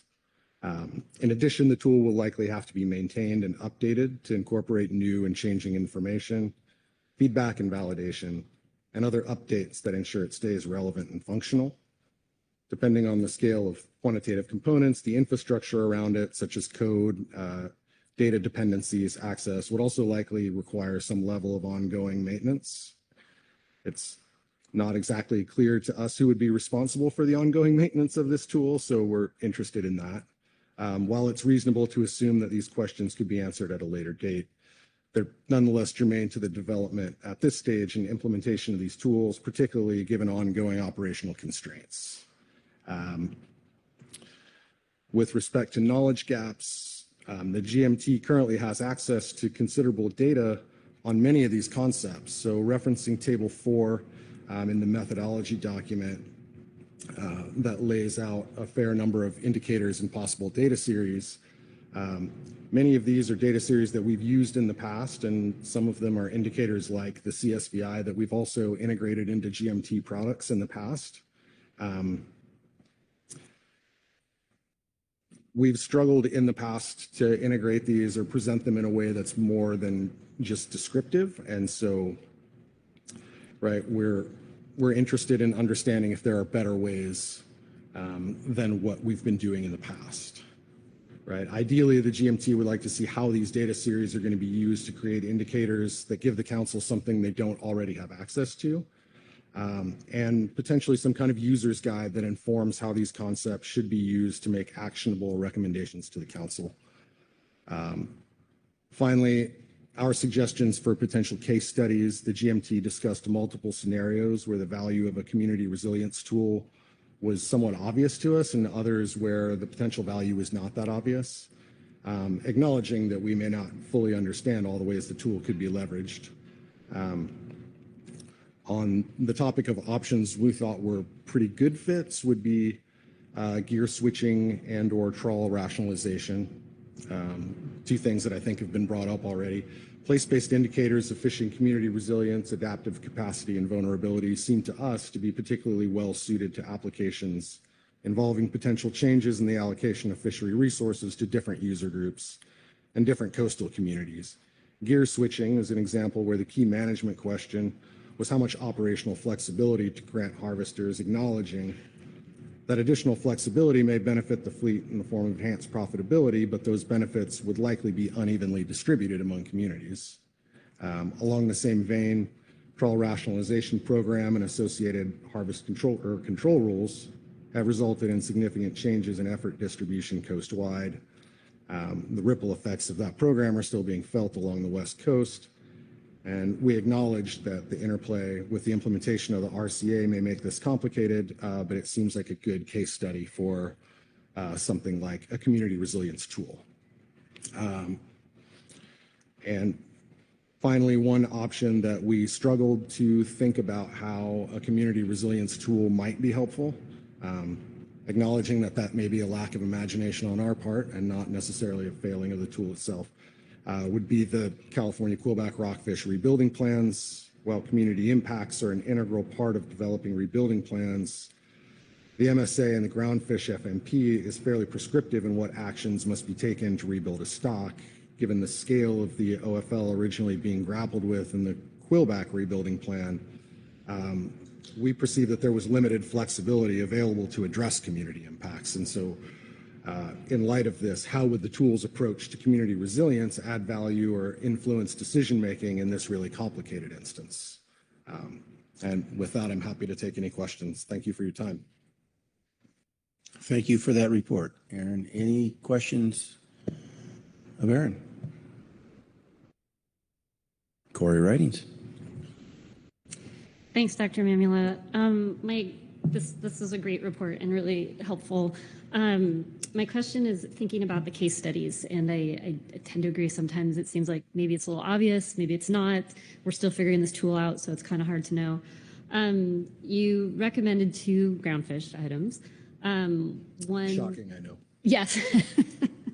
Yeah, I just thought CPS was going to come out. You talk about gear switching and trawl rationalizations, and hearing that, they do sound like good fits, but also their, trawl rationalization was huge, for lack of a better word, just how much documentation and years of work went into that by all sorts of people. And also thinking about gear switching, that was perhaps less work, but it was very long in the council process and there was a lot of nuance involved.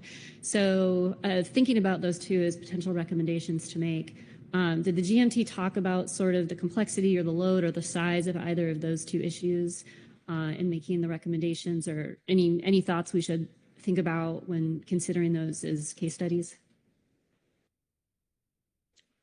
I would say that we talked about that quite extensively and grappled with exactly that issue. Should it be a large, sort of amorphous problem with many components that's very difficult to tackle, or should it be something a little bit simpler so that proof of concept could be established relatively easily?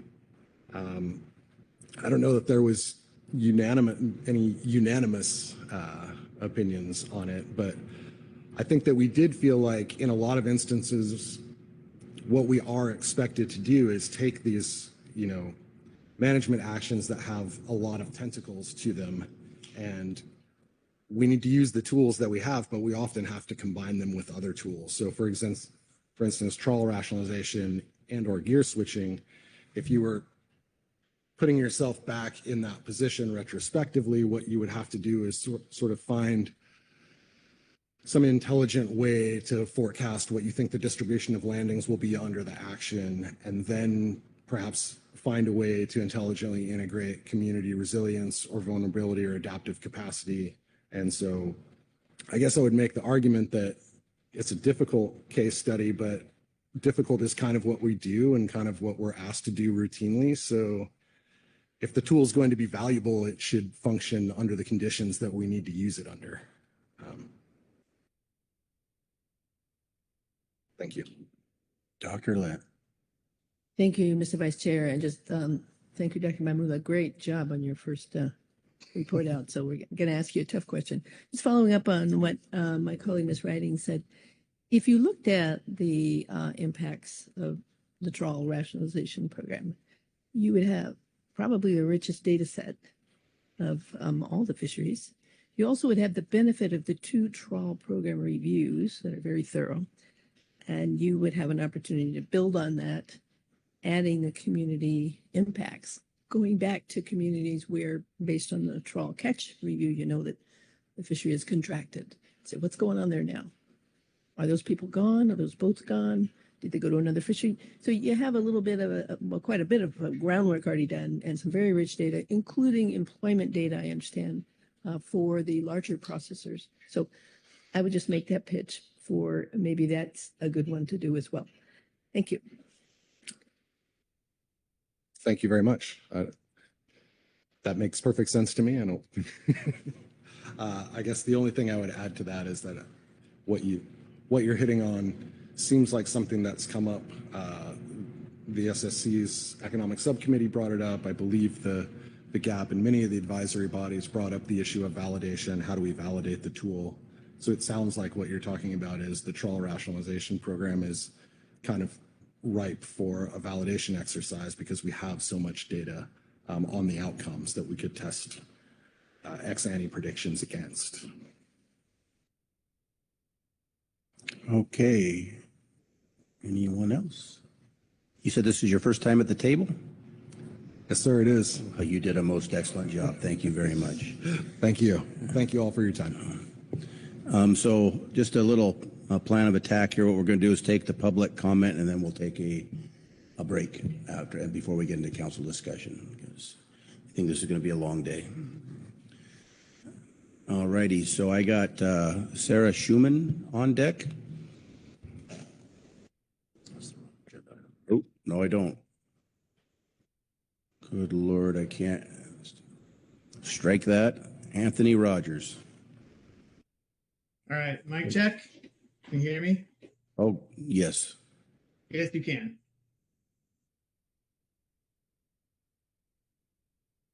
Yes?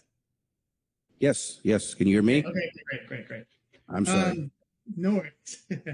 Good afternoon, Vice Chair and Council members. My name's Anthony Rogers. I'm the Senior Fellow Fisheries Economics and Climate at Ocean Conservancy. I'm a fisheries economist by training and have spent the last several years working on this question of what actions can be taken to make fishing communities more resilient to both changes over time and especially sudden unexpected shocks. So as you can imagine, the focus of this has particular relevance to this agenda item. And I was really glad to work with many others to provide early input as part of the external advisory team for this project. Let me start by, again, expressing my gratitude to the council for your continued support in thinking about impacts to fishing communities. I also want to thank council staff for the hard work getting this to where it is. Great job, Gilly. And I especially want to compliment Northern Economics. As I said, I know the scientific work on this topic quite well, and Melissa and Karma did a really great job wading through it all and trying to, in order to produce these materials. Ocean Conservancy has provided written comment for this agenda item as well, but I just wanted to touch briefly on some of the points made there. I think a lot of them will echo the discussions that have already been heard earlier today. The first is some concern about that decision in the methodology to shrink everything that gives fishermen and fishing communities the ability to be more adaptive down into just one metric of diversification. In my opinion, this cuts away entirely too much context on adaptive capacity, and on its own, it won't be a good predictor of how fishermen and communities are able to respond to decisions. There are so many things that influence the ways and how much fishermen are able to adapt to unexpected conditions, and many of them are in table 4 of the methodology. I think we would just lose too much of that context by focusing entirely on that one aspect. The exposure and sensitivity attributes include a higher diversity of indicators, and ideally adaptive capacity would be similar. I want to be clear, that's not to say diversification isn't important. There's good evidence that it can help fishing revenue in many situations. There's less clear of an understanding of how that in turn translates to resilience, and especially by how much. The context I really want to stress here, and touching on Councilmember Lent's earlier question, is that our scientific understanding of how best to bolster resilience is still really limited. This is particularly true in the case of huge shocks, such as those that caused many of the fisheries disasters we've experienced on this coast. It also doesn't appear diversification universally lowers the vulnerability of every kind of vessel or fisherman equally. Again, diversification does matter. It is important, but it's not sufficient alone. Northern Economics has done an admirable job working through the existing literature. We shouldn't let the fact that diversification is easily measured dictate what information this tool ultimately provides to the council. As much as I would love to be able to just turn a dial and have a quantified estimate of changes to resilience, we're just not there, scientifically speaking.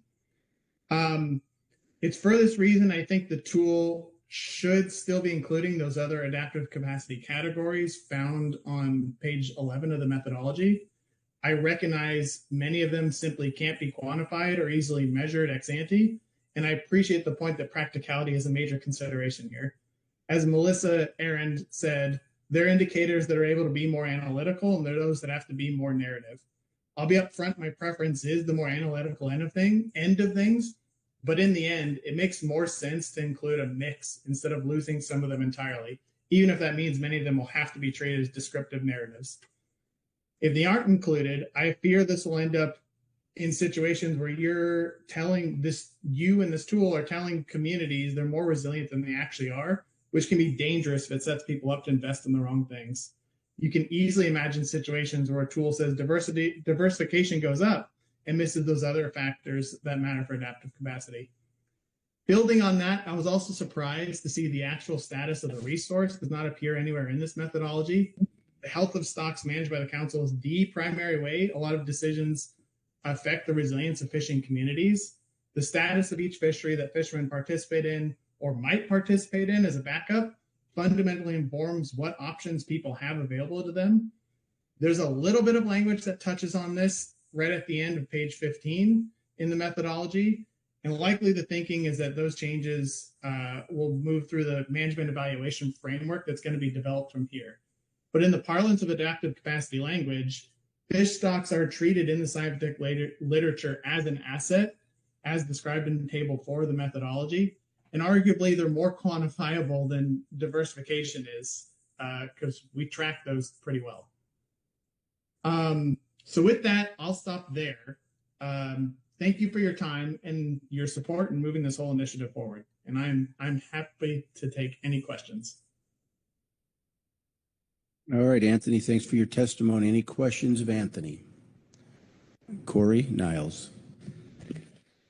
Yeah, thank you, Anthony. Just quick, I missed what you said there at the end that we do measure those wells. Could you just repeat what you were referring to there?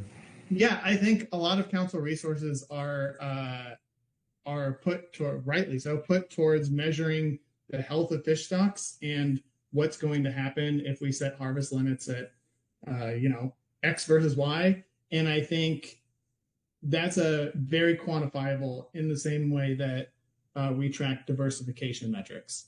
Whereas I appreciate that a lot of the adaptive capacity components are really hard to measure, but some of the assets, the primary asset that fishermen have is the fish that's available to them.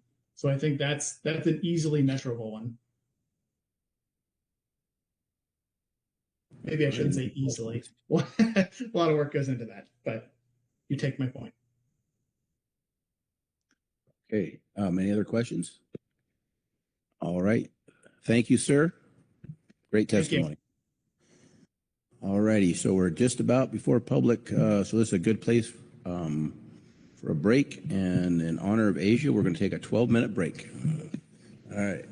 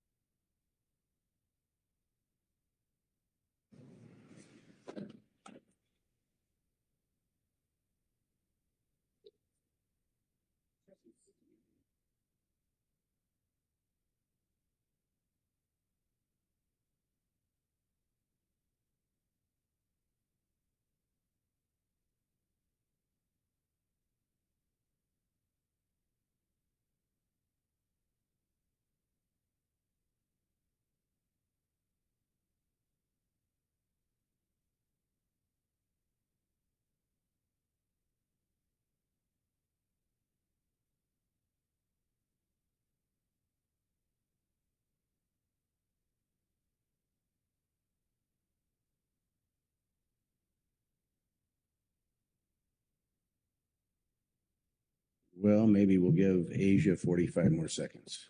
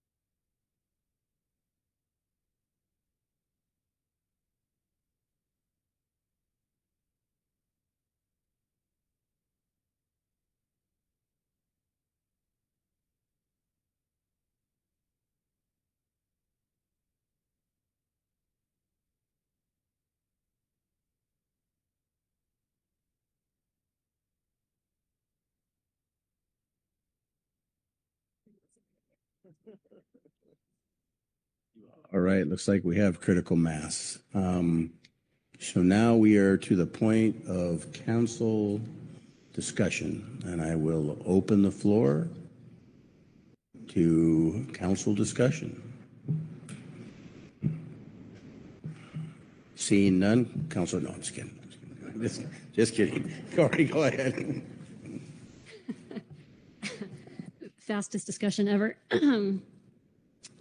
In that spirit, I can provide a couple remarks, and then just to say that I do have some written guidance if we want to use that to structure discussion, not to cut anybody off, just sharing. So generally, I just wanted to thank Northern Economics and council staff for the work. I think overall, ideally, there's a lot on this plate. Whatever comes out of it, ideally, hopefully, this could be used for a lot of council actions. I think I heard Mr. Atkinson mention, and then the GAP was talking about kind of having trouble envisioning how this would actually be used. And I think that's fair because it's still pretty nebulous. We're still wrapping our brains around what all of this can do or what it should be. I think kind of the natural place when I think about council actions, I think a lot about catch limits. And so questions in there specifically regarding kind of conversations we had around our last agenda item, how would something like this be useful? But I think that actually showed the value of thinking about communities and other external data sources in terms of how we think about what we do as a council. I also think the council makes a lot of other decisions where this tool could potentially be helpful. I mean, it is meant to be a decision support tool. That is our goal. Something that can help us think through our decisions on any given agenda item. The EWG noted things like comment letters. I was thinking about things like when we do stock assessment prioritization, how we prioritize workload. I was thinking of our committee of the whole meeting, actually, if a tool or framework had been available to either help the executive director and council staff or the council think through things like prioritization, prioritizing things like CPS work. In my head, this could also be a tool that the advisory bodies and management teams could potentially use, something that can help them provide more complete and better advice to the council. Like something like this is important for transparency to the public about how we're making our decisions, trust, or if not trust, at least understanding, which is important for good governance as well as better public participation. I think it also, big picture, helps NIMS, which is the agency we advise to, understand the council advisory body and the public's values around what we do.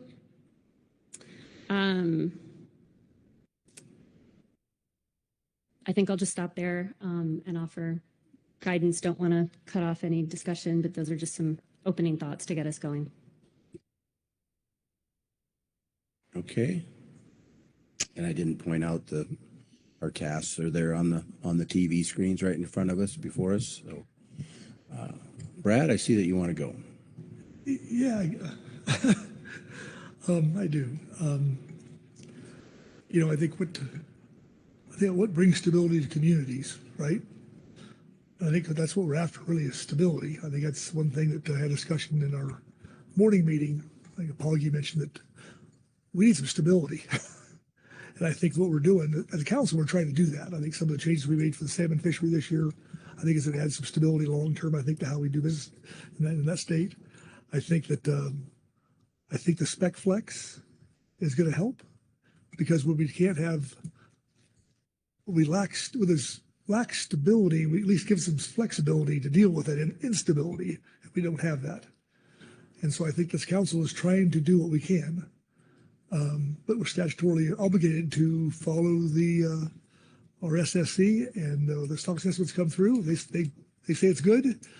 We're stuck with it, and there's nothing we can do about that as far as implementing that. But there's things we can do as far as adding flexibility through spec flex or whatever else there's things we can do to minimize that and to mitigate to a certain extent. I think that I would hope they would look at this report. They would look at that, see what we already are doing. But it's I know it seems like successful ports have multiple fisheries to work with, and over time there's a degradation of those fisheries, and as you start falling off the viable checklist, you get in trouble. And all I know is with infrastructure, we've had a lot of processors go by the wayside, and when they're just holding on, they're still there. But when they finally fall off the cliff, it's almost impossible to get them back. I am heartened somewhat by the USDA program acknowledging fishermen as farmers. USDA has a tremendous amount of assets. They're very concerned about rebuilding rural America. And I think it's going to take a while to get that program up and going and understand how it works, I think, for everybody. But I think that should be maybe a part of that report, or moving forward, as far as people should consider that also. That's something we haven't had before, and we do have it. We will have it now. It seems to me like right now, the resilience is, and the people who are processing fish, is they basically are centralizing themselves and have the boats run the product to them. And that's why a few ports are doing well, is because the boats that are home ported in other ports that don't have processing are fishing out of town for 6, 8, 7, 9, 10 months out of the year. And so I think that's what they're doing to get through the hardships that we're seeing. So, but anyway, I think we're trying. I think we're doing what we can. I'm hopeful for get some, the stock assessment review we're doing. I hope we get some good feedback and maybe be in a better place. But ultimately, we need to build the flexibility into what we do to help us better weather these more short-term issues like a stock assessment. So anyway, thank you. John. Thanks, Mr. Vice Chair. I think in terms of guidance coming out of this, because I feel like that's where the place we are in this effort, I want to look at what are we trying to do? What's the purpose? And if I look at the purpose in the report from the contractors, that it's increase the council's ability to evaluate the impacts of our processes, right? That I think is useful, something that helps us evaluate how our actions will impact communities, and then to identify ways to bolster community resilience and develop a support framework. So I don't know that this process, the one we're talking about today, is what bolsters resilience. I think what bolsters resilience is our ability to understand how proposed actions will affect a community. And so if we have some kind of simple tool that we can help use to inform our decision making, I think that's great. I want to be really careful that we don't anticipate or try to build something that is directive. I don't want something that ties our hands at some later date where the tool says something and we have to go another way. So this should be informative. It should help inform our decisions. Butch, you made a great comment about, what do you do when we have to close a fishery? When we have to close a fishery, our hands are somewhat tied. There's not an if we do X, what happens? It's we are going to close the fishery. Knowing what might happen is useful. Knowing it, if there's a way that we can implement a closure that is somewhat different, that is better, great, but our hands might be tied. So anyway, I think just the short answer for me is it looks like they're going down a good path. I've heard lots of good input from a whole host of advisory bodies that the contractors can take into their next steps. I definitely want to hear back about where this is going because I'm a little cautious about the end product at this point. Just, John, I think we do have a good example. And some of us, I wasn't at the table, but some of us were in this process when Yellow Eye. We could have taken a trajectory of recovery that would have closed practically everything in the ocean. But because we used the economic weight out and decided to go for a little longer recovery period, what we thought at that time, we kept the communities going somehow, some way. And I think that was a very good classic how the council reacted at that time. I'm sure there's others, but that's the glowing one that comes to my mind. Corey, did you? Who? Wait, I'm sorry. Thank you, Mr. Vice Chair. I wanted to add that, when we were working through the Communities and Climate Initiative, and even before then, when we were having workshops and getting information to, figure out what that looked like, being able to take into account and recognize impacts to communities was a really loud theme that we heard from fishermen, from pretty much everybody that was in that process. And it's something that this council has struggled to figure out how to do. What does that actually mean? And so I really appreciate this work.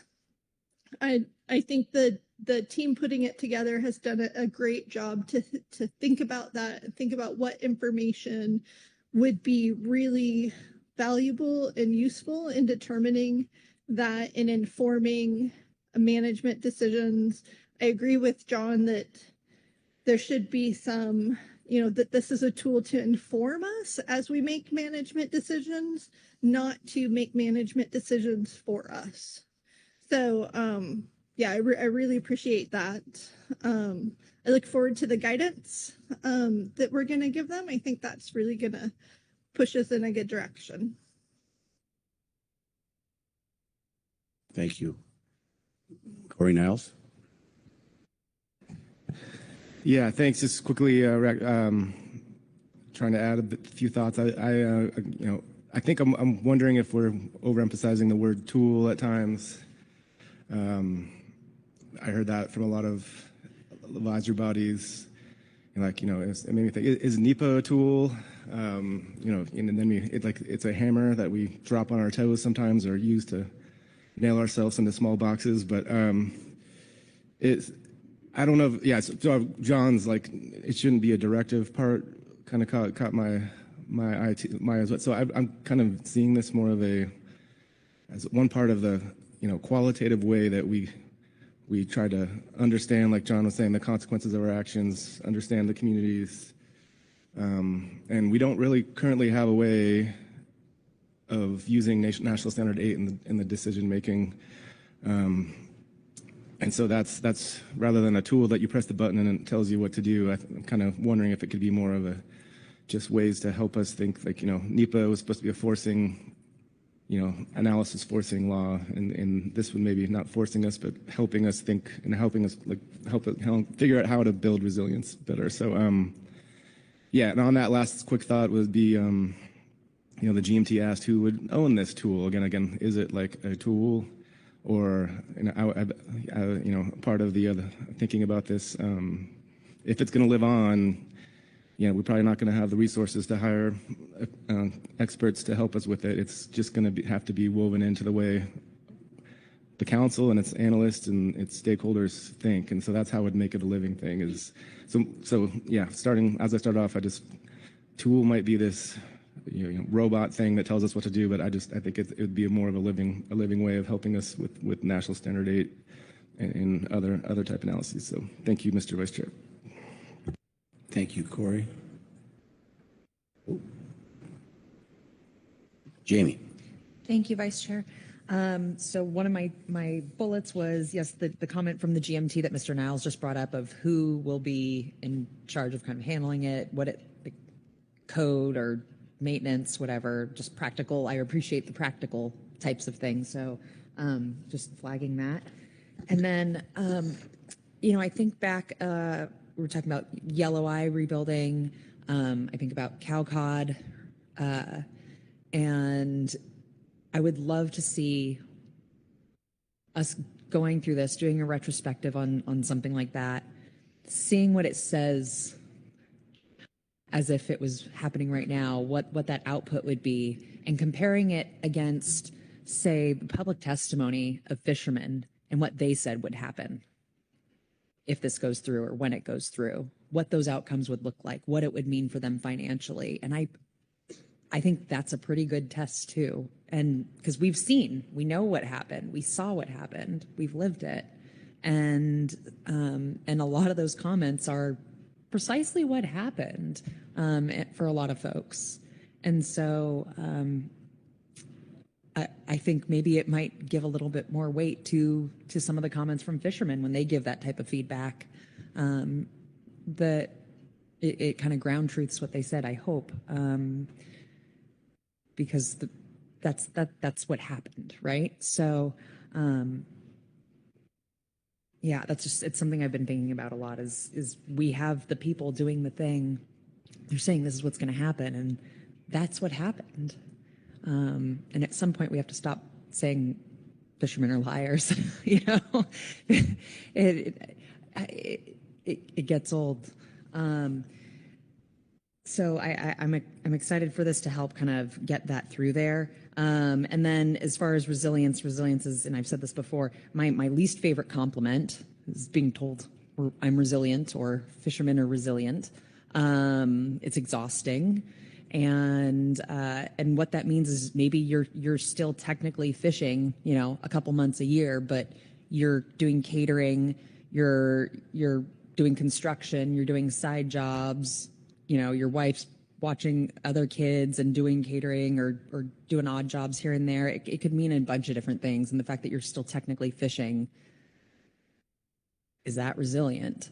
And so I struggle with that. The second best option, I think, is what Ms. Lent said. And people went into a certain fishery because that's the job they chose. And if they have to then buy other equipment or other gear to go into a different fishery, that's not what they chose. That wasn't their intent for their career. Maybe they're still technically in fisheries, but I know a lot of charter boat operators, whether it's captains or crew or even boat owners, that have entered into also commercial fishing because it's not enough.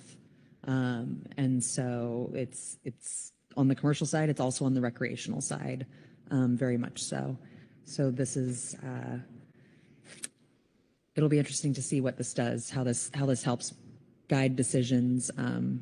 But I also think about, well, I think this could be a useful tool. I think there's also things in other agenda items that, as we've acknowledged today, some of these things will all come together in maybe the TORS discussion as well. But just put that out there. And I guess I would just put out, I believe we should be looking at a retrospective, some action items here, a retrospective look, and something along the lines of a Yellow Eye or Cowcod rebuilding type example that does encompass both recreational and commercial, But I also really appreciate the thoughts of the GMT and others that brought up something where there is just an abundance of information, like the trawl rationalization or gear switching. Although I know eyes roll when you mention those things. So I believe we were maybe looking at two. If it's two, then maybe it's one that's commercial and one that's maybe more recreational. But if we can do something that crosses both, I think that would be really helpful. Thank you. One thing that helps resiliency is have robust fisheries, so you have the money to weather the storms. And I think that sometimes either, we forget it. At one time we were up here and now we're down here, and down here looks normal. We always should be trying to, I think the gentleman from, I think it was Seth that said that very same thing. Let's try to improve the situations of the port, not just keep mediocrity going. Let's try to build on what we have and expand and get new people into the fisheries that can afford it, but or can make a living at it. So anyway, tribal, non-tribal, it's all equal around the same.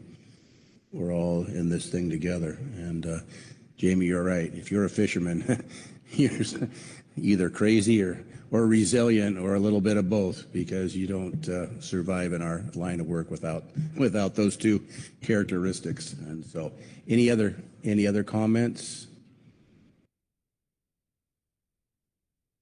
Corey Niles.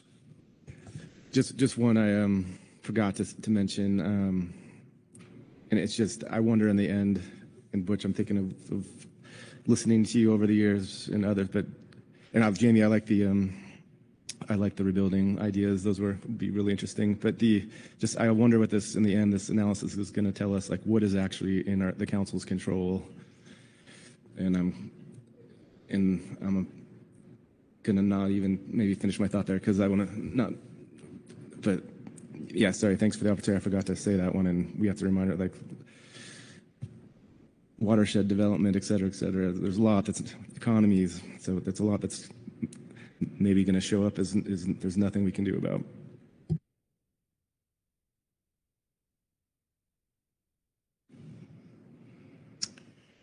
Anyone else?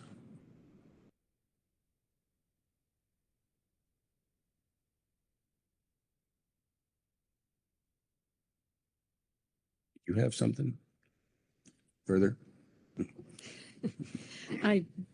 Yes, it seems like now's a good time to. I sensed you wanted to put your hand up, so Corey, right. Okay. Tower of Power, if you could put up the guidance, that would be great. Okay, thanks.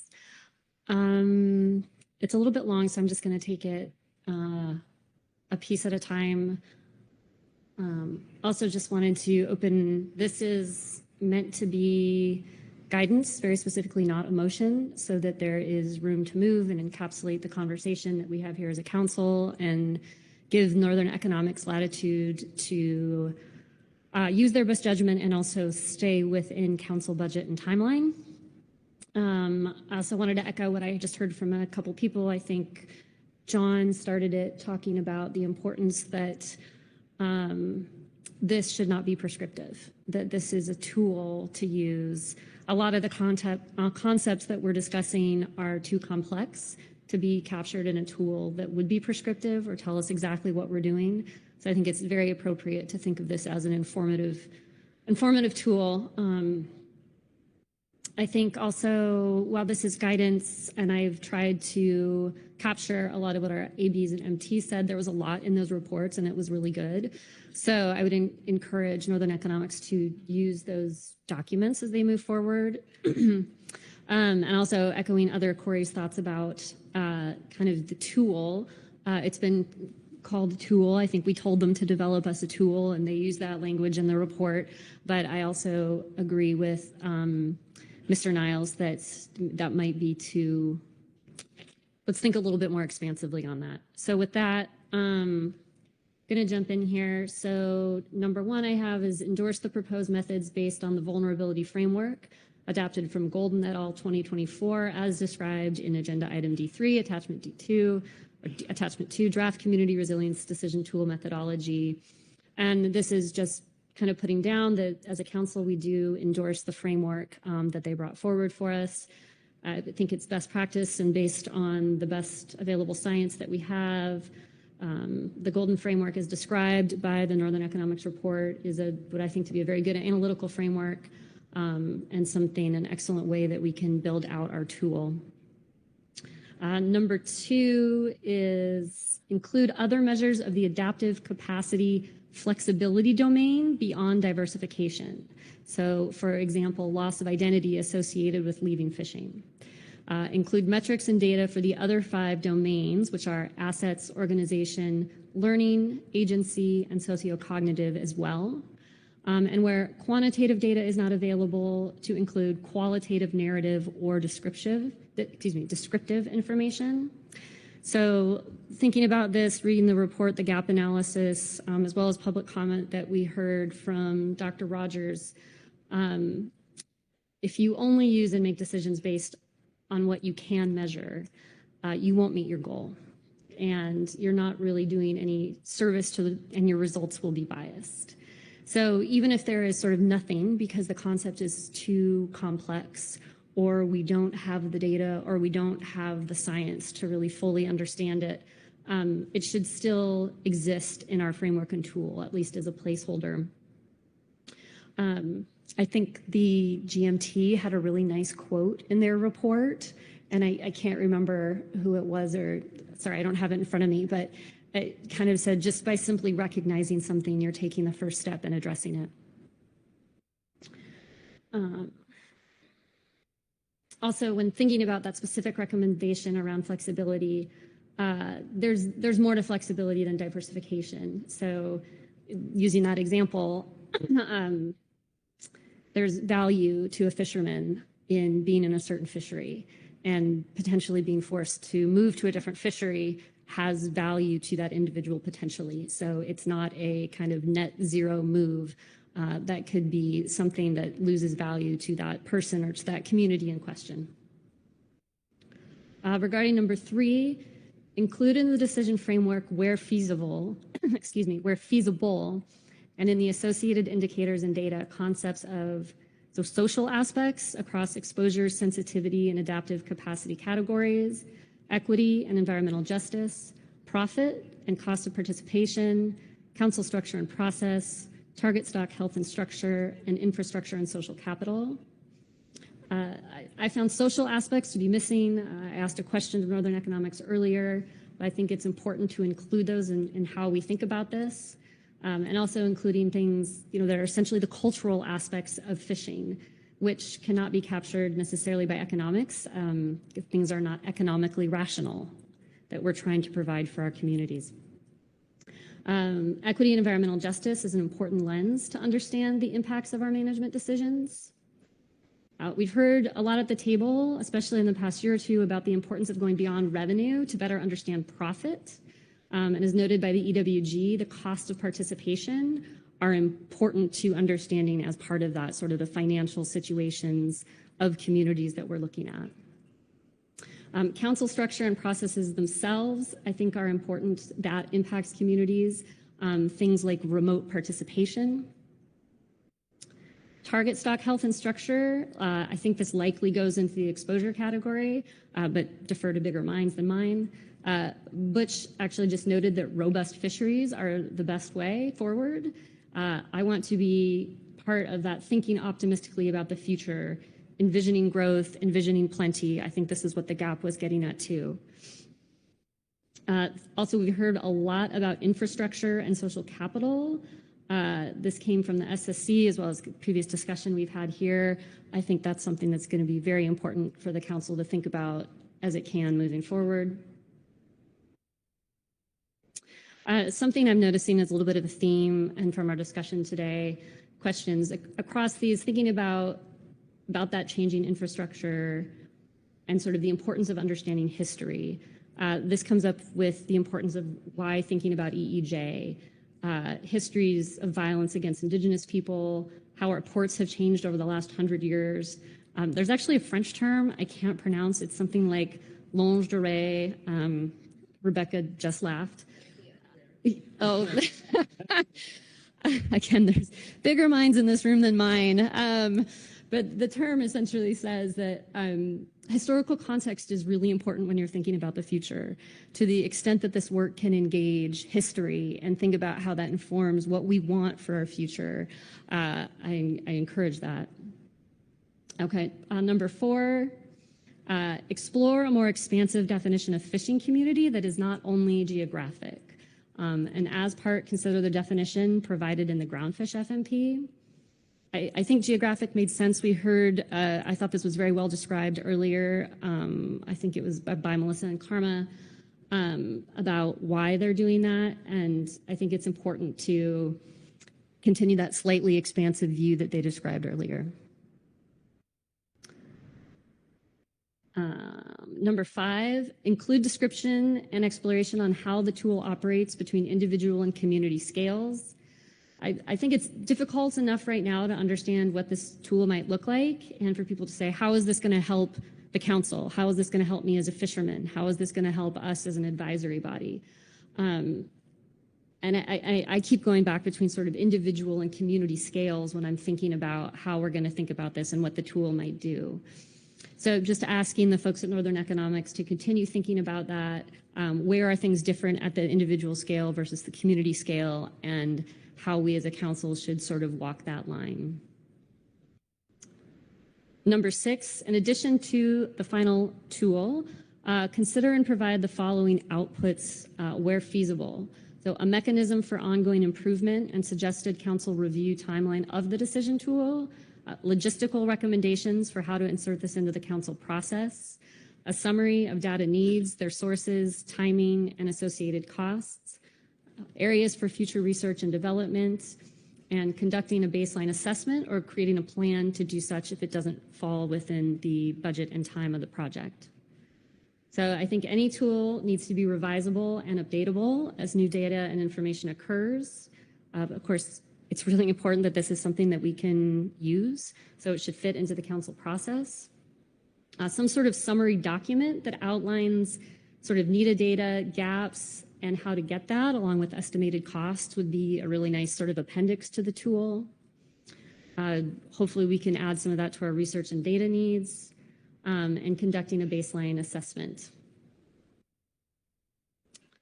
Number 7, considering as part of tool development, how will the tool nexus with NEPA and other common council analytical documents?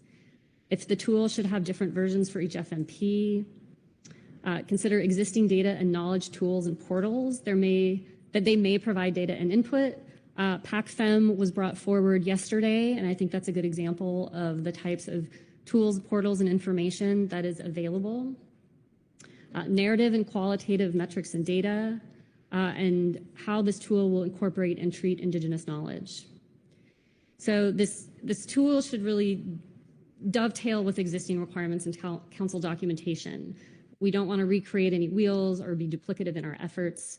This is not meant to replace NEPA or other council documentation, just to be efficient where possible, kind of the how, when the council receives information and how the council and NIMS staff do this. We've heard some debate about a single tool or one that can be different across FMPs. I think that's still up in the air. I think it could go either way. To me, there's difference between fisheries, there's difference between FMPs, and the way we conceptualize things like vulnerability or resilience might be different. So providing Northern Economics with the flexibility to either come up with one or several as they see fit. In my mind, they would be similar, but just providing that latitude. I want to make sure that we're utilizing tools, I've said this, we already had, capitalize on what NIMS or Pacific States has already done. And thinking about the narrative and qualitative metrics and data, as I spoke to a little bit, I don't think there's any need to disregard a component of the framework just because we don't have the data or it's difficult to measure. Narrative and qualitative information is important and necessary. And the council already treads and trades in these types of information. Through its public comment, the AB advice, council member personal histories, And literature shows in many cases, actually qualitative data or narrative data is actually better than quantitative data or a sort of data that seeks to ignore the context or sort of oversimplify something that requires more context and understanding. And finally, I think the tool has to consider how Indigenous knowledge is going to fit in, how it's going to be respected, how Indigenous thought and sovereignty will be included or not included if that's the case. Okay, I'm almost done. Hold on. 8, decision tool ideas. And this I put in here because as I was discussing with folks listening to conversation, just throwing out some sort of straw fish to shoot at and give some ideas for Northern economics about what a tool might look like. So something like a qualitative impacts matrix, a decision support document that's maybe a flow chart for council entities to work through as part of their work on any council agenda item, and a list that can act as a guide for council entities as they consider council actions. The idea would be to provide support for reports to the council and fodder for group discussion or just personal reflection and analytics. The tool should really be simple, repeatable, and easily accessible to analysts, council participants, and the public. I think that's a direct lift from the EWG, just noting that this won't work if you can't understand it. So everybody should be able to have access to the tool and use it as they're thinking through whatever fishery action they're considering. 9, consider the following retrospective council actions for use as a case study. I think retrospective is the way to go. There's going to be more information, sort of a complete case, so to speak, and doesn't put Northern economics in the spot of sort of making recommendations for something that the council's actively working on. So 3, I have here salmon, the 2024 season setting. That could also be, we heard some comments earlier about the response to the warm blob that we saw in Coho. So we may pull out there that particular year and that particular management cycle and apply it there. Groundfish, we heard a lot of support for development of a rebuilding plan. Again, leave that to folks. We had advisory bodies weigh in on several options. We heard council members talk about that. And trawl rationalization, I personally think that's a pretty big lift to ask these folks to do, but I'm putting it on the menu here. And finally, timing, an update from the project team in March or April of 2027 that may have to be in the informational reports. Similar something this coming November would be very helpful so the council has a sense of where this project is going, what's left to be done, and if there's any input or needs, I have faith that our council staff will flag that for us. So apologies that was so long-winded. I was hoping to capture a lot. There's a lot here on the table. Again, this is probably impossible to do all of these things. This is for discussion and for Northern economics to take a peek and have some guidance and provide next steps, leaving them the latitude to do what they see fit. So, thank you, Corey, and it's pretty aggressive, you know, and we'll have to pick and choose, but it's on some of these, but I appreciate the time you put into this, really extensive. First, John, and then Jamie. Thanks, Mr. Vice Chair, and thanks, Corey, for a lot of work on this. It is a lot. It is guidance, and I don't think we're going to vote on this. I appreciate some of the things you said that aren't written on the screen, and I just kind of want to highlight some key points that I want to be sure is in the record. In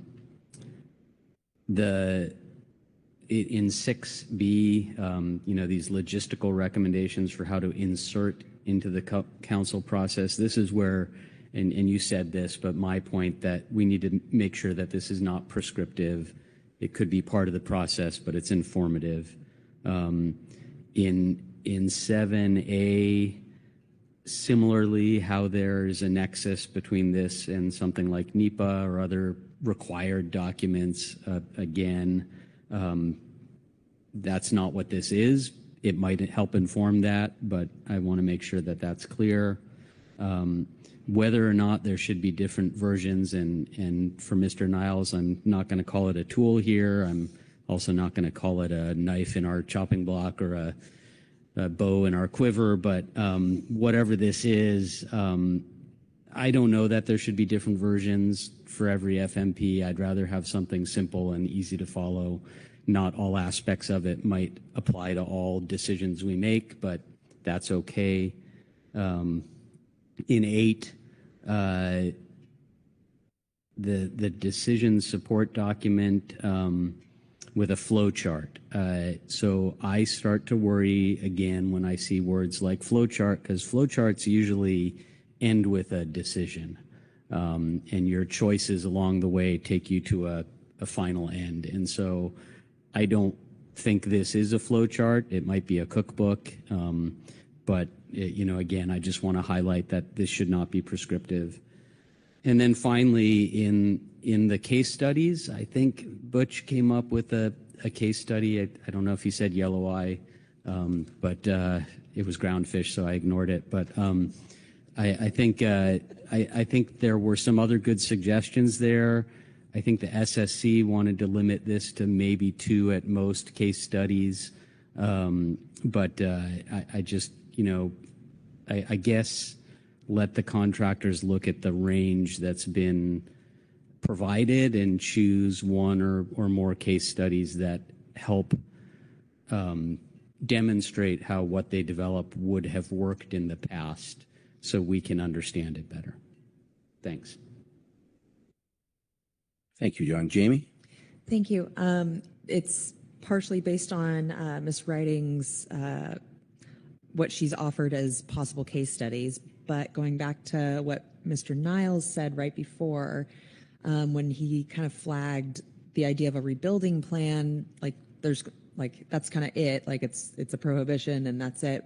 So rebuilding as opposed to specifications after a rebuilding action, is that I'm trying to, based off to Mr. Niles, I guess really is,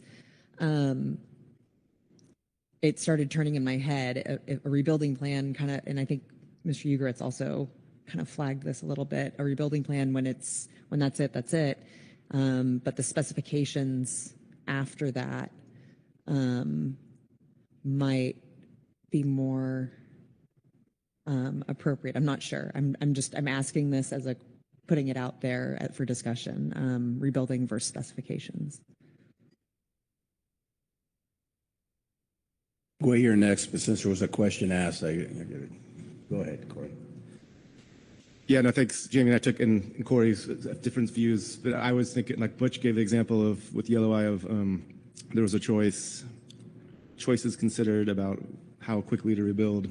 So there still was some flexibility in there, within the legal constraints. But yeah, so that was thinking of Butch's, like that choice of alternative rebuilding timelines kind of thing. That's kind of what I initially had been thinking in rebuilding, but then I'm wondering, and I'm putting it out there just again for conversation, versus like specifications after, like there's the rebuilding and like what that'll do, but then we then typically have to make changes to other stocks or co-occurring species and changes to those other things with the specifications as well. So I don't know if there's feelings one way or the other. I think we're thinking the same thing, but a lot of us in this room had to go through and a lot of the needs of the fishing community's analysis. So that's what I hear you saying is when you're weighing different rebuilding options, you're looking at what the management measures would be and what those consequences on fishing communities would be. So I think it's the actual stuff that goes. And with yellow eye and canary, it was like it's obviously not just those species. That's all the other ones that it limits access to. If that's what you're getting at, that's what I was kind of getting. Okay, thanks. All right, Gway. Thank you, Mr. Vice Chair, and thanks, Ms. Writings, for putting this all together. I think this is really thorough and moves us forward in a great way. I do have one question in thinking about the case studies and the retrospective case studies.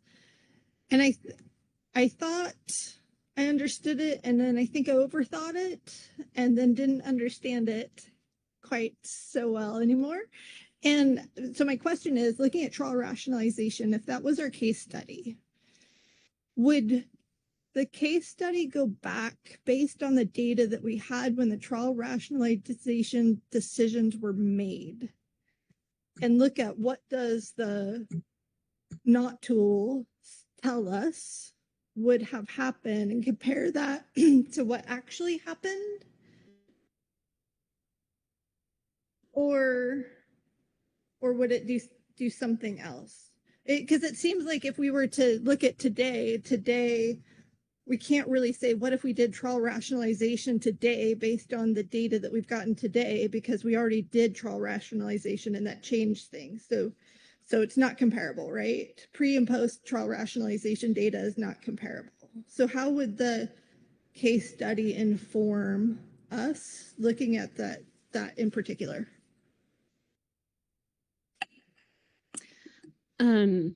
That's a good question. I think some of this case study, I think Ms. Diamond just spoke to a little bit of a struggle here to pick out exactly what we want from our case study. In my mind, to answer your question, this is just me speaking here. I'm certainly not a case study expert, which would be, you would use the information that was available at the time.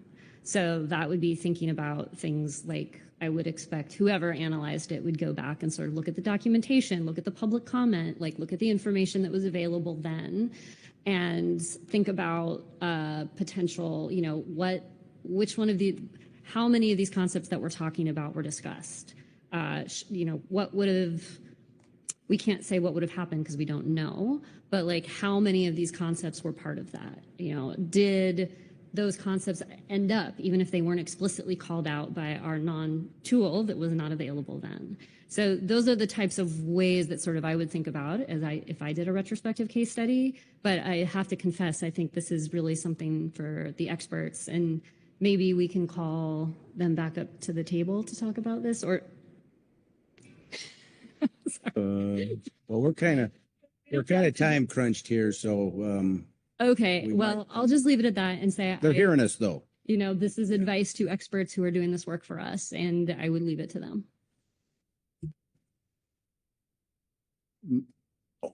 John.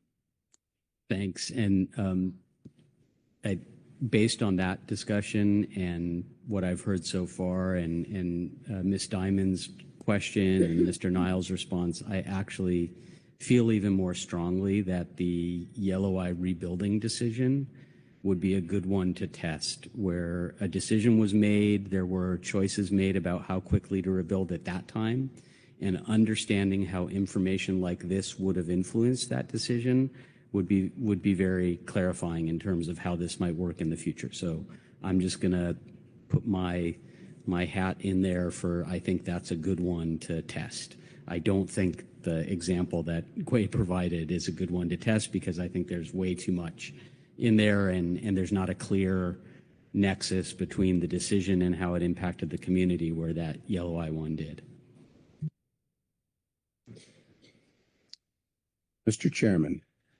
Thank you, Mr. Vice Chair. I appreciate all that. First, on the case study, I'm not sure what is the best. I think that a theme I got from all of these reports was something where community impacts were a meaningful variable. And certainly rebuilding plans and the impacts of closing fisheries and that are important. But I think it was emphasized or stated in there are legal constraints. So I'm not sure if that case study gets at what we really want, the community impacts, or in some way is just pointing that the MSA and its rebuilding requirements should be changed, because look at what it caused in these areas. Somehow that's just sticking in my head, but I heard what John just said on that. There's good aspects, but what is it we want from that? The trawl rationalization is a very big one, but I mean, there were a lot of community impacts there that are variables. I don't know if there's something in between. I haven't thought enough about that. So I'm not picking anything or narrowing it down at this time. It's just some concerns in my mind. The other piece, and I appreciate Corey for all the thought and the long list here. You finished up saying, you know, maybe it's impossible, and I think the length of the list, my fear is maybe it is, and the question might go to Gilly, thinking about the timeline. This is a special project, how long we can get through this, how we look at these things, and maybe some are easy buttons that we can incorporate in there that are real important, and because it's a big workload for the staff, and I'm not sure how Northern Economics looks at this in the timeline, and that's really my concern is this too much, you know, and we have to make sure we find the really critical elements. So, Gilly, there was sort of a question there is, what do you see here, and how would we proceed? Thank you very much, Mr. Chair, for that question. I think I would say, and I would also invite Executive Director Burden to share any thoughts he may have on this, but I would say that I think the way council staff might approach this is very much in keeping with what Ms. Ridings said, which is this is sort of it's a pretty comprehensive list of ideas and recommendations and some suggestions for sort of next steps and to inform the development of the further development of the methodology and the framework and how it gets applied.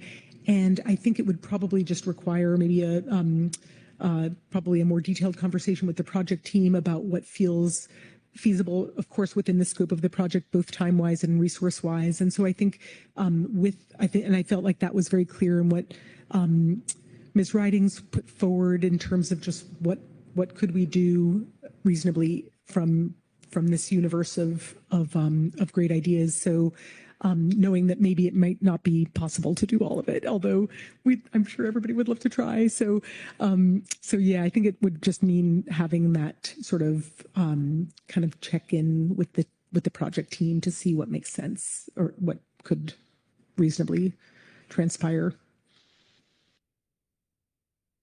Thank you. Brad? Yeah. Well, there's a lot here. I'll say that much.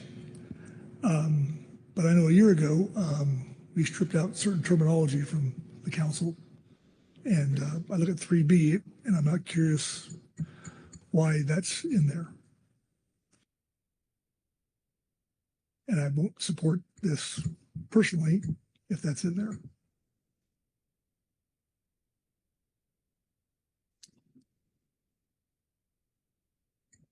If you want a dog whistle, that's it.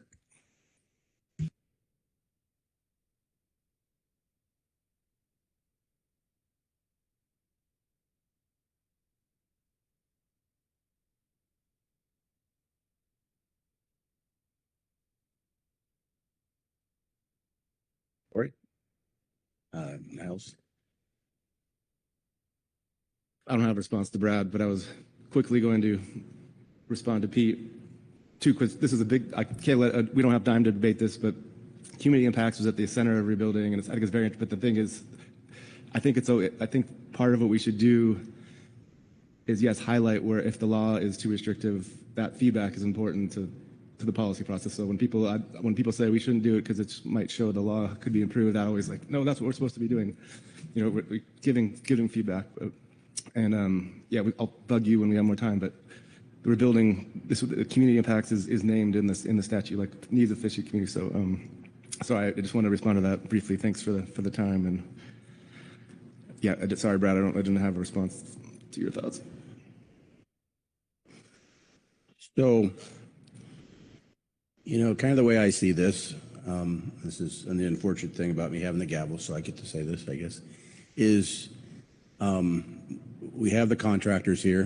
They've heard the discussion. Maybe they've learned some new things. Maybe they haven't. We have this litany of things on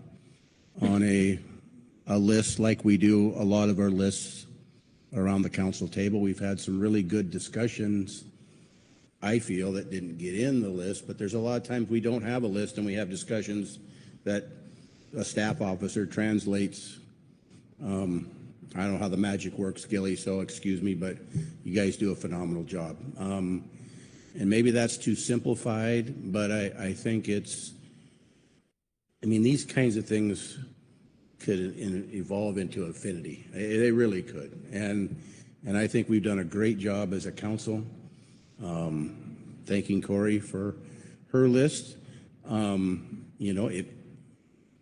I don't think you intended to be perfect at all, but it's a list.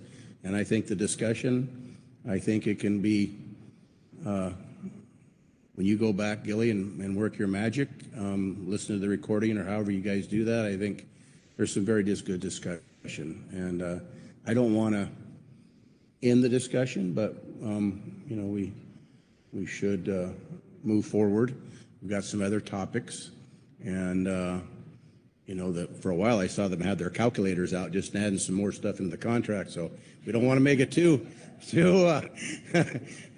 but we want to make sure we're all here to do this right. And if we're going to go through this exercise, we want to do it, of course, right and to the best of our ability. So I think we've done that.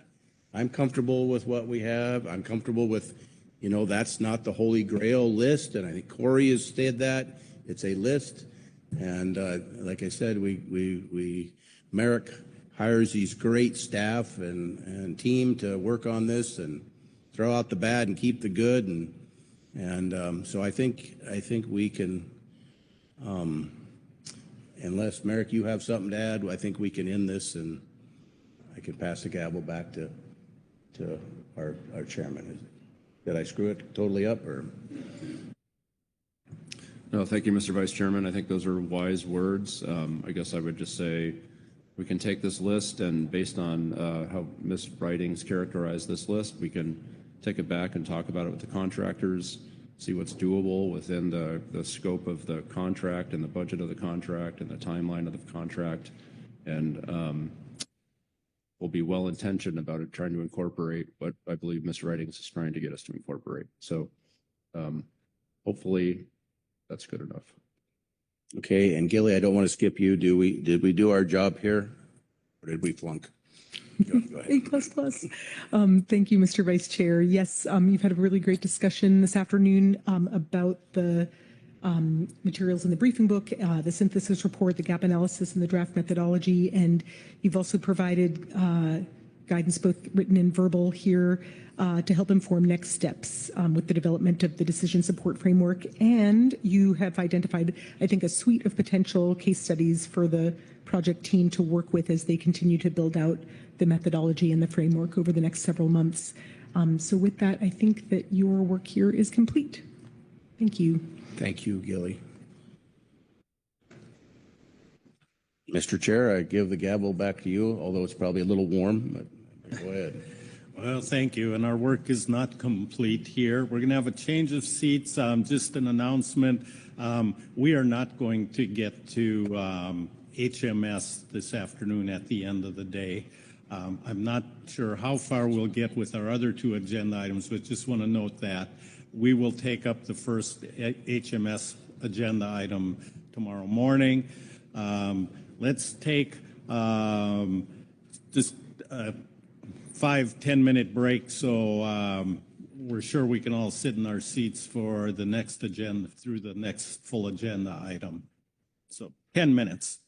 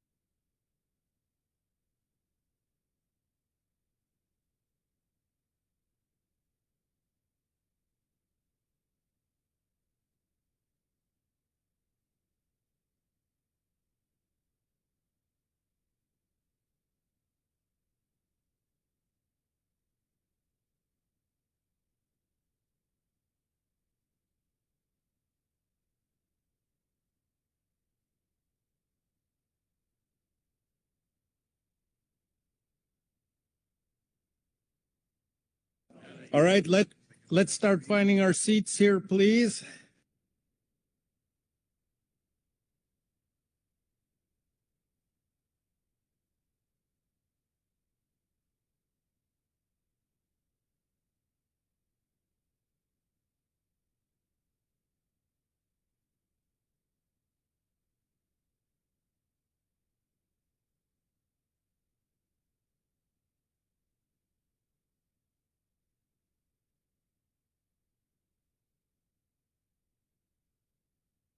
Okay, we are close to tip-off for agenda item E4.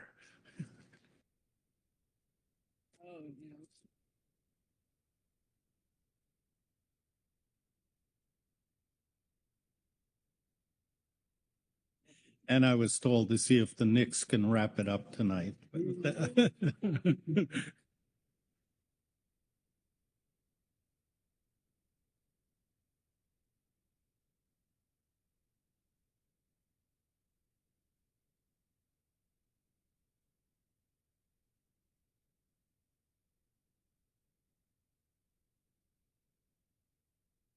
All right, I think we're good to go. Everybody's in their seat.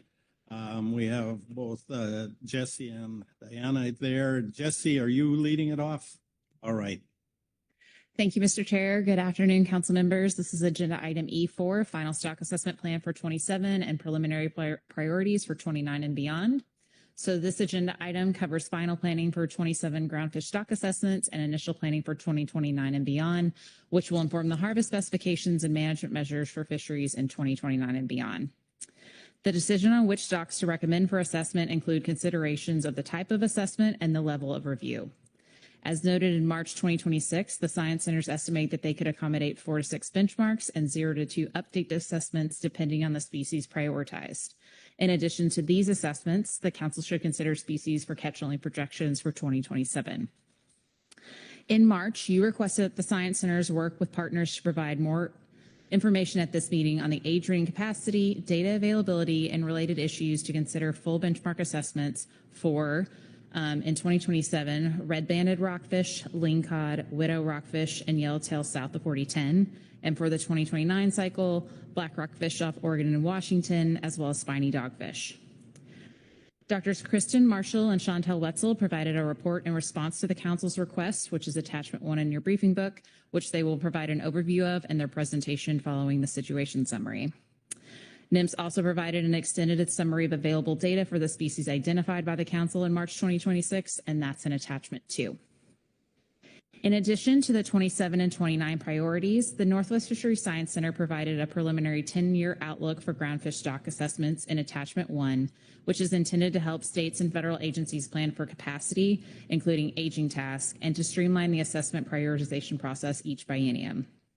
While the proposal is for a 10-year plan, the Council will continue to have an opportunity to make recommendations on stock assessments every biennium in case changes need to be made. Additionally, through the TOR process, which will be taken up under agenda item E7 at this meeting, it is anticipated that there will be discussions on how to build a process to deviate from an assessment type or plan if new information surfaces on the ability to conduct that assessment. However, with the shift from having some species on a regular assessment schedule, Council and NIF staff are proposing changing from a 2-meeting process, which is what we did this year and in past years, which we do preliminary in March and June final action of even years, to a 1-meeting process, so going to just June of even years.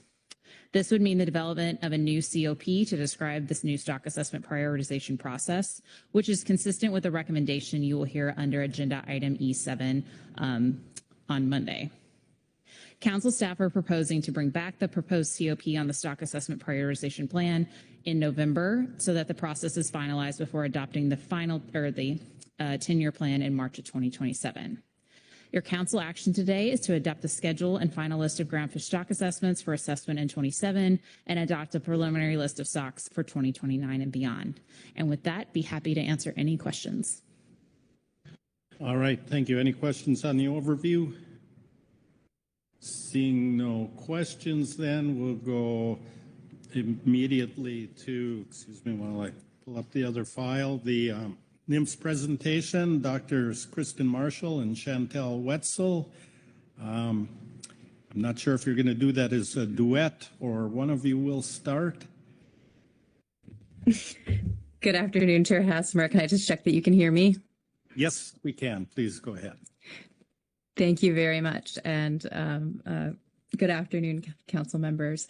My name is Kristen Marshall. I'm with the Northwest Fisheries Science Center, and I am here today to share with you our presentation on groundfish stock assessment considerations and planning for 27, 29, and beyond.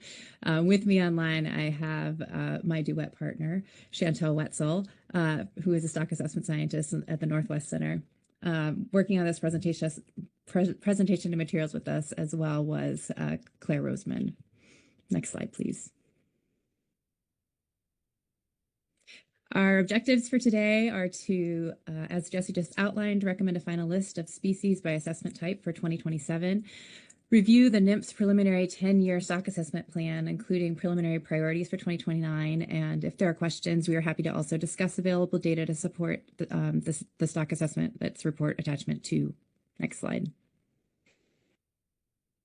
And so just to remind you of the decision from March that Jesse just went through, the council requested that we gather more information and bring it back to this meeting on AG reading capacity, data availability, and related issues to consider full benchmark assessments for the following species. In 2027, red-banded rockfish, lingcod north and south, widow rockfish, and yellowtail rockfish south of 4010. For the 2029 cycle, black rockfish off Oregon and Washington, and Pacific spiny dogfish. Next slide, please. In attachment 2, the summary of available data, we have summaries of federal survey data for all FMP species, including indices of abundance and composition data, which is the same information you were provided with in March. We also have additional information for that we've added since March for the focal species we've identified, and those include length, age, and otolith data summaries for commercial, recreational, CCFRP, and the GCDC when available. Catch time series based on the Groundfish Expanded Multi-Year Mortality Report, and select research that may be considered in future stock assessment. Next slide.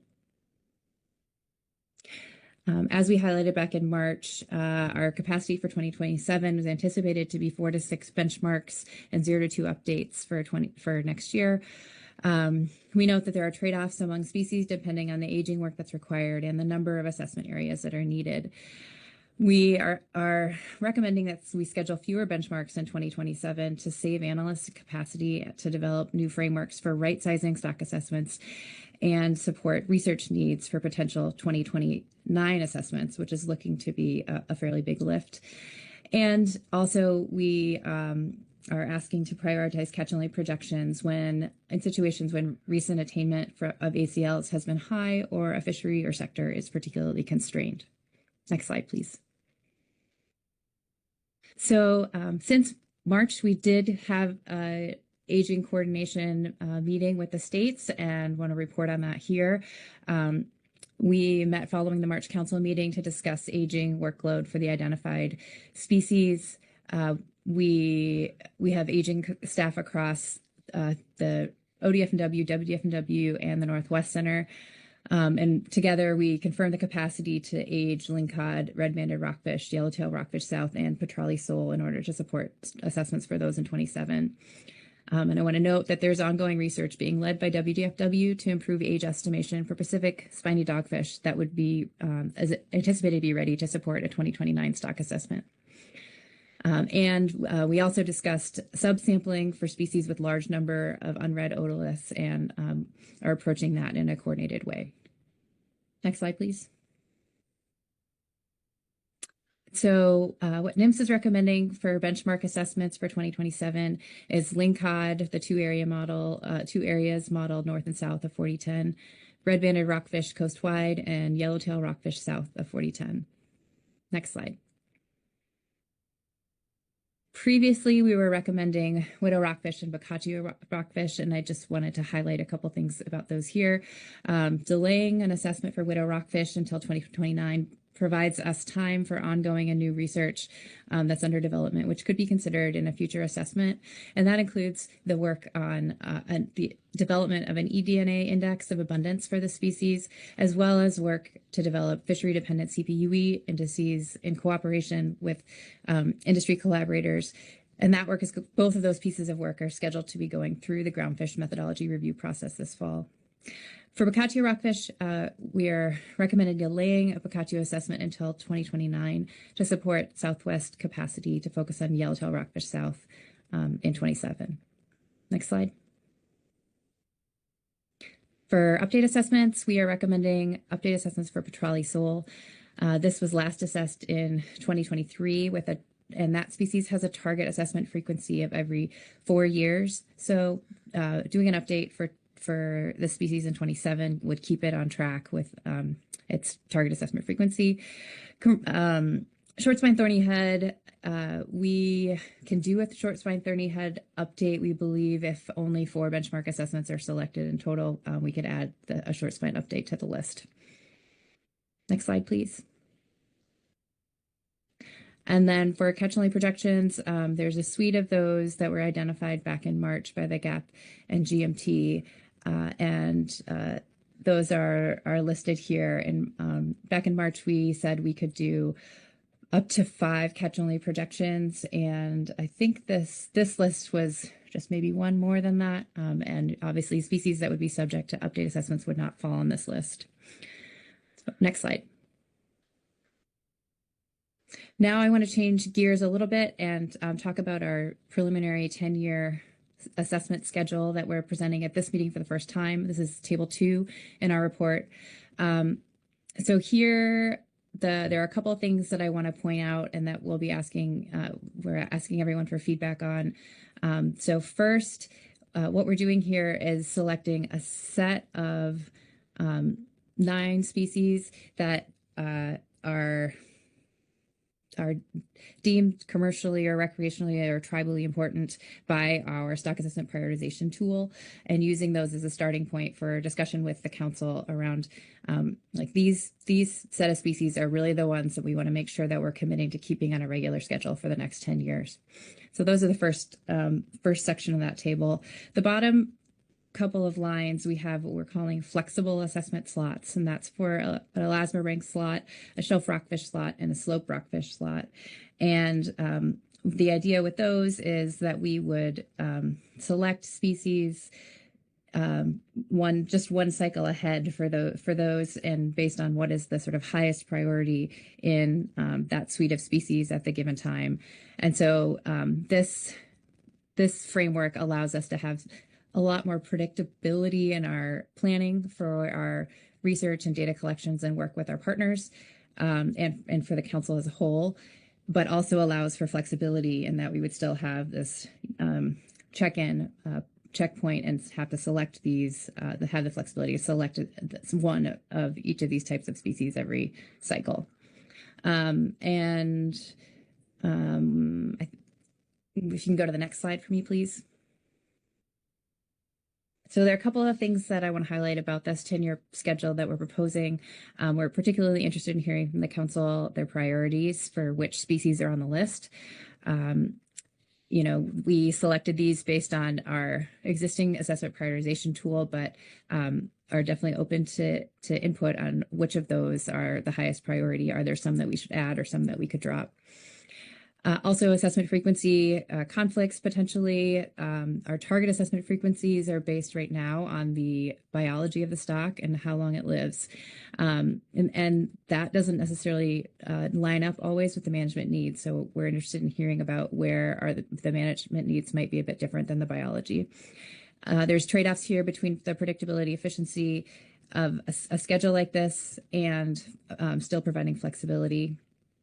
As I mentioned, we have these generalized flexible time slots, and we're interested in feedback on if this provides enough flexibility and is the right balance.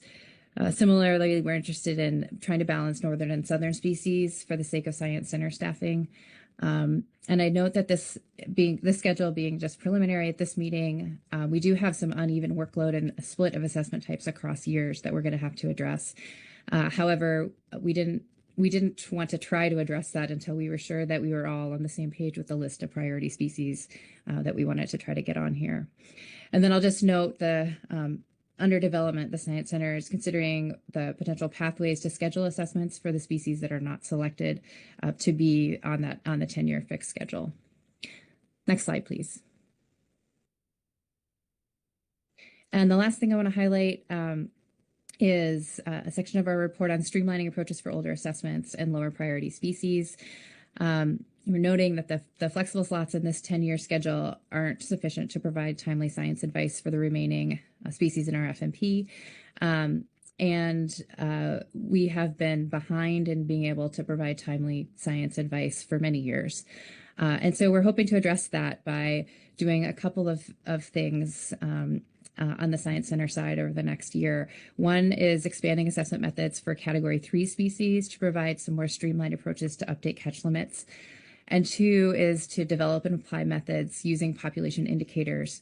And these are methods that are in use in other regions for prioritizing assessments, but also for updating catch limits. And so we're interested in looking into these and seeing what we can learn from how other regions are trying to streamline their assessment processes. So the poster child for this is Dover sole or any of our other flatfish where that are sort of relatively low attainment, but have a really good survey index. And we could use potentially those indices directly to adjust catch limits and identify if there are changes when that species needs to be prioritized for an assessment based on that. Next slide, please. And with that, I'm happy to take your questions, and thanks very much for the opportunity to present remotely. All right, thanks very much. Any questions on the NIMS presentation? Lynn Mattis. Thank you, Chair. I didn't get my hand up when you looked over this way the first time. Thank you, Dr. Marshall and Dr. Wetzel, for this presentation.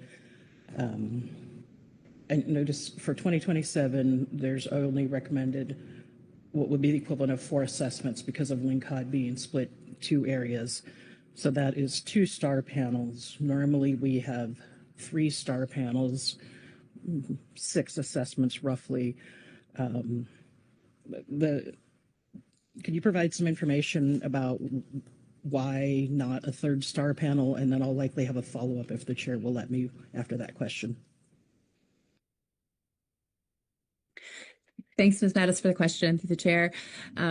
Yes, I'm happy to talk about that. Last cycle, we were able to do sort of 2.5 star panels. And so we had 5 assessments that went through. And that was really a sort of maximum capacity of our staff at the time, with multiple people working on multiple, either a benchmark assessment and update and doing catch-only projections in a single cycle. And that was happening at a time when our when our resources were on the decline.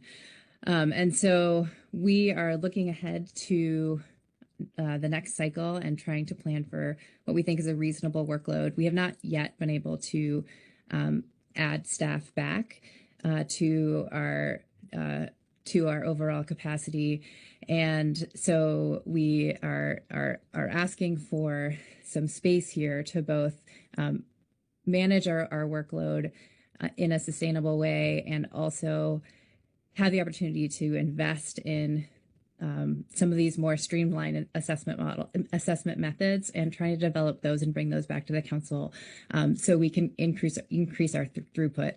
So this is very much a situation where we might be slowing down for a short period of time in order to invest in increasing our capacity in what we're hoping can increase the throughput in future cycles.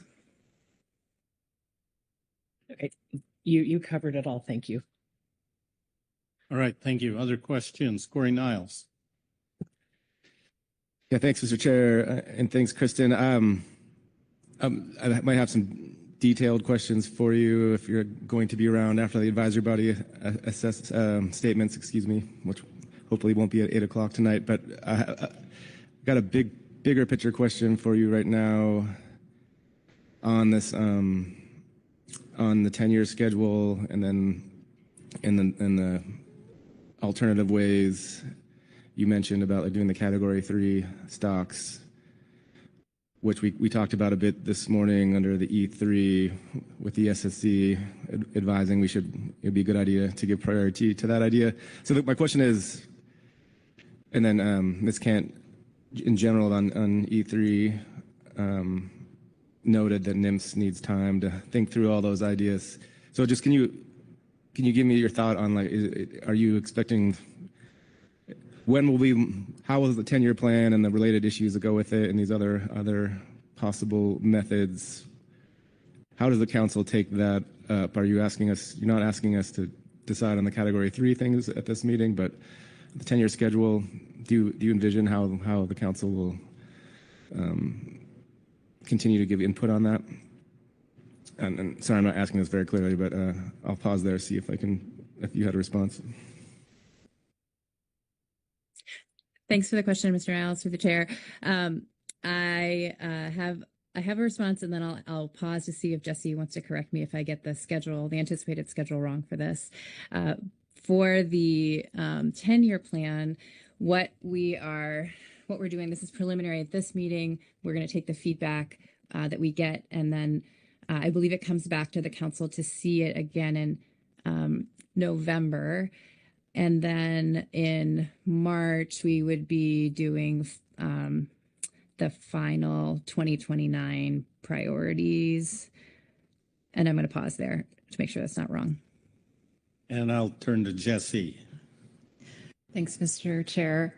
Yeah, just a little bit of clarification there. So yes, the 10-year plan we'd get preliminary feedback on, and like Kristen said, they would take that back and do any kind of like changes or further investigation, and we would be adopting kind of a tentative final plan on that in March of 2027. The November action would just be to start to get the COP for the stock assessment prioritization plan is what we're planning on bringing back in November. And that does relate to agenda item E3. So you'd see, and Diana spoke to this earlier today, where there's kind of that stock assessment process. I don't know exact title of it, but that's in November, where we kind of come back with updates on what happens under E3 at that time. So there is a lot of combinations there. In terms of the alternative methods, not looking for, I think, direct feedback on that today. That'll be something I know Kristen can speak to that more, that they're continuing to look at. And my understanding is that we would be, eventually when we have those methods identified and the Science Center's ready, then we would bring them back through our usual stock assessment methodology process so that they could be cleared by the SSC. Any other questions? Yeah, Corey Niles. I didn't see anyone else, so I maybe two more. I don't have this in my head, but on your slide where you had that tentative 10-year outline, timeline, it looks like that yellow eye would not be assessed for another 10 years. Were we seeing that correctly? And then.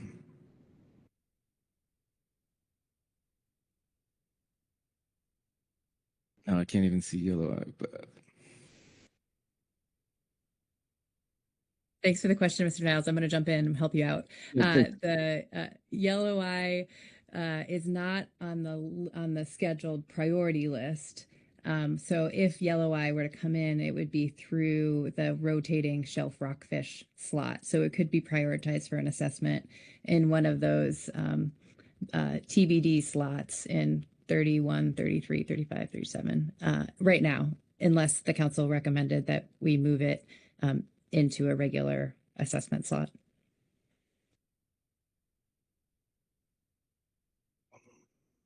Well, I have a second. If no one else has one, I have another question. Chris, you mentioned spiny dogfish and WDFW's work on improving the age determination method.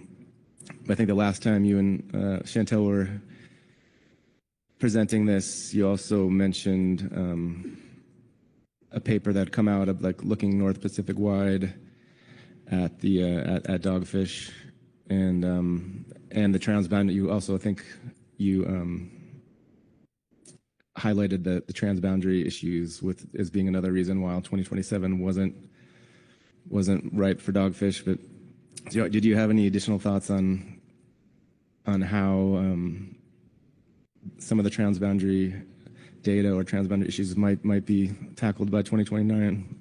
Before in time for 2029, I should say.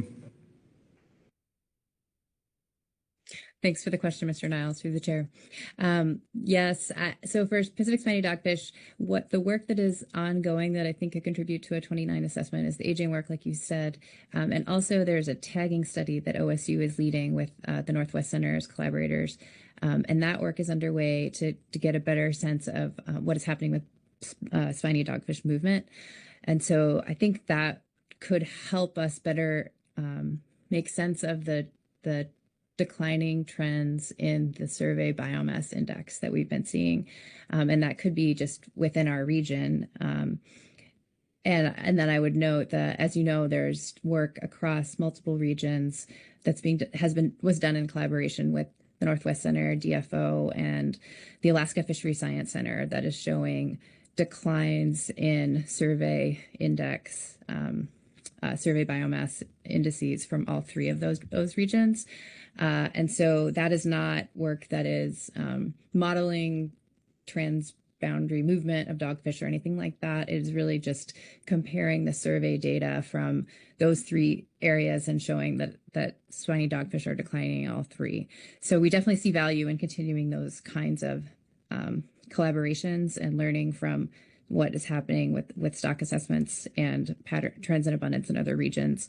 But I don't have any further plans that I know of for spiny dogfish other than the ones that I just mentioned.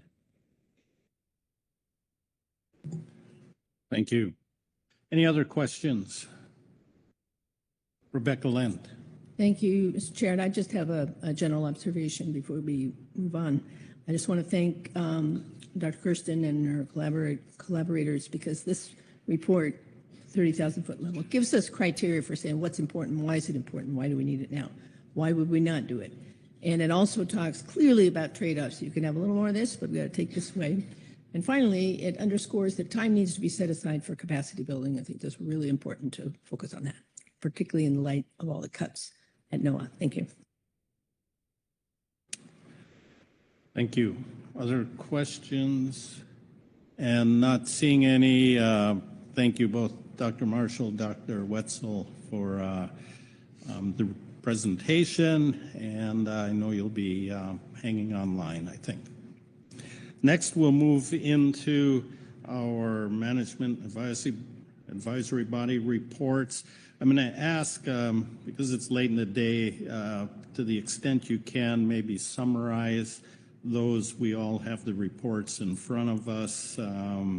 Reading through them, I noticed a lot of consensus on which are the priority stocks in the categories. So first off is going to be the Scientific and Statistical Committee report, and Dr. Galen Johnson. Welcome back, Galen. Good afternoon, almost good evening, Mr. Chair. Galen Johnson, and I will try to summarize the SSC statement on this item. We did have Kristen and Chantel also available to present to us and answer questions, which we appreciated. The SSC recommendations for the 2027 stock assessment cycle. For benchmark assessments, we recommend red-banded rockfish, lingcod, both north and south of the 4010 line, and yellowtail rockfish south of 4010. And those weren't full benchmark assessments due to the age or lack of the existing assessments, evolving data needs, and their management importance. For update assessments, we recommend Petrale sole based on the available data and the timing of recent assessments.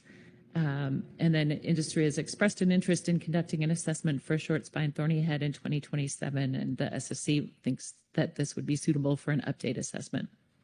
On widow rockfish, we don't have this on our list because it's uncertain whether new information will be available in time to inform a 2027 rockfish assessment, but we will be reviewing new methodologies in October, and hopefully those would be available for a 2029 assessment. On Boccaccio, the SSC does not recommend an update assessment in 2027. The existing benchmark was conducted over 10 years ago, and there's no new age estimates available at this time.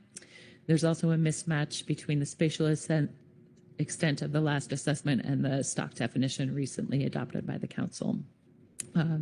Finally, on long-term planning, the SSC supports the preliminary 10-year groundfish stock assessment plan presented by the science centers, and also supports the development of the less intensive approaches for providing management advice for species with informative survey indices, stock size estimated to be above the target biomass, and with landings well below full attainment. And we'll be ready to review those methodologies when they are ready to go. Thank you. Any questions on the SSC report for Dr. Johnson? Caroline McKnight. Thank you, Mr. Chair. Just a quick question about the comment under Boccaccio about the spatial extent of the last assessment compared to the more recent stock definition. It's my understanding that despite where the stock boundaries have been determined, that doesn't preclude assessment models from creeping past them.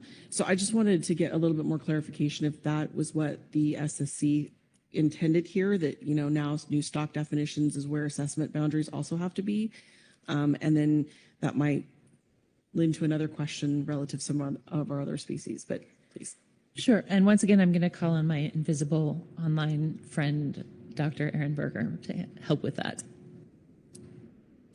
Yes, sure. Thank you. Yeah, and through the chair, I think regarding Boccaccio, that the notion that there's a mismatch between the spatial extent of the last assessment and the stock definition, I think it's completely correct that doesn't necessarily mean that the stock assessment has to go by the new stock definition boundaries. But I think what we're calling out that is with those new boundaries, there's very likely some additional investigations that will probably take place to reevaluate, probably more so than would have typically happened, to see what those best boundaries should be, either aligned with the new stock definition or as parts of that in which way is possible. So it didn't mean to intend that that the assessment couldn't still do what they thought was best, but I think it was intended to mean that there is likely more work involved there to really go back and check through and reiterate the spatial definitions of the assessment and when and where it aligns or how it is to be aggregated so that it is useful for the ultimate stock definition boundary. Thank you. Oh, and then, sorry, maybe I'll just quickly also add the other major part with Boccaccio is that no new ages are available at this time, and it's quite a bit different because they're hard to age than it would be for some other groundfish where we just put that on our aging lab's priority and we in a year we can have that done. There really was one ager historically that was well versed in aging Boccaccio, and that person has long retired. So there's not only do we have to come back up with getting the ages up to date for a new stock assessment, but we have I think some significant training to do on getting somebody up to speed to be able to read Boccaccio otoliths. Thank you. Any other questions? Not seeing any. Thank you, Galen. Next, we have the Groundfish Advisory Subpanel Report. Gary Richter.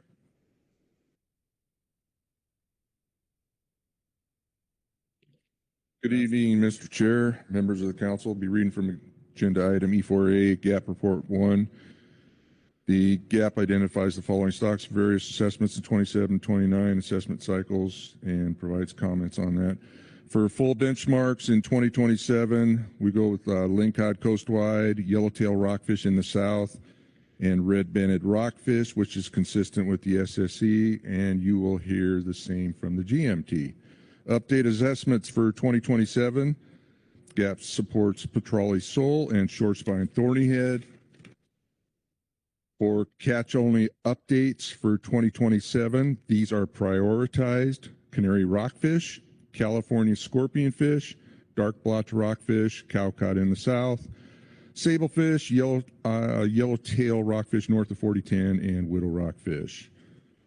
Preliminary recommendations for full benchmarks for 2029.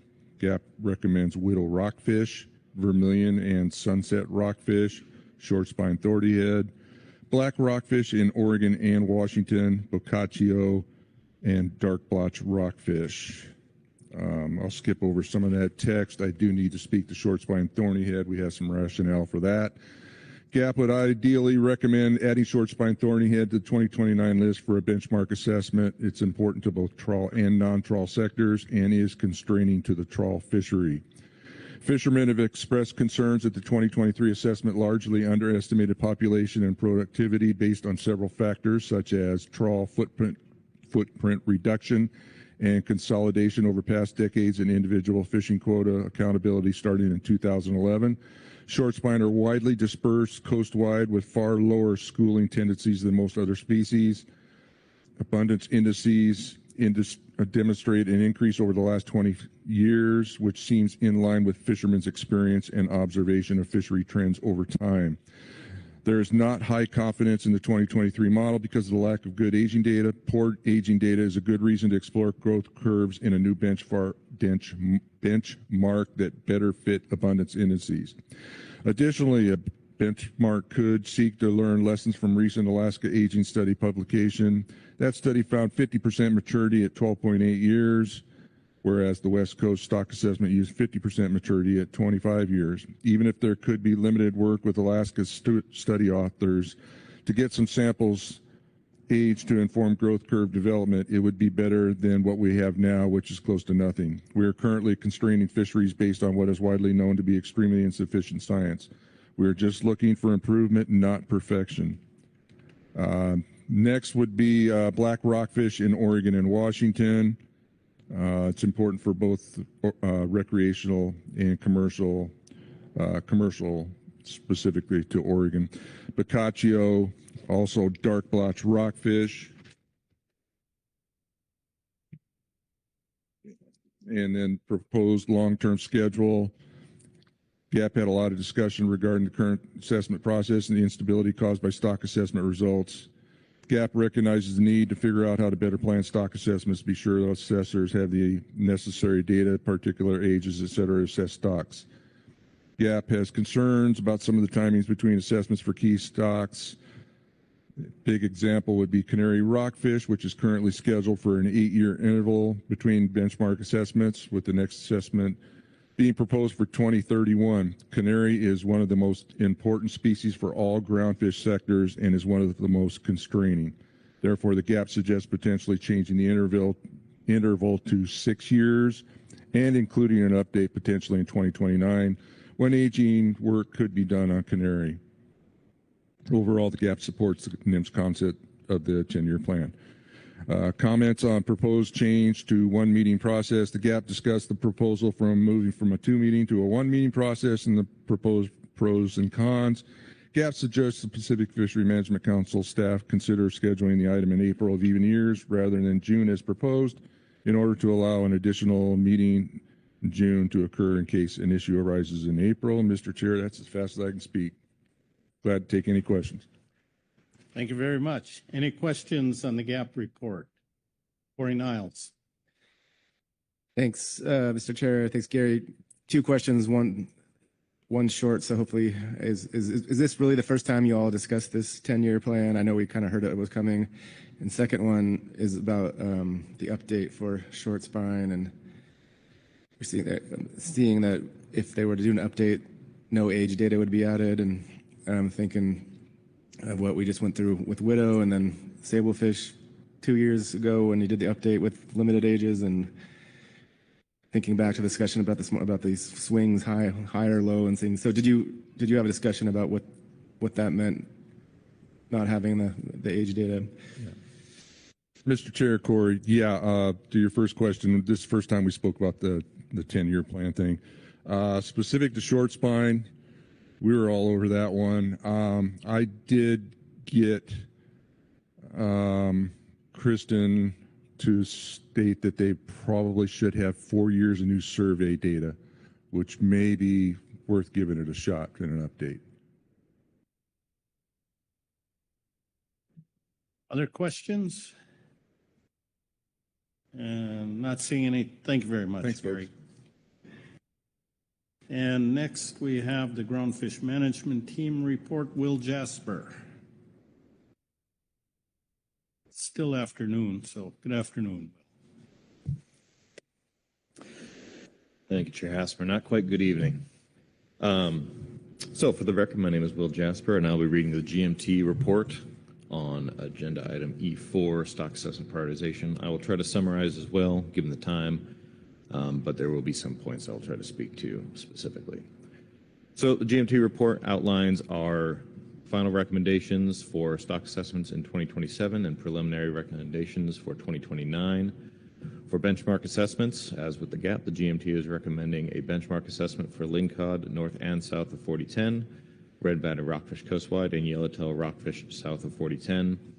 In our report, you'll see that widow is on that table, but that is intended to illustrate that it was a council PPA, but is not being recommended by the GMT for 2027. We speak to the reasons why later in the report. For updates, we have also selected petrale sole and short spine thorny head for coastwide assessments, and for catch-only projections, we've provided canary rockfish, California scorpionfish, dark blotch rockfish, cowcod south of 4010, and sablefish as our catch-only projection priorities, and that is listed in order of priority.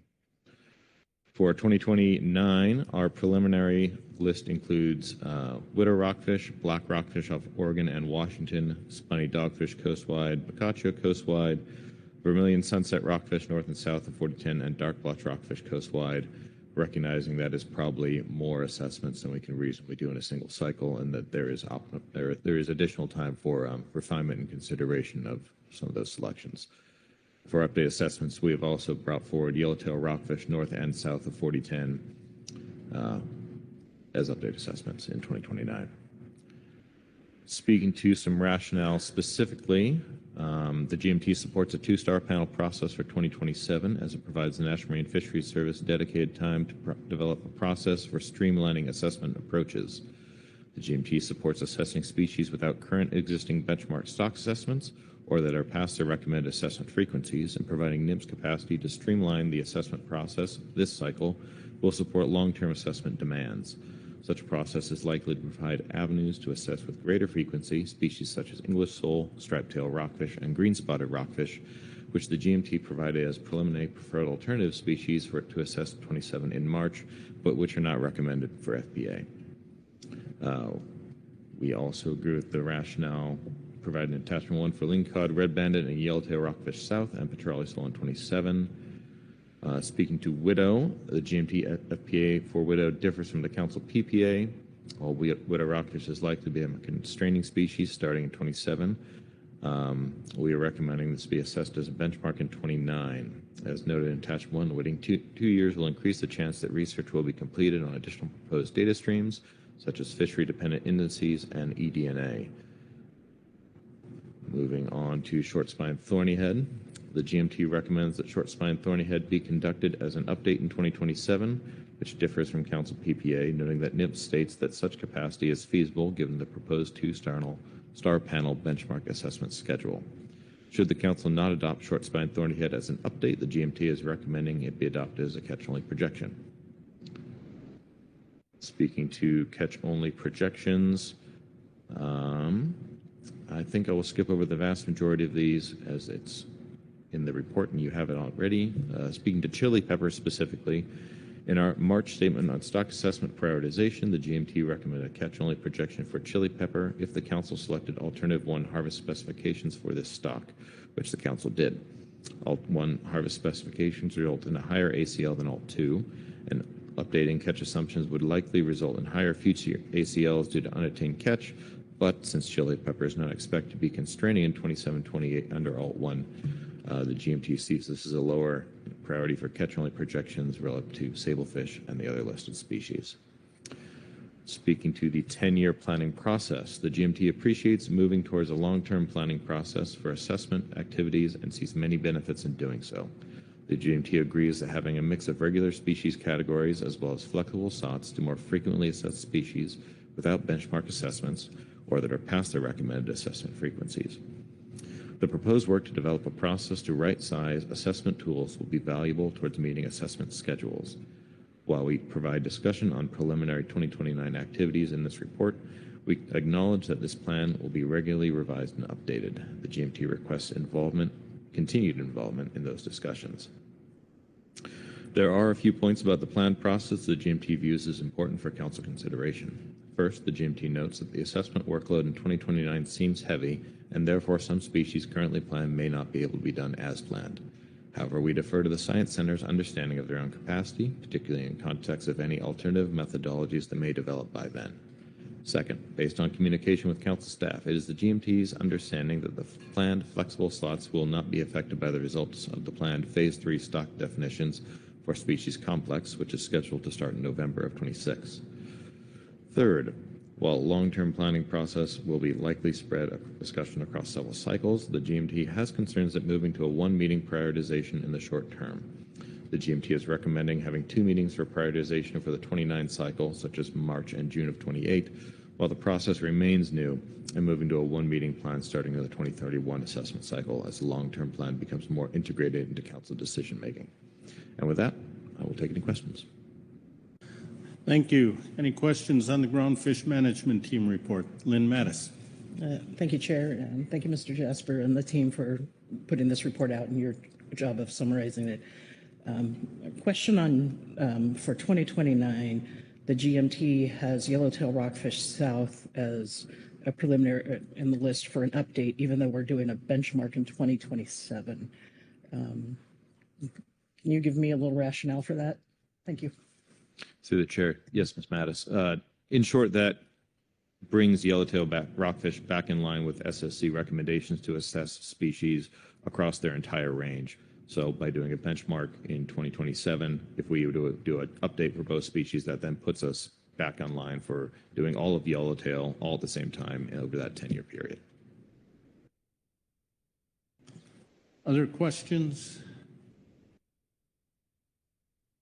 Corey Niles. Thanks, Mr. Chair. Thanks, Will. Well, yellowtail is one of the species we actually have genetic signal that they're different. If I'm remembering right, genetically distinct. So would that really rationale hold if they're not connected populations? Through the chair, I confess we didn't get into the details of that discussion in our discussion for 2029, Mr. Niles, but I think I would defer to the SSC when we get around to prioritizing 2029 as to whether the genetic variation north and south of 4010 is reason to split up yellowtail. But I guess I would leave it to them. All right. Any other questions? Not seeing any. Thank you, Will. That completes our reports, takes us to public comment. We have one sign up.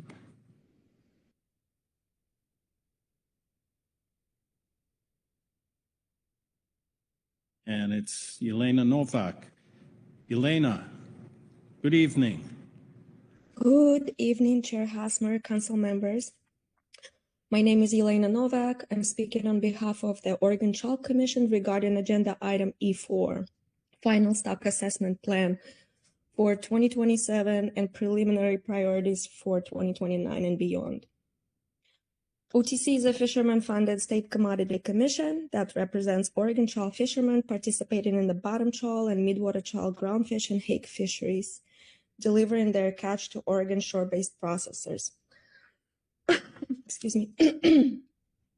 There is a clear need to reassess all trawl groundfish stocks whose quotas have been or is going to be reduced due to increasingly negative assessment outcomes, including short spine thorny head, canary rockfish, petrale, sole, and widow rockfish. We recognize it is not feasible to do so due to resource constraints. OTC supports the GAP recommendations regarding which stocks should be prioritized, with several exceptions. The exceptions are that we would like to see the Council prioritize short spine thorny head for benchmark assessment and canary rockfish for an update assessment in 2027. Short spine thorny head is the key trawl stock that is commonly encountered within the DTS complex with Dover sole, thorny heads and sablefish. The trawl quota for short spines was reduced by 63% in 2025, despite the fact there has not been a targeted trawl fishery for this stock in many years due to limited market demand. Fishermen report that they see short spines everywhere across a wide range of fishing grounds and depths. We feel a quota cut of 60+% may be excessive and unnecessary. It should be prioritized for a benchmark in 2027.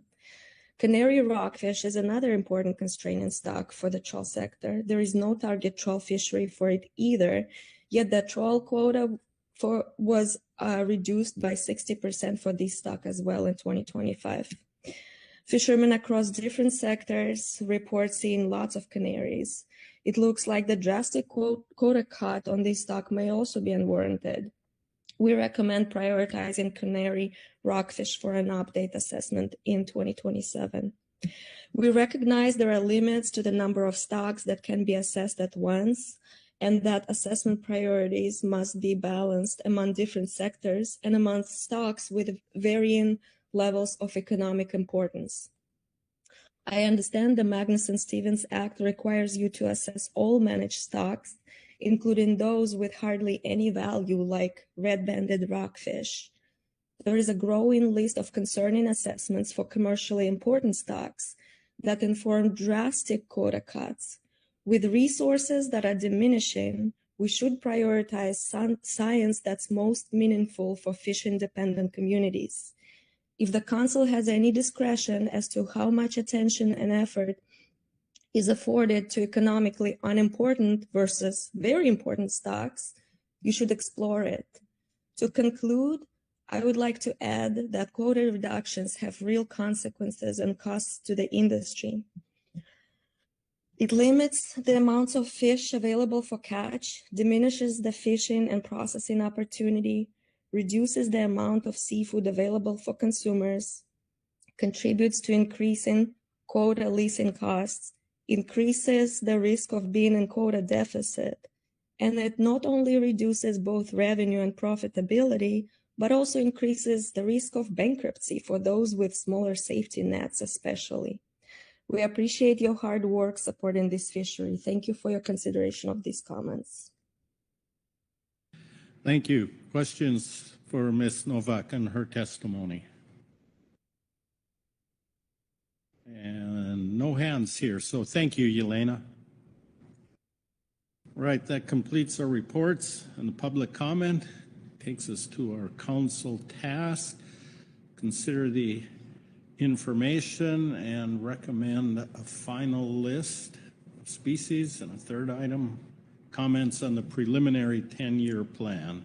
And we do need, at least for the item number 2, a motion at some point. So who wants to start? Lynn Mattis. Thank you, Chair, and I do have a motion when we get there. Appreciate the information we've received, and the dialogue, the answers to questions that Dr. Marshall provided. I have hope that this new 10-year process will benefit us in the long run, but it's going to take some resources to begin with. Part of the one of the reasons that stock definitions and removing a bunch of species out of the groundfish FMP, one of the reasons expressed for that is we don't have the capacity to do the assessments on everything. Even with removing all of the species, moving a bunch to EC species, there's still a number of species that we are overdue for. So being cognizant of the staffing workload and considerations with NIMS, am a little uncomfortable that we're only going to do 4 benchmark assessments this cycle. Hopefully, hopefully by sacrificing approximately a third of our star panel capacity this cycle, that we'll be spending that time wisely to set ourselves up to be more efficient in the future.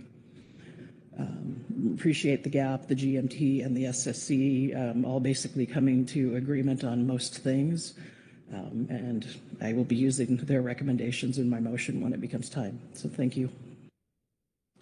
Thank you, Lynn. Let's see if there's other comments. Corey Niles. Yeah, thanks, Mr. Chair. Thanks, Lynn, for those thoughts. Would it be okay to ask Dr. Marshall one more question that came up from the advisor body statements, if she's available, or Chantel? Sure. Dr. Marshall, are you still online? Yes, sir, I am. All right. Corey, you want to go ahead? Yeah, thanks, Mr. Chair. Thanks, Kristen. My question's on short spine and the GAP statement about doing an update without the age data.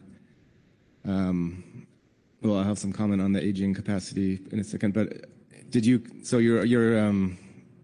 that is correct that you checked with the states about short spine, and there won't be enough capacity to read otoliths for that stock if we were to recommend an update. And then second part of that, if true, then what data actually goes in? Would it go into the update, new data? Thank you.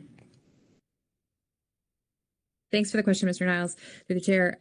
Yeah, so for short spine, we have never been able to age that species. So the 2023 assessment was based on length composition data. The only aging information that exists to my knowledge is from a small study in Alaska that they've used to try to pin down the maturity at age curve, but they're not able to age them well enough to use them in a production stock assessment up there either. So that's just going to be an ongoing limitation, and that's just true for some of our species. And then your second part was what else was in the 2023 stock assessment? I might turn to Chantel, Dr. Wetzel, to see if she can help me out with that. Thank you for the question. The 2023 assessment included fishery catches, indices of abundance from each of the federal trawl surveys, with the Northwest Center bottom trawl survey being quite informative in terms of the index, along with length compositions from the fishery and the survey.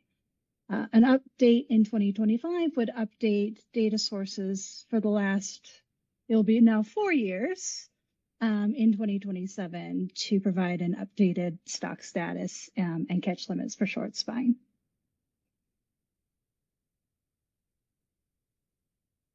Is that good, Corey? Yeah, Mr. Thanks. Just quickly, I knew there was something odd about short spine, but I forgot there was no age reading at all in there. So appreciate that, and thank you both for the answer. Thank you. Any other discussion? Otherwise, we do have Corey Niles. Yeah, just quickly, looking forward to Lynn's motion, but I just want to make in Lynn's comment about removing stocks from the FMP and theoretically saving work, but still having too much. I just want to pass along a comment. We have a working group with some folks, just informal, with the 3 West Coast states and some folks from Alaska even, and it's come up there in that forum that, if there were nearshore, the reading otoliths is done by the states and the feds. And one person there remarked, if there was a nearshore species needing to be assessed, that would be my priority, and I couldn't read otoliths for the federal species. So this is a reality that we're going to have to deal with, and yet still skeptical that stock definitions is going to save that work. It's maybe just displace it, but just wanted to the states might not be there to read these otoliths if we're doing our own stock assessments. Thank you. Jamie Dimon. Thank you. Comments on the change to the one meeting process. I hear hesitancy in the gap report. Look, they're trying to. It seems like they're trying to straddle it in their statement. They're saying, well, maybe do it in April of even years so we could follow up in June if there's a problem. But if we're doing it in April, we're probably adopting an FPA at that point. I don't know how that would work to then have a second swipe in June. And I feel like I've heard a few different in the ABs the other day, just concern about the idea, at least right out of the gate, going to a one meeting. And so I would, in my opinion, maybe keeping it at two meetings. I can't think of a time where the initial list matched what actually happened. And so doing that in one swipe, because conversations happen, there's the talking with the centers and talking with industry about what the needs are, with what we first come up with versus the reality. And I have concern about going to a one kind of right out of the gate. I recognize the point of the 10-year plan is to have those ideas already going, but I feel like that's going to change as well, and not necessarily what we're looking at right now be what ends up down the line. So I have a lot of hesitation on moving that to a one meeting process. Thank you. Thank you. Okay, I don't see any other hands. Lynn or Corey Niles? Yeah, at your preference, Mr. Chair, but yeah, Jamie's comment on number 3, I had some thoughts too, but if you wanted to proceed in order, I'm guessing Lynn you wanted the motion on number 2, but I can hold off on number 3 if you want to go to number 2 first. Let's take number 2 first and then see what comes out of that. And we've got plenty of time then to finish up that discussion. So, Lynn, are you ready? Thank you, Chair. Yes, I believe the tower has the document from me. I move the council adopt the species, assessment type, and assessment area or areas in Table 1 below as the final preferred alternative list for 2027 assessments, noting that there are more catch-only projections listed than may be possible. Therefore, they are listed in priority order as recommended by the GAP. Then, if in Table 1, benchmark assessments would be lingcod north and south, yellowtail south, and red-banded coast-wide. Update assessments, petrale sole and short spine thornyhead coast-wide. Catch-only projections, canary coast-wide, California scorpionfish, California, dark blotched rockfish coast-wide, cowcod south of 4010, sablefish coast-wide, yellowtail north of 4010, and widow coast-wide. And the preliminary species for potential benchmark assessments and anticipated assessment area or areas in Table 2 below for 2029 assessments, acknowledging that the current list contains more assessments than there is capacity and will need to be culled at a later date based on data and age structure availability. So for 2029, the proposed list of possible assessments: black rockfish, Oregon and Washington, Boccaccio coast-wide, dark blotched coast-wide, short spine thornyhead coast-wide, spiny dogfish shark coast-wide, vermilion sunset rockfish north and south of 4010, and widow rockfish coast-wide. Thank you. I forgot about that part. Additionally, have council staff work with NIMF Science Center staff to determine which assessments should occur at which star panel based on the assessor being assigned to the assessment, data deadlines, and age reading needs. And we can skip the guidance part. That's going to come later.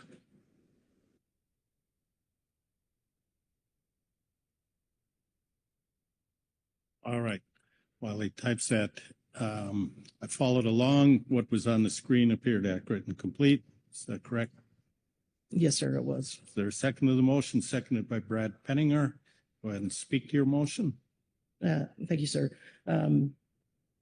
as we heard a few moments ago, the SSC, the GAP, and the GMT were pretty much in alignment on the assessment types, and the assessment areas for benchmark, update, and catch-only assessments for 2027.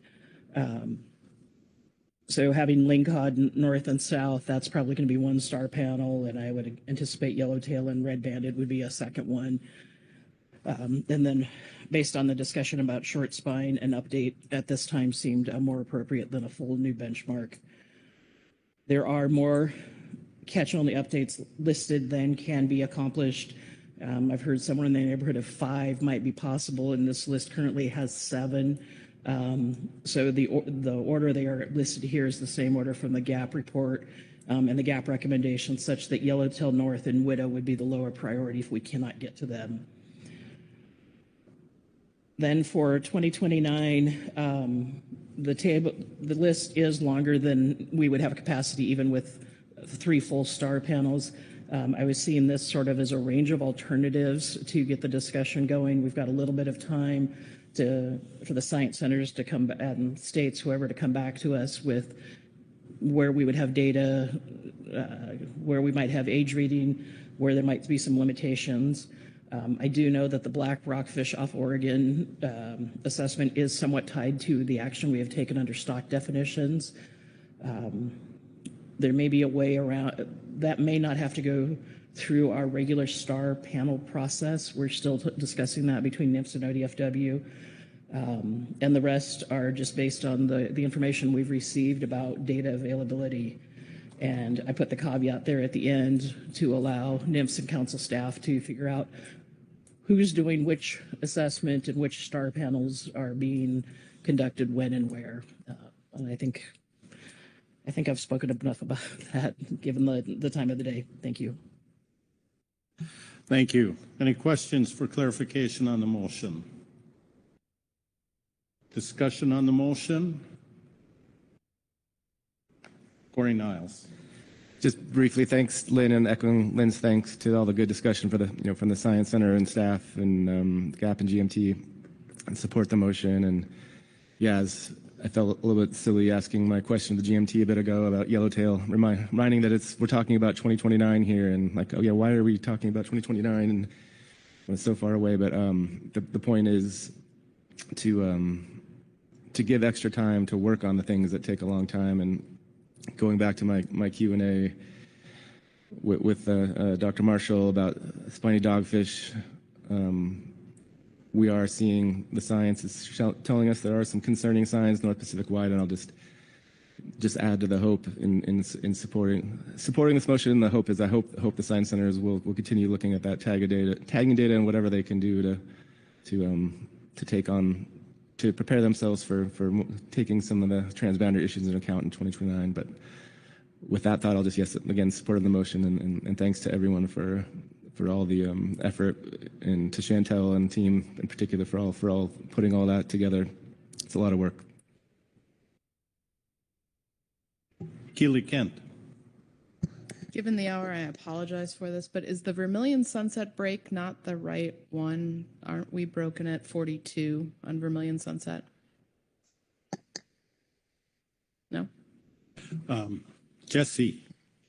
Yes, thank you, Mr. Chair. Yes, thanks, Ms. Kent. I had missed this earlier, but you are correct. I just confirmed with the FMP, and Todd just yelled at me from behind me that we are at north and south of 42 for Vermilion Sunset.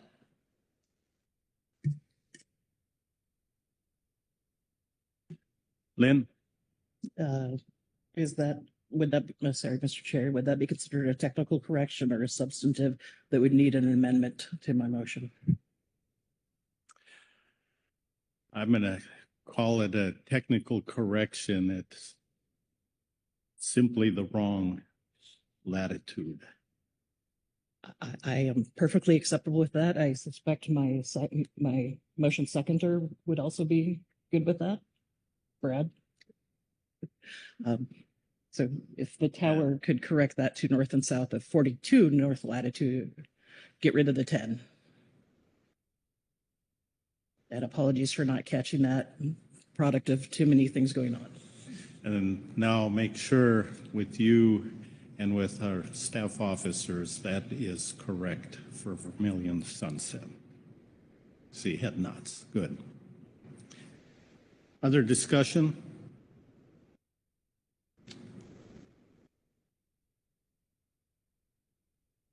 Seeing none, I'll call the question. All those in favor say aye. Aye. Aye. Opposed? Abstentions? The motion passes unanimously. Thank you, Lynn. Thank you, Chair. I do have some guidance written out that I think will spur the discussion that Mr. Niles was starting to get to under action item 3. If the tower could scroll down, since it is just guidance, but it wrote it down just to help spur discussion. Asking the Science Center staff to continue to develop the long-term assessment plan and streamline incorporating the recommendations from the SSC, GAP, and GMT. And then in regards to the proposal to shift from a 2-to-1 meeting for the stock assessment plan, ask council staff to consider feedback from the GAP and GMT and get feedback from the SSC and bring back to the council for further consideration at a future meeting. I think some of us are still a little concerned or question the need for this piece. So throwing these out there to help spur the discussion on that action item 3. All right, thank you. I'm going to turn to Corey Niles. Caroline was gonna. Hasn't had a chance. So you can go first. Caroline McKnight, without raising your hand, you've been called. Thank you, Mr. Chair. Thank you, Mr. Niles. I thank you, Lynn, for the guidance here. I just wanted to add a little bit of, I guess, more context to the first bullet here. I am supportive of this 10-year plan. I fully understand all the reasons why we're doing this and setting it up in a way that helps plan better, account for staffing capacity better, all of those things. I think I'm still a little bit unclear of how and when we might come back to this plan if our needs change. And I think that dovetails into the second bullet where having a second meeting at some point, or at least the possibility of one, can allow us to make modifications as needed. And I'm channeling, it's like we don't know what we don't know. And we don't know if, Vermilion needs to stay on that line item or be folded back into the shelf rotation, or others need to rotate back. And so I know there's probably more coming in November to understand when and how those things will happen. So I'm just, I guess, providing some context for more information later that might be needed to help understand how this mechanism is going to work. But as it's presented right now, I think it's a good step forward. And I appreciate you putting it together. Thank you, Lynn. Corey Niles. Yeah, thanks. Very similar to Caroline, but I'm maybe I thought what I heard from Jesse when I asked the question of Dr. Marshall just is this is the first time people have seen this, and maybe it's a new trend that we're trying to do things in one meeting now, but this is somewhat of a first, supportive of the concept for sure, but yeah, the details, I don't know if they sunk in to a lot of us. So I thought I heard we were going to come back in March or November. You guys said it in one year, out the other year, but what I heard was there's going to be another opportunity for us to like give feedback. I almost spoke up, as an example, on the Vermilion part of the motion because the bigger issue there is like, are we really defining the stock boundaries at this time? I'm hoping not, because I understood when we did that there's an opportunity to, when the new data comes in, to consider whether those are the right boundaries or not. And I think, how does that relate to the Vermilion, Washington, Oregon? So there's all kinds of questions that will come up is my point here, the details, and we can't decide it all 10 years ahead of time. So yeah, definitely. One other thing is all these other moving pieces about improvements to the stock assessment process. Is that not going to maybe change our schedule idea here and some of these maybe quicker methods? So there's a lot in the air that we're still trying to piece together and going to talk about again tomorrow. So yeah, just adopting a 10-year plan after seeing it for one time, that's not how this, I'm hating the younger me would hate the older me for saying this, but that's not how we've done things at this council in one meeting. But Jesse, I think you're going to correct me if I got the next step wrong. But those were my good idea. But I think more feedback is needed on the questions that Lynn and Caroline and others have and Jamie brought up. But thank you. Okay, Rebecca, before I get to you, I want to turn to Jesse. I think this is a good time because our third task there is just provide comments on the preliminary 10-year plan. There have been some, maybe a refresher on the schedule and how we'll progress. Yes, thank you, Mr. Chair. Yes, I know there's lots of stock assessment things, especially at this meeting and overlapping with November and March, and we're throwing a lot of dates at y'all. So this is the first time we brought up the idea of a 10-year plan in March when we did scoping, and this is the first time we're actually seeing the 10-year plan proposed by the Science Center. That is correct, and looking for feedback on that. We would be bringing back the 10-year plan itself in March of 2027, and that's when we would kind of do what we do on our, like, if we were to do a 2-meeting process, it would be kind of we wouldn't be officially final adoption. I think we've been like internally calling it like an interim final adoption, in that we are proposing that this would be the schedule. But again, this is a living document. You are always able, every biennium, to make changes to the schedule pending capacity and everything else that is going on. I think the idea is that, and Dr. Marshall can confirm this, but like in 2 years, we would need to add 2 more years to the schedule, and things are going to arise. We are going to make changes. So while I don't think we want to be amending the 10-year plan every single biennium, because that kind of takes away from the efficiency of a 10-year plan, you would still have the ability that we're going to continue to use this long term. So I hope that helps at least clear up a little bit of the process, and that we're planning on hopefully taking a final look at this in March. November would just be set up like clarifying our stock assessment process, which is not currently living in a council operating procedure, and we want to make sure the public is aware of how we do this process. Thank you. Rebecca Lynn?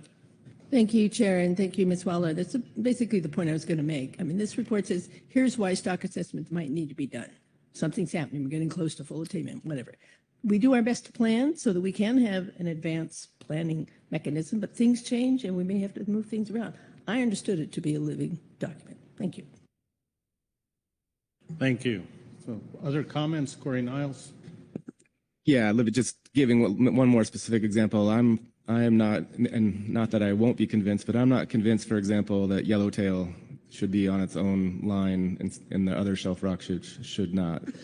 Like, is yellowtail really more important than, for example, black rockfish Washington, which would be will still remain in the FMP? Would it be, yellow eye rockfish? And I'm sure there's good reasons to think through, but yeah, at this point, I wouldn't be decided. That was one example of, should we really, yellowtail really be called out above the other shelf rockfish?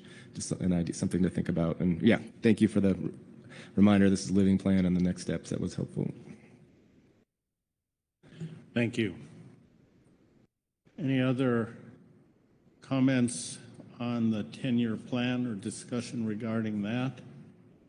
And while I'm not seeing any hands, I'm going to look to Jesse, and if you can summarize what you've heard.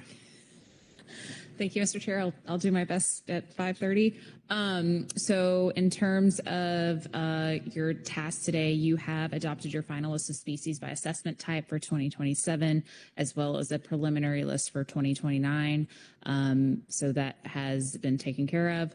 In terms of providing comments on the preliminary 10-year plan and kind of the proposed new process, we have heard, some comments and concerns around, this is the first chance at seeing this plan. Again, we'll be coming back to this at March. I think the last thing, I think Mr. Niles just spoke to is the list of species. I think that if the council does have any initial considerations that the Science Center can take back with them to help develop any changes for March, so species that should be considered to be on the list or frequency, like such as the GAP mentioned, that could be helpful. But if you don't have those, that's okay as well. All right, thank you. Anything else? folks need to discuss here on this agenda item? And it doesn't look like it, so thank you very much for completing that. We'll close out E4 and go straight into E5. We'll see if we can wrap that one up quickly. As the seats are changing here, just a heads up in talking with staff and everybody, well, I'll let Todd cover it in his overview when we get there.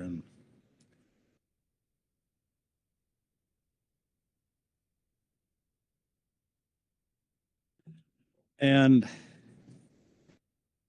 I'm going to be assessing how late we're going at 6 o'clock and maybe at 6:15. And if it looks like we're going not making very fast progress, we may stop then and come back tomorrow.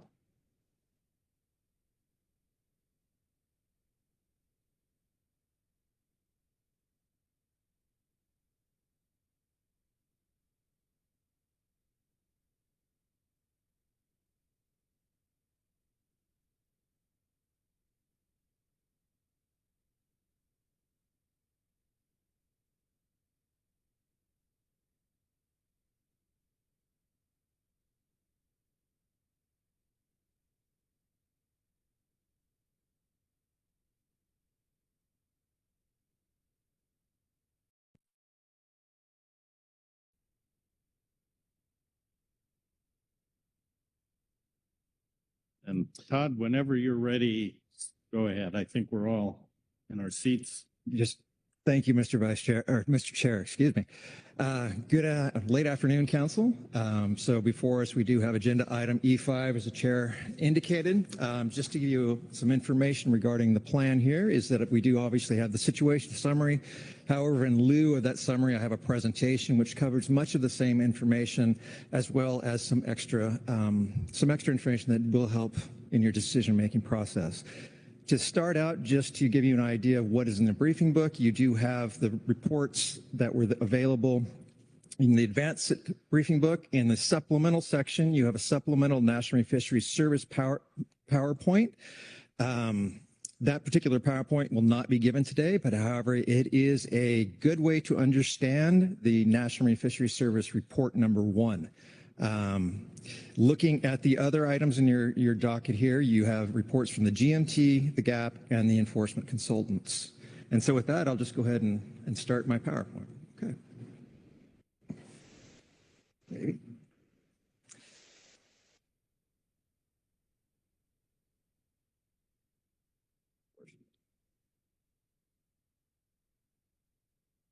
Maybe I won't start my PowerPoint.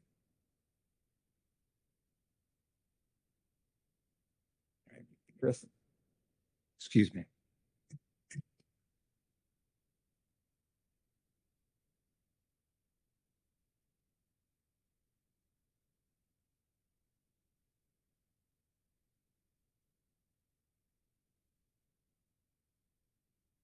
While we're fixing that, as Todd said, he's shortened his presentation here a little bit. We will not have the NIMS presentation here, and also, again, the advisory body reports. If you can summarize those, be prepared to do that. That would be helpful. So looks like you're ready to roll. Yes, my 18th century technological aspects of my life are on full display here.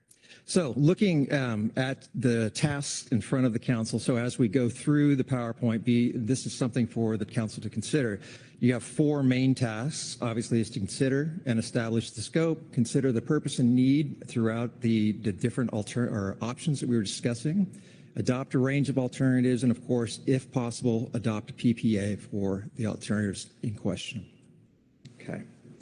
So the actions we are looking at, there are 3 actions included within this overall scope of things. The first one is known as the trawl EFP. And so what we're looking at there are really revisions to certain trawl fishery time area gear closure or restrictions north of 4010 lat. And that will become important as we move further into the discussion.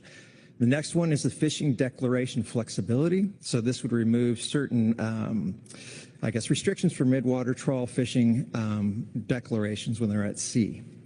And the final one here, of course, is the sale of recreational fish waste. And I have the fish waste in quotes because when we get to that particular section, we have reclassified the term waste to make it a much more precise term.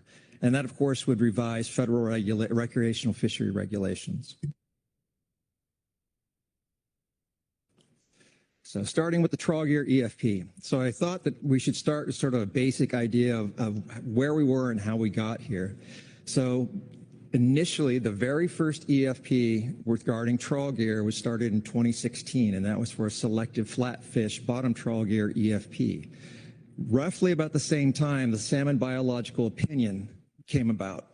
And as such, we started to see some changes in the EFP, meaning that certain requirements were added and other things were added into the EFP to make sure that we were tracking salmon-mounted bycatch in a manner consistent with the biological opinion terms and conditions.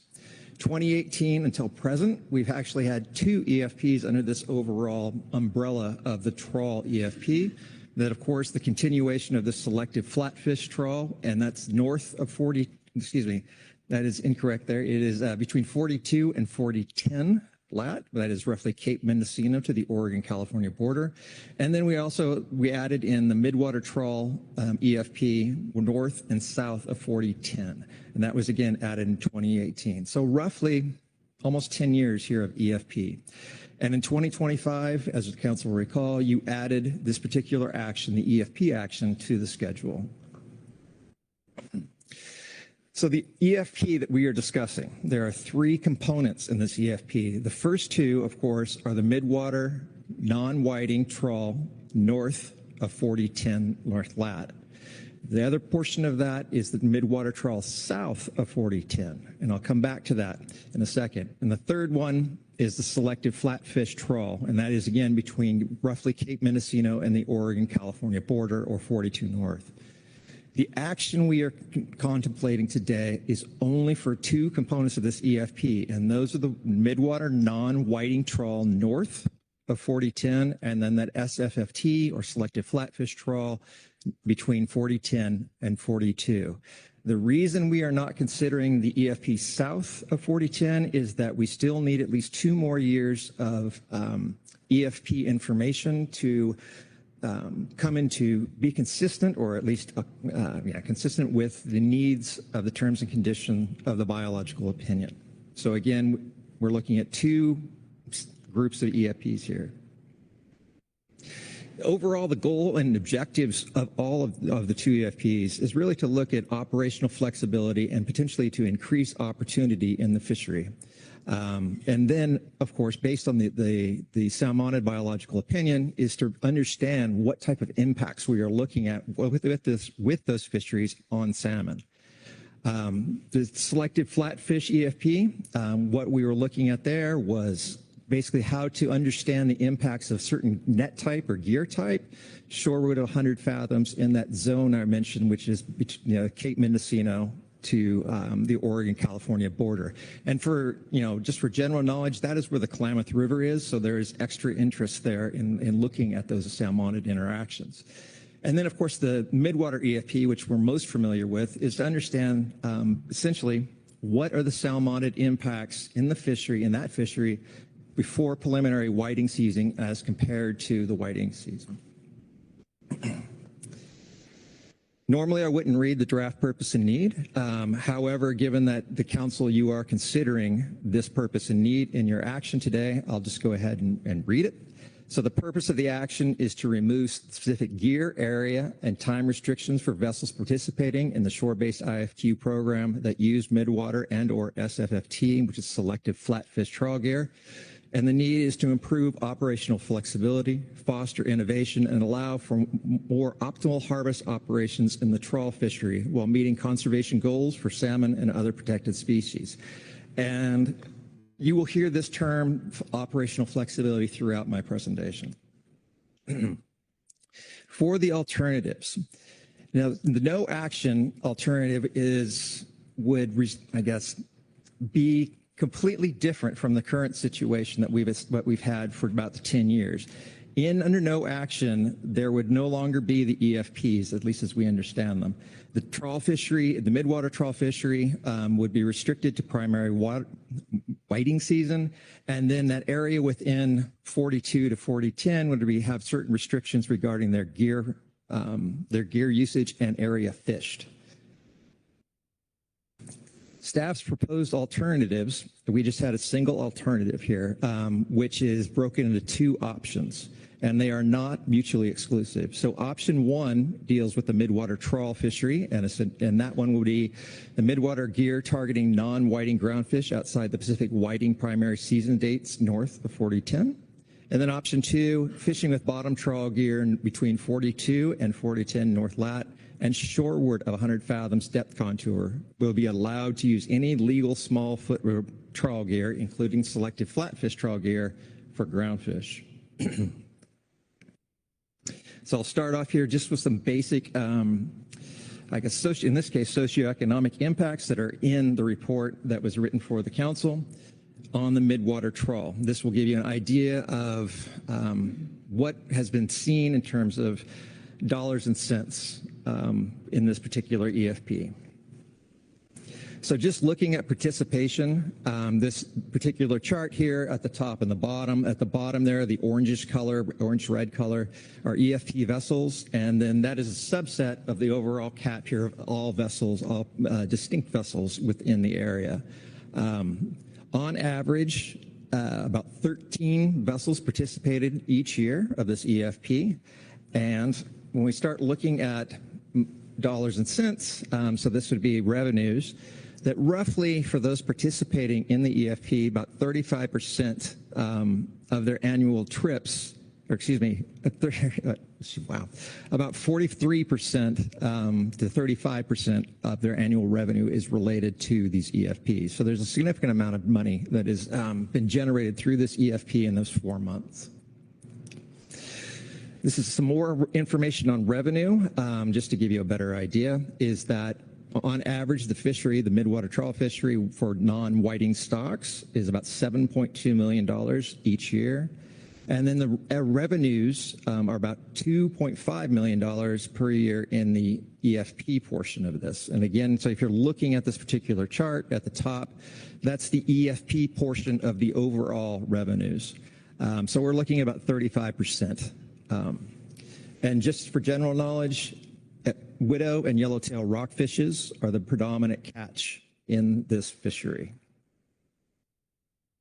The conclusions that can be garnered from the analysis is that under no action, EFP participants are likely to see decreases in revenue, and that's because they would no longer be able to utilize that gear in the area and time period that they are currently fishing. And that 4 months of non-whiting midwater trawl would no longer be available to the fishery without an EFP. And basically, this could mean that there would be capacity issues for processors if season is concentrated into very, I guess, less than what it is now. So currently, the fishery processors are able to spread out deliveries, as are the fishermen spread out deliveries across a wider range of time. That allows the processors to accommodate those landings. Under the option one, which is again deals strictly with midwater trawl, this would allow the vessels to fish midwater stocks prior to this primary whiting season without an EFP, and allow vessels to operate in a much more efficient manner across the entire scope of the seasons.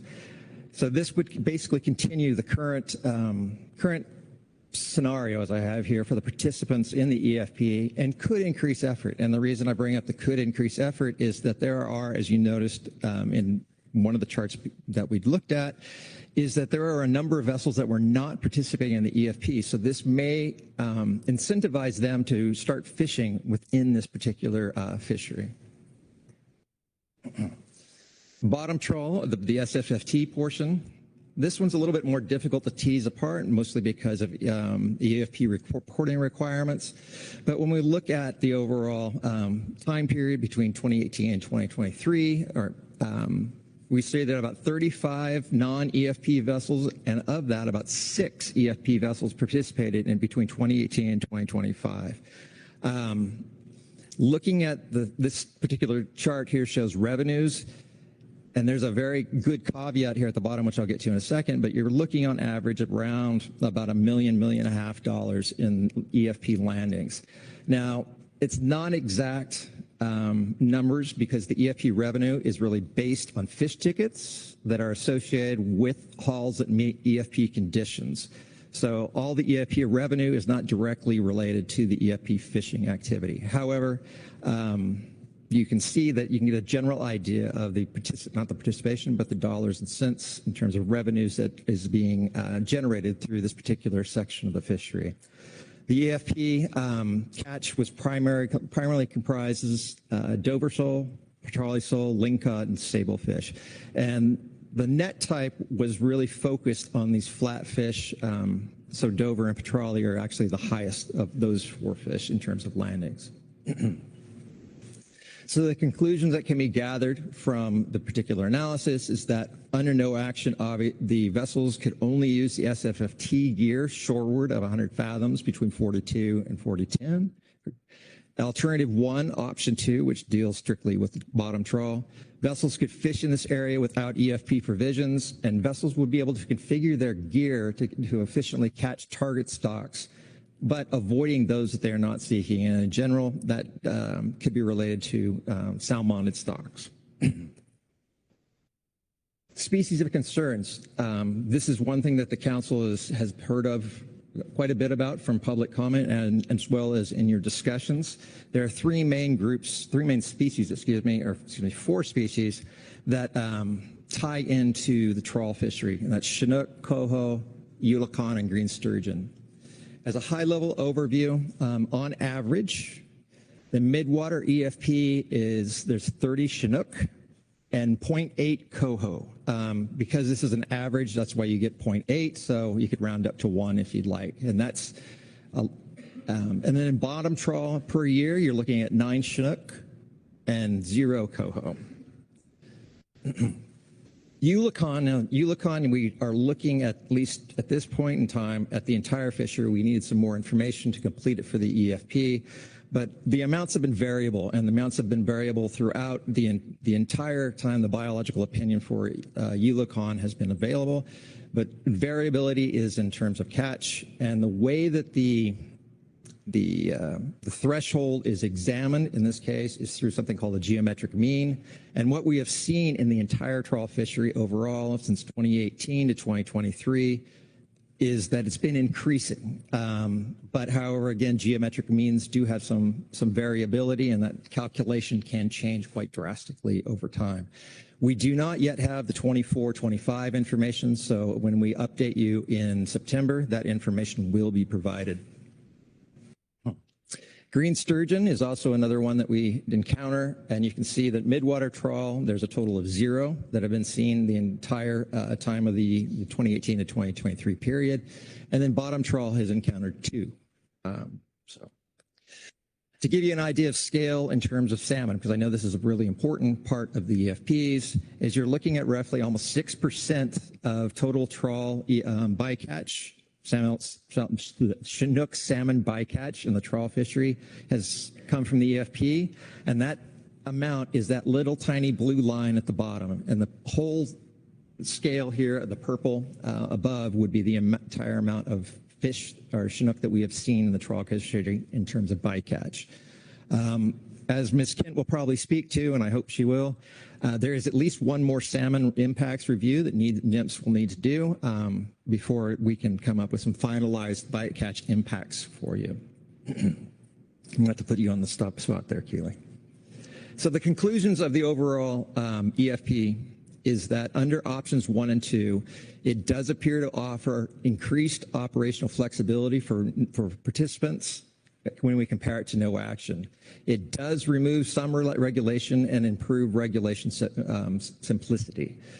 The measures to minimize and protect species of concern remain in place, meaning we're not, under this EFP, we're not changing any of the items that, or any of the protections or monitoring or mitigation measures for things like Chinook, coho, and Ulicon or green sturgeon. The disruption, so between no action and the two options, the disruption to the fishery would be higher under no action than it would be under either one of the alternative one, option 1 or 2. And it does appear that there's a higher potential for positive socio and economic impacts under alternative 1 relative to no action. And again, that's because potentially we could have folks who are not participating in the EFP join into the fishery now. So what I'll do is I'll stop there and take any questions because I have 2 more items to cover. Sharon Kiefer. Thank you. Todd, just slide 21. You've got the same label for both colors. I'm assuming the label for the blue is the EFP and the purple is the non-EFP. Yes, at the bottom there it does say MWBT non-EFP for that blue color, and the purple color MWBT, so midwater or bottom trawl non-EFP. So the purple is indeed the non-EFP. But I'm assuming the blue is the EFP. They Yes. can't both be non-EFP. I see what you're saying. My apologies. Yes, you are absolutely correct. That is a mislabeled. Thank you. Please. Any other questions? Marcy Remco. Thank you, Mr. Chair. Thank you, Todd. Slide 6, you described that we need at least 2 more years of EFP data for the area south of 4010. I've been following the discussions in the background, but possibly you can remind me, I think we only have established in terms and conditions caps on Chinook and no caps on coho. Through the chair, that is at least south of 4010. I believe that is my understanding. I'd look to Ms. Kent to double check on that. Or That sounds right, but I'll pull up the terms and conditions and double check. Thank you. A couple of follow-ups on that, if I could. Would we have an opportunity to add a coho cap at some point? Keely. Thanks, Marcy. I think that's a reasonable discussion for us under the specs EFP agenda item, because that's where we'd be thinking about the term, whether or not you need to recommend any changes to NIMS for us to consider for terms and conditions for the next biennium of that EFP. Marcy. Thank you. And looking at slide 20, this pertains to the analysis that remains on the species of concern, or actually it's referenced in slide 21. But in slide 20, Todd, you described that the analysis covers only the period 2018 through 2023. So am I to understand the final analysis will incorporate 24 and 25 data? through the chair, thank you for the question. Yes, you are correct, Ms. Remco. Thank you. And if I could, but this is our last look at it. Through the chair, if you mean that in terms of the decision-making part at this meeting, yes. However, I can provide quite easily an updated analysis for September in any presentation as well, if that is your question you're asking. Okay. Yes, thank you. All right. Okay. Any other questions? Not seeing any. Thank you, Mr. Chair.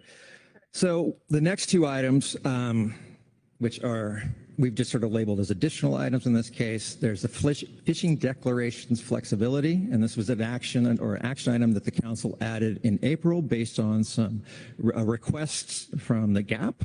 And then we have the sale of recreational fish waste, and that was a council priority identified probably in 2023, if I'm correct.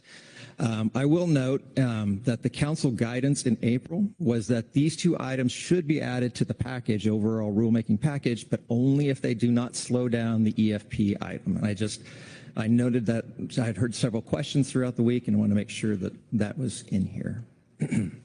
So looking first at the at-sea declarations.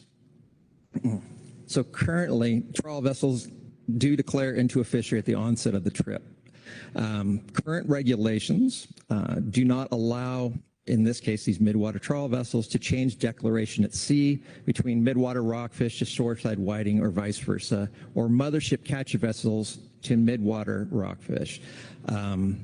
It allows, it does allow, this action would allow participants in these fisheries to switch declarations. So taking that in hand, we do have this draft purpose and need. And again, the purpose of this action is to provide more flexibility to trawl vessels to allow participation in multiple fisheries on the same trip, while ensuring that accountability measures for the trawl rationalization program are maintained. And the need of this action is to continue to reduce operational costs for trawl program participants, thereby to further achieve the economic goals and objectives of the trawl program. You have the no action and an alternative one in this particular instance. So the no action, I'll start here and I'll come to alternative one here in a second, but vessels could only switch declarations at sea between fishing bottom trawl and midwater rockfish in the shore-based IFQ fishery, or between mothership and shoreside whiting as described at that particular section of code. That is what is occurring now, but what we're asking or what we're looking at is alternative one, where I do have a correction. So under alternative one, the vessels could change declarations while at sea from shoreside whiting to midwater rockfish or vice versa, or from mothership catcher vessels to midwater rockfish. The GAP and the GMT both noted that, and vice versa for the motherships, the MSCVs to midwater rockfish was an error. So I wanted to call that to attention so that the council understands that and knew that. Because it will be discussed in the GMT and the GAP reports.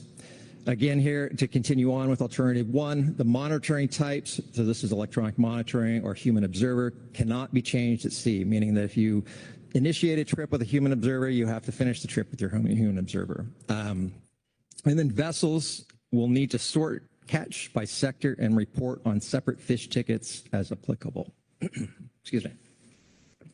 This may give you a better idea of what I just said. So the top row there really looks at the limited entry midwater trawl Pacific whiting shore-based IFQ, and that those vessels could switch or declare into the non-whiting shore-based IFQ fishery on a trip, or vice versa. Here they could go either way. On the other side of things is the MSCVs could only go in one direction. That would be to shore-based whiting IFQ or to non-whiting IFQ. The conclusions is that no action is what is currently happening. It is status quo, that there's some limitations on what these vessels can do while at sea. The alternative one, obviously, at least for the analysis, indicates that it would improve operational flexibility, and it may improve processor vessel efficiency and vessel efficiency and utilization. So what that means is that if a vessel like a midwater rockfish, or excuse me, a midwater shore-based whiting boat comes across are not able to find whiting but are able to find rockfish, they could declare into that fishery and bring that catch back to a land-based processor, thereby increasing their utilization and efficiency of that particular resource. So the next one is this commercial sale of recreational groundfish waste. So as I mentioned before, the term waste is a very imprecise word. So in this case, what we've proposed is changing the term fish waste to fish skeletal remains. And again, that increases the precision of the language. And in discussions with the EC group, this did, it helped them understand better what we were looking at.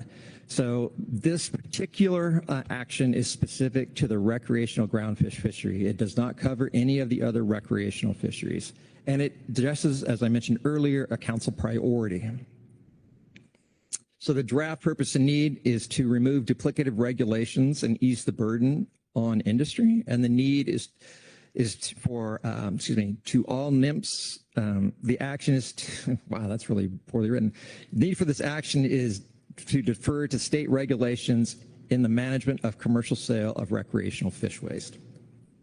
The proposed alternative. So under no action, it would be as it is currently. So federal regulations would continue to prohibit any person from selling, offering to sell, or purchase any ground fish, including recreational fish waste taken in the course of recreational groundfish fishing.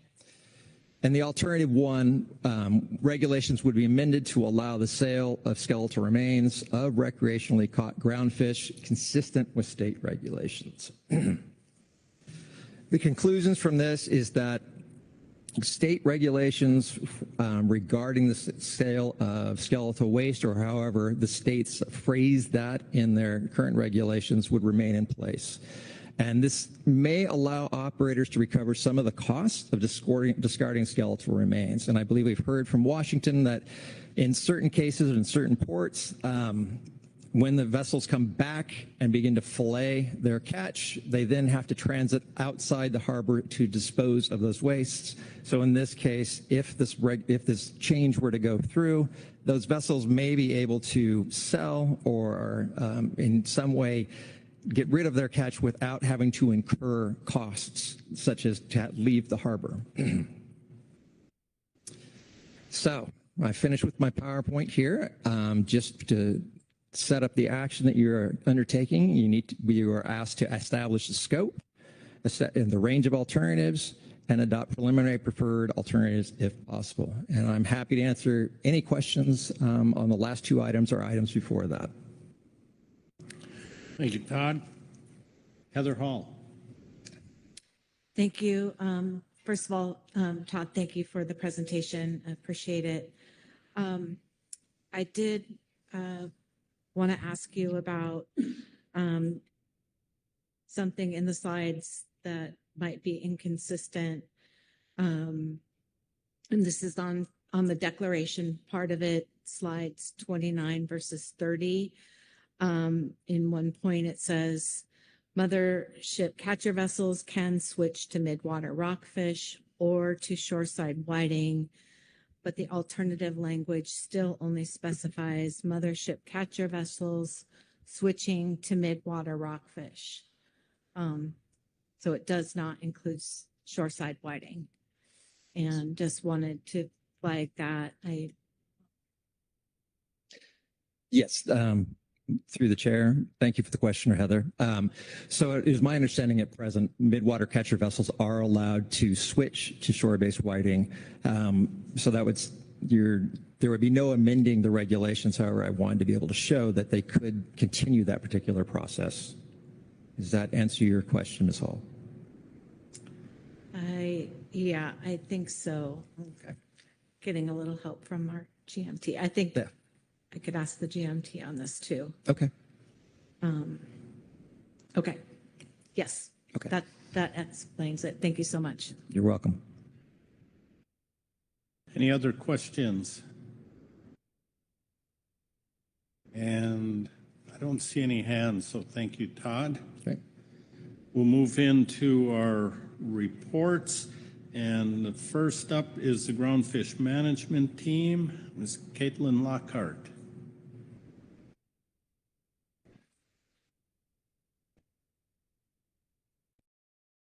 Good evening, Caitlin. Welcome.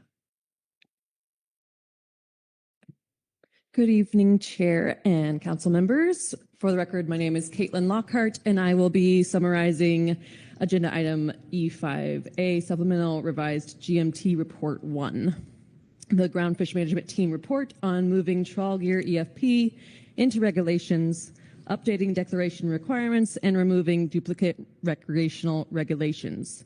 In Table 1, we already have a summary of the GMT recommendations for each of the three actions, where the check marks signify the GMT recommendations forwarding for final action with one revision that I will discuss later. I believe that is supposed to actually say PPA, not final action. But for all three actions, we are recommending the purpose and need be adopted as presented, as well as the range of alternatives. But again, I will discuss a minor alteration to action 3 later. And we also recommend as PPA alternative 1 for all 3 actions, including options 1 and 2 for alternative action 1. Pardon me. In reference to Action 2, the at-sea declarations, the GMT agrees with the GAP to remove the vice versa after the mothership sector catcher vessel to midwater rockfish in the alternative language.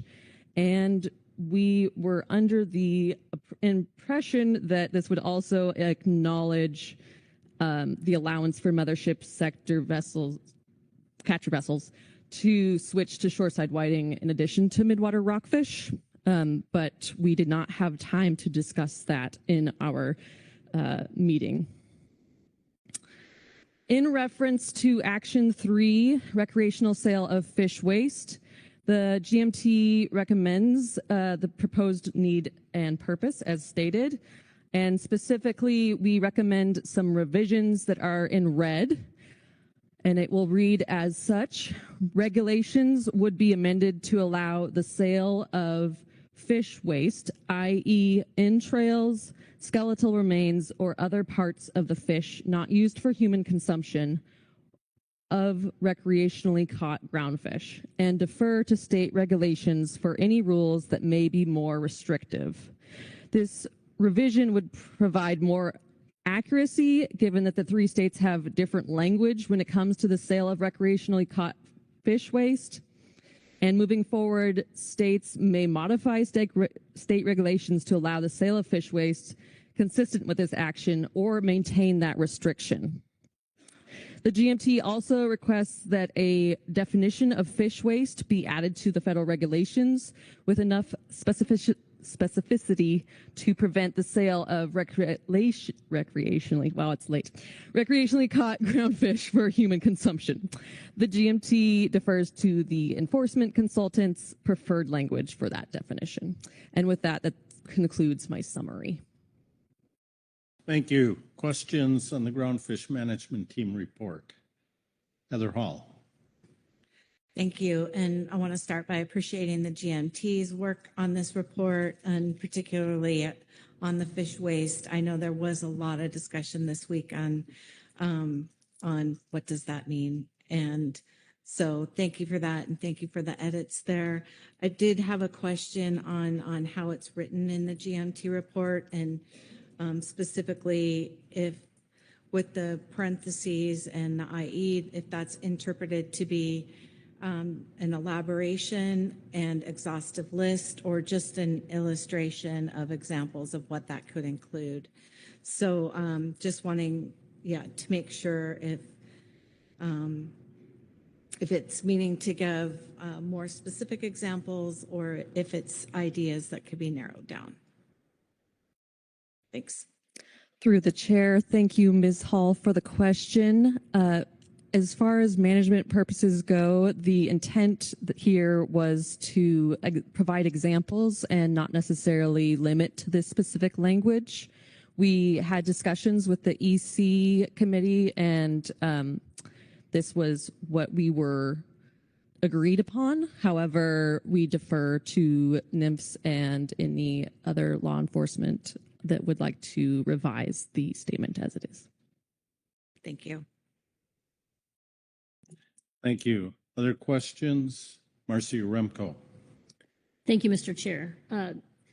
Regarding the section on at-sea declarations, you reference that the impacts are expected to be the same as no action because the catch is covered with quota in the IQ quota fishery or tracked against a set-aside, and both sectors are fully observed and monitored. I notice in the purpose and need for this action, it does include the reference to the accountability measures for the trawl rationalization program, and it's premised on the assumption that those measures are maintained. So I'm just wondering if the GMT discussed how we will remember that when future discussions about reducing some of those accountability measures, catch monitors, observers, what have you, when those discussions get underway. So how will we remember this when that time comes? Thank you. Through the chair, thank you, Ms. Yorenko, for the question. The GMT did not have that as part of our discussion during the GMT meeting. We did discuss that there are these management measures in place. So if there were observed increases in take, then we could put things like block area closures into effect. However, we did not talk about how this would be impacted by the potential change to the observer coverage. Thank you. Thank you. Any other questions? Not seeing any hands. Thank you, Caitlin. Next, we have the Groundfish Advisory Subpanel report. Travis Hunter. Good evening, Travis. Good evening, Chair Hassemer, members of the council. My name is Travis Hunter, and I will be summarizing agenda item E5A Supplemental Gap Report 1 on moving trawl gear EFP into regulations, updating declaration requirements, and removing duplicative recreational regulations. I would encourage you, if I'll provide it, as I will be skipping over that as I read this. Action 1, Midwater Trawl Gear EFP transfer to regulation. The GAP recommends the council adopt the proposed purpose and need and range of alternatives presented in agenda item E5 supplemental revised attachment 1 and adopt options 1 and 2 of alternative 1 as the PPA. This deregulatory action would transfer into management the exempted fishing permit that exempted midwater trawl gear outside of the primary whiting season and the selective flatfish trawl gear requirement between 42 north latitude and 40 degrees 10 minutes north latitude shoreward of the 100 fathom contour. Action number 2, at-sea declaration. The GAP supports the proposed purpose and need and ROA for at-sea declaration changes and recommends the council adopt alternative 1 as the PPA. One clarification the GAP would like to make is that a shoreside vessel on a midwater rockfish trip would not change their declaration to go to the mothership sector, so we do not need the vice versa in alternative 1. Action 3, commercial sale of recreational fish waste, removal of duplicative recreational regulations. The GAP wants to emphasize the importance of this issue to the recreational fishery and certain ports such as Westport, Washington, where groundfish entrails and skeletal remains are being dumped outside the entrance to the Westport Marina. This change in regulation will make possible the fish waste be delivered to a processor that has rendering capabilities. The GAP believes the draft purpose and need statement is sufficient, as is the ROA, and recommends alternative 1 as the PPA. The GAP agrees with the enforcement consultants that the action be limited to just fish waste, entrails, and skeletal remains, and appreciates their suggestions regarding proposed wording of the CFR. Similar to the EC, the GAP understands that this is a groundfish action, but could see future benefit in expanding to other recreational fisheries. And I would like to note that any future trawl gear EFP discussion will be taken up under the agenda item E6. And that concludes the GAP report. Thank you. Questions on the advisory subpanel report? Rebecca Lent. Yes, thank you. Thank you, Mr. Hunter. Is it your observation over those 10 years that by spreading out the fishing season, you note in here, we replenish the markets more year round, but have the prices been better than they would have been had the season been squished up? Thank you. Through the chair, that's hard to say what might have been. I would like to think so, but there's no real way of knowing that. Any other questions? Not seeing any. Thank you, Travis. And now we have the enforcement consultants, Kit Rosenberger. Good evening, Kit. Hello, good evening, Chair Asmer and members of the council. My name is Kit Rosenberger. I'm a member of the Enforcement Advisory Committee and will be summarizing from agenda item E5 Supplemental EC Report 1. The enforcement consultants have reviewed the documents pertaining to agenda item E5, specifically updating declaration requirements and removing duplicative recreational regulations, and have the following comments. Action 2, at-sea declarations. The EC supports alternative 1. Allowing this declaration change to be made at sea presents no enforcement concerns associated with conservation area monitoring because both gear types have identical monitoring requirements. Action 3, commercial sale of recreational fish waste. The EC has previously provided the following statements. I won't read them, but there's several following statements that we have made, or several statements we've made, I should say. The EC supports alternative 1. Regulations would be amended to allow the sale of skeletal remains of recreationally caught groundfish consistent with state regulations. However, the EC acknowledges this needs to be limited to just fish waste. The EC recommends the following changes to the CFRs to provide some clarity on what is and what is not allowed to be sold in what conditions, and the suggestions are in red font. 50 CFR section 660.11 general definitions. Recreational fishing means fishing with authorized recreational fishing gear for personal use only and not for sale or barter, except under a program or rules adopted by the state for the disposal of fish waste. Fish waste includes the entrails and the skeletal remains or remainder of the fish carcass after the fish have been cleaned and portioned and shall not be sold for human consumption. Next one, 50 CFR section 660.352 recreational fishery prohibitions. These prohibitions are specific to the recreational fisheries. General groundfish prohibitions are found in section 660.12 subpart C, in addition to the general groundfish prohibitions specified in section 600.12 subpart C of this chapter. It is unlawful for any person to A, sell, offer to sell, or purchase any groundfish taken in the course of a recreational groundfish fishing, except under a program or rules, and this is what I'm reading is from the red font, except under a program or rules approved by the state for the disposal of fish waste. Fish waste includes the entrails and the skeletal remains, or the remainder of the fish carcass after the fish has been cleaned and portioned, and shall not be sold for human consumption. The EC recognizes if the proposed wording above were approved, each state would then need to establish their own program or rules to regulate the sale or barter of recreationally obtained fish waste. For enforceability purposes, we suggest the wording for obtaining fish waste be tied to where the fish was initially landed. The state regulations would also need to address fish waste that was initially landed in one state and then transported to another state for processing. An example would be fish that were initially landed in Washington port and then transported to a fish rendering plant in Oregon. The EC wants to ensure that actions in Washington of obtaining fish waste and subsequent transportation to Oregon, or vice versa, where they would be rendered and sold is lawful under both states' regulations. Lastly, the EC acknowledges that this action pertains to groundfish. However, as time and opportunity allows, the EC sees the value in similar allowances for other recreational fisheries. This concludes the EC statement this time. Thank you, Kit. Any questions on the EC report? Heather Hall.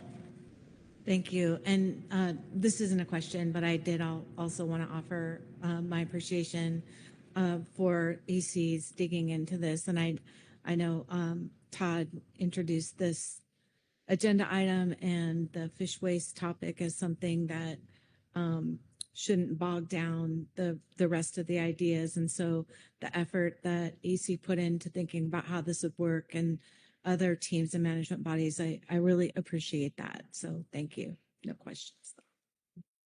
Thank you. Other questions? Not seeing any. Thank you, Kit. Completes all our reports.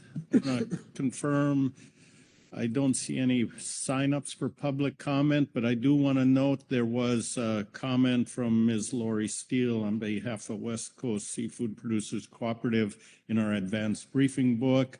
I suspect you've looked at that and seen that. So with that, I will ask that we see our tasks before us. See who wants to, there we are. Establishing the scope of the action, adopting purpose and need. It's all up there on the screen, and remember I think there are 3 actions. Asia Shumalo. Thank you. I don't want to cut off discussion, but it is super late, and I have a motion when folks are ready for it. All right. Part of the motion process is having discussion, so let's have it after we hear your motion. So I move that the council adopt for the trawl gear EFP the purpose and need and range of alternatives in agenda item E5A revised attachment 1 and alternative 1 with both options 1 and 2 as the preliminary preferred alternative. For at-sea declarations, the purpose and need and ROA in agenda item E5A revised attachment 1 with the revision to alternative 1 in agenda item E5A supplemental gap report 1 and the revised alternative as PPA. And then for recreational sale of fish waste, the purpose and need in agenda item E5A revised attachment 1, the revised alternative 1 in agenda item E5A supplemental revised GMT report 1, and then the revised alternative from that document as the PPA. All right. I need to look at it. As I followed along, all that language on the screen appears accurate and complete. Is that correct? Yes. Is there a second to the motion? Seconded by Heather Hall. Please speak to your motion. Thank you. And I tried to reference the advisory body reports because they put a lot of work into thinking through these items. So I'm sorry if it makes it a little hard to follow along with what we're actually moving here. But for rationale, for the trawl gear EFP, we've been testing this EFP for 9 years and have ample information to support eliminating the existing regulations that prevent this activity. These actions would improve operational flexibility for trawl participants, increase quota utilization, and then also benefit shoreside processors. And we now have environmental and biological impacts analyzed, and those are similar to what's happening without the EFP components in place. For at-sea declarations, this is another provision of operational flexibility for trawl participants to adjust their targeting strategy without needing to return to port. The small adjustment I made was to language that the GAP pointed out in their report. And then, yeah, this one, it's expensive out there with fuel, and so not returning to port and to be able to change strategy out at sea is really helpful for everyone. And then for recreational fish waste, you know, I hope the states can speak up. I know that there was a lot of discussion between the states to kind of piece together a alternative that would reflect the differences in how they approach this. But overall, this change would provide additional flexibility to allow for the sale of fish waste. And yeah, this is another operational flexibility issue. And I'll let others speak up for additional rationale that they want to add here for that. But that's it for now. Thank you. Questions for clarification on the motion? Sharon Kiefer. Thank you, Mr. Chairman. Asia, and I'm assuming because really the focus of the EC report was really more adjustments to the CFR, I assume you've kind of analyzed that the consistency in what you're proposing here in your motion and what they've offered up relative to where we'd ultimately have to go with the CFR are, you know, match. Asia. Thank you for the question. Yes. And again, I appreciate the EC for going a step beyond what's needed at this stage. But at this point, what they put forward matches what the alternative that's written in the GMT report, or it's the GAP report for this one. I can't remember. Sorry. The report provides some revisions, but the reg text providing that now is, I think it's been a comforting step above and beyond for the states in considering how to create consistency with this regulation and their state regulations. Thanks. Other questions, Rebecca Lent. Thank you, Chair. Just a quick follow-up to that point that Ms. Kiefer raised. When we looked at the GMT report and we saw that in parentheses, i.e., entrails, skeletal remains, etc., it was discussed that i.e. means, for example, so it could go beyond that. But in fact, my understanding is i.e. is that is to say, whereas e.g. would be, for example. So I just want to make sure that's clear, and I know people are probably going to talk about this whole thing about the definition, so I'll just let it be. But i.e. definitely means just these. Thank you.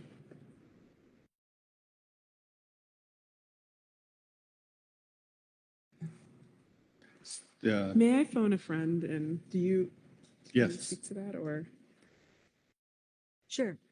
I was just going to bring it up in discussion. Are we there?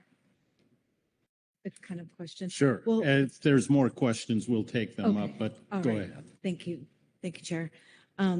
And that was really exactly the reason for the question I asked of the GMT.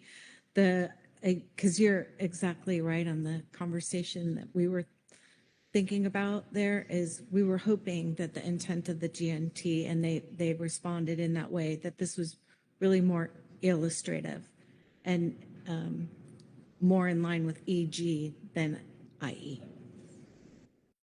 And that's how I heard them respond. All right. Thank you.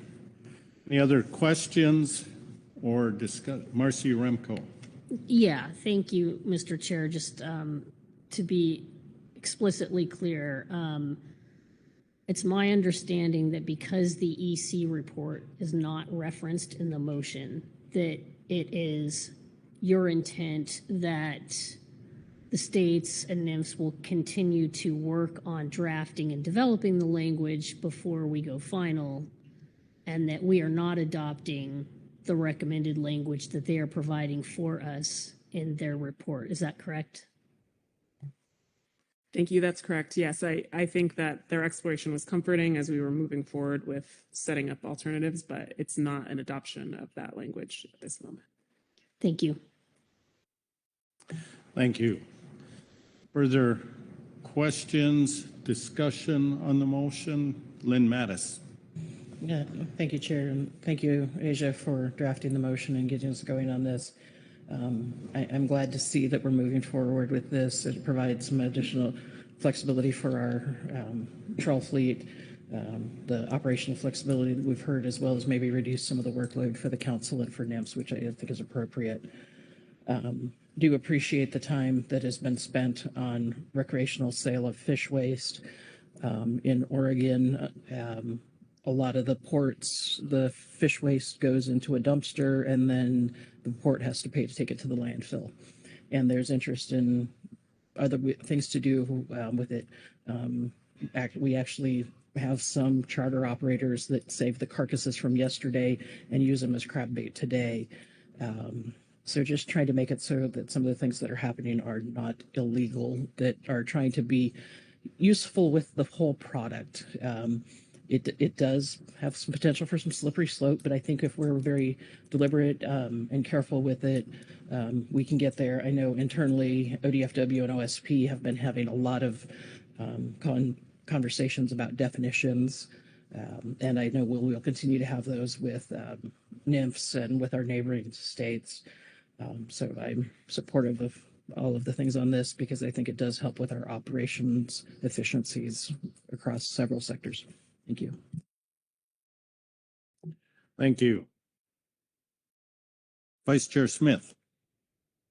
Yeah, I just want to make it perfectly clear. At least Elwaco and Westport, we're not going to stand on the back deck of our boats yelling out fish guts for sale. I can promise you that. What this is for is so we can take in and utilize, not us, but we can utilize the fish fish pellets for salmon food, cat food, that so someone else can sell those. We are not getting a dime. We're just having a location where we can put the fish, and then the fish companies can go ahead and turn them into fish pellets or whatever they're going to do. And I think that's a well use of the whole fish.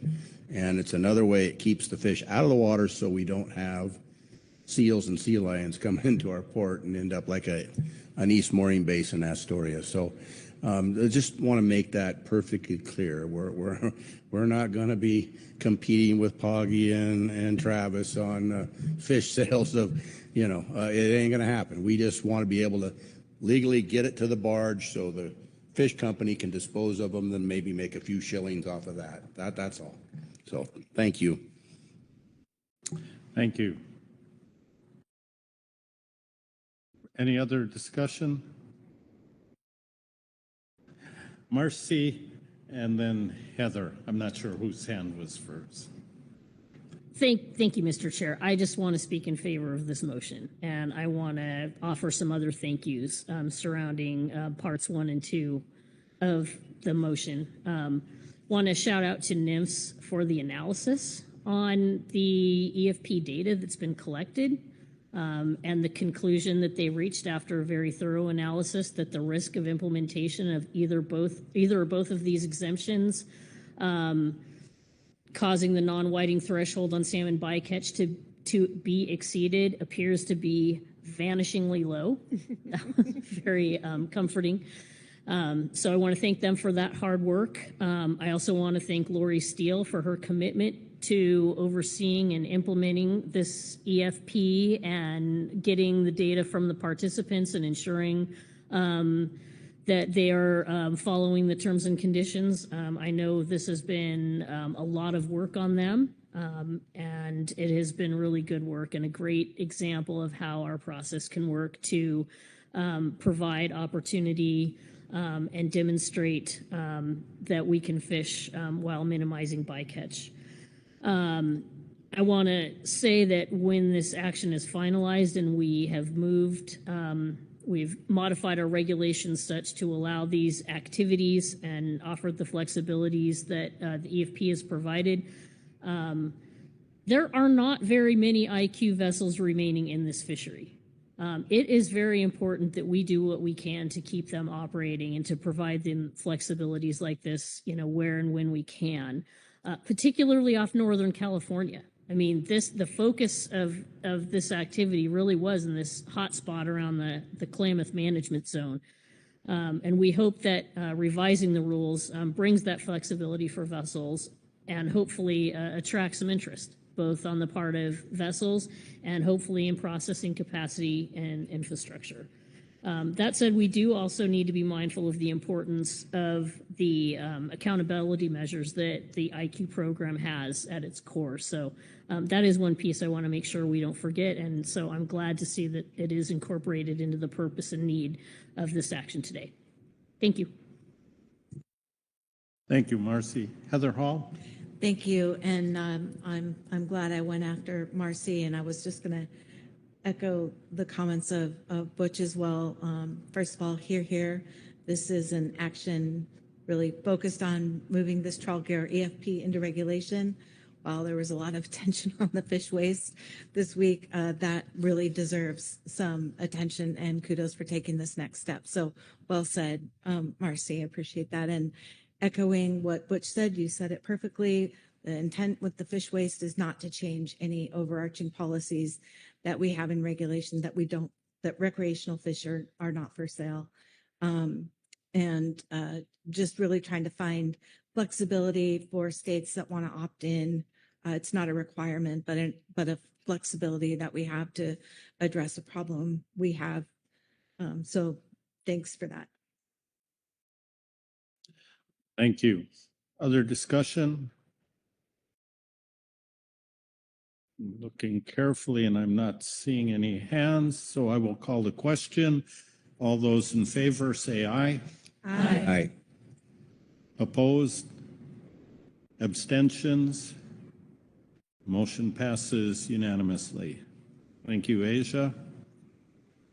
let's, as soon as the typing is done, get our task list up, and maybe I should ask Todd to tell us what else. We've got a lot of time left. What else should we do? Thank you, Mr. Chair. I don't have another PowerPoint, so you're in luck. Looking at the council tasks, you have established the scope of this particular action, and you have adopted purpose and need statements for each portion of the action, each one of the action items. And as well as you have adopted preliminary preferred alternatives with some noted corrections that were based in language that was in the GMT and GAP reports. Looking at your task list and reviewing the items that we've talked about, you have appropriately identified everything and are complete with the action at this time. Thank you. Before I close it out, let me see if there's anything else that needs to be said. Doesn't look like it, so we will close that agenda item out. Thank you, everyone, for good work. Before we end the day, though, I want to turn to the executive director, see if there are any closing comments.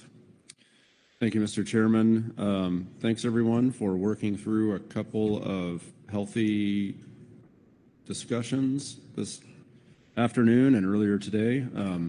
So as we indicated earlier, we did shuffle some things around, and we didn't get to G1 today, so we'll come back tomorrow morning and pick up G1 and then proceed to G2. So the bulk of the morning will be spent on HMS tomorrow. Otherwise, we will proceed through the agenda as planned and outlined in our agenda that's published online. So happy to take any questions, Mr. Chairman, but I do not have any more comments myself. All right. Any questions regarding our course of action? Appreciate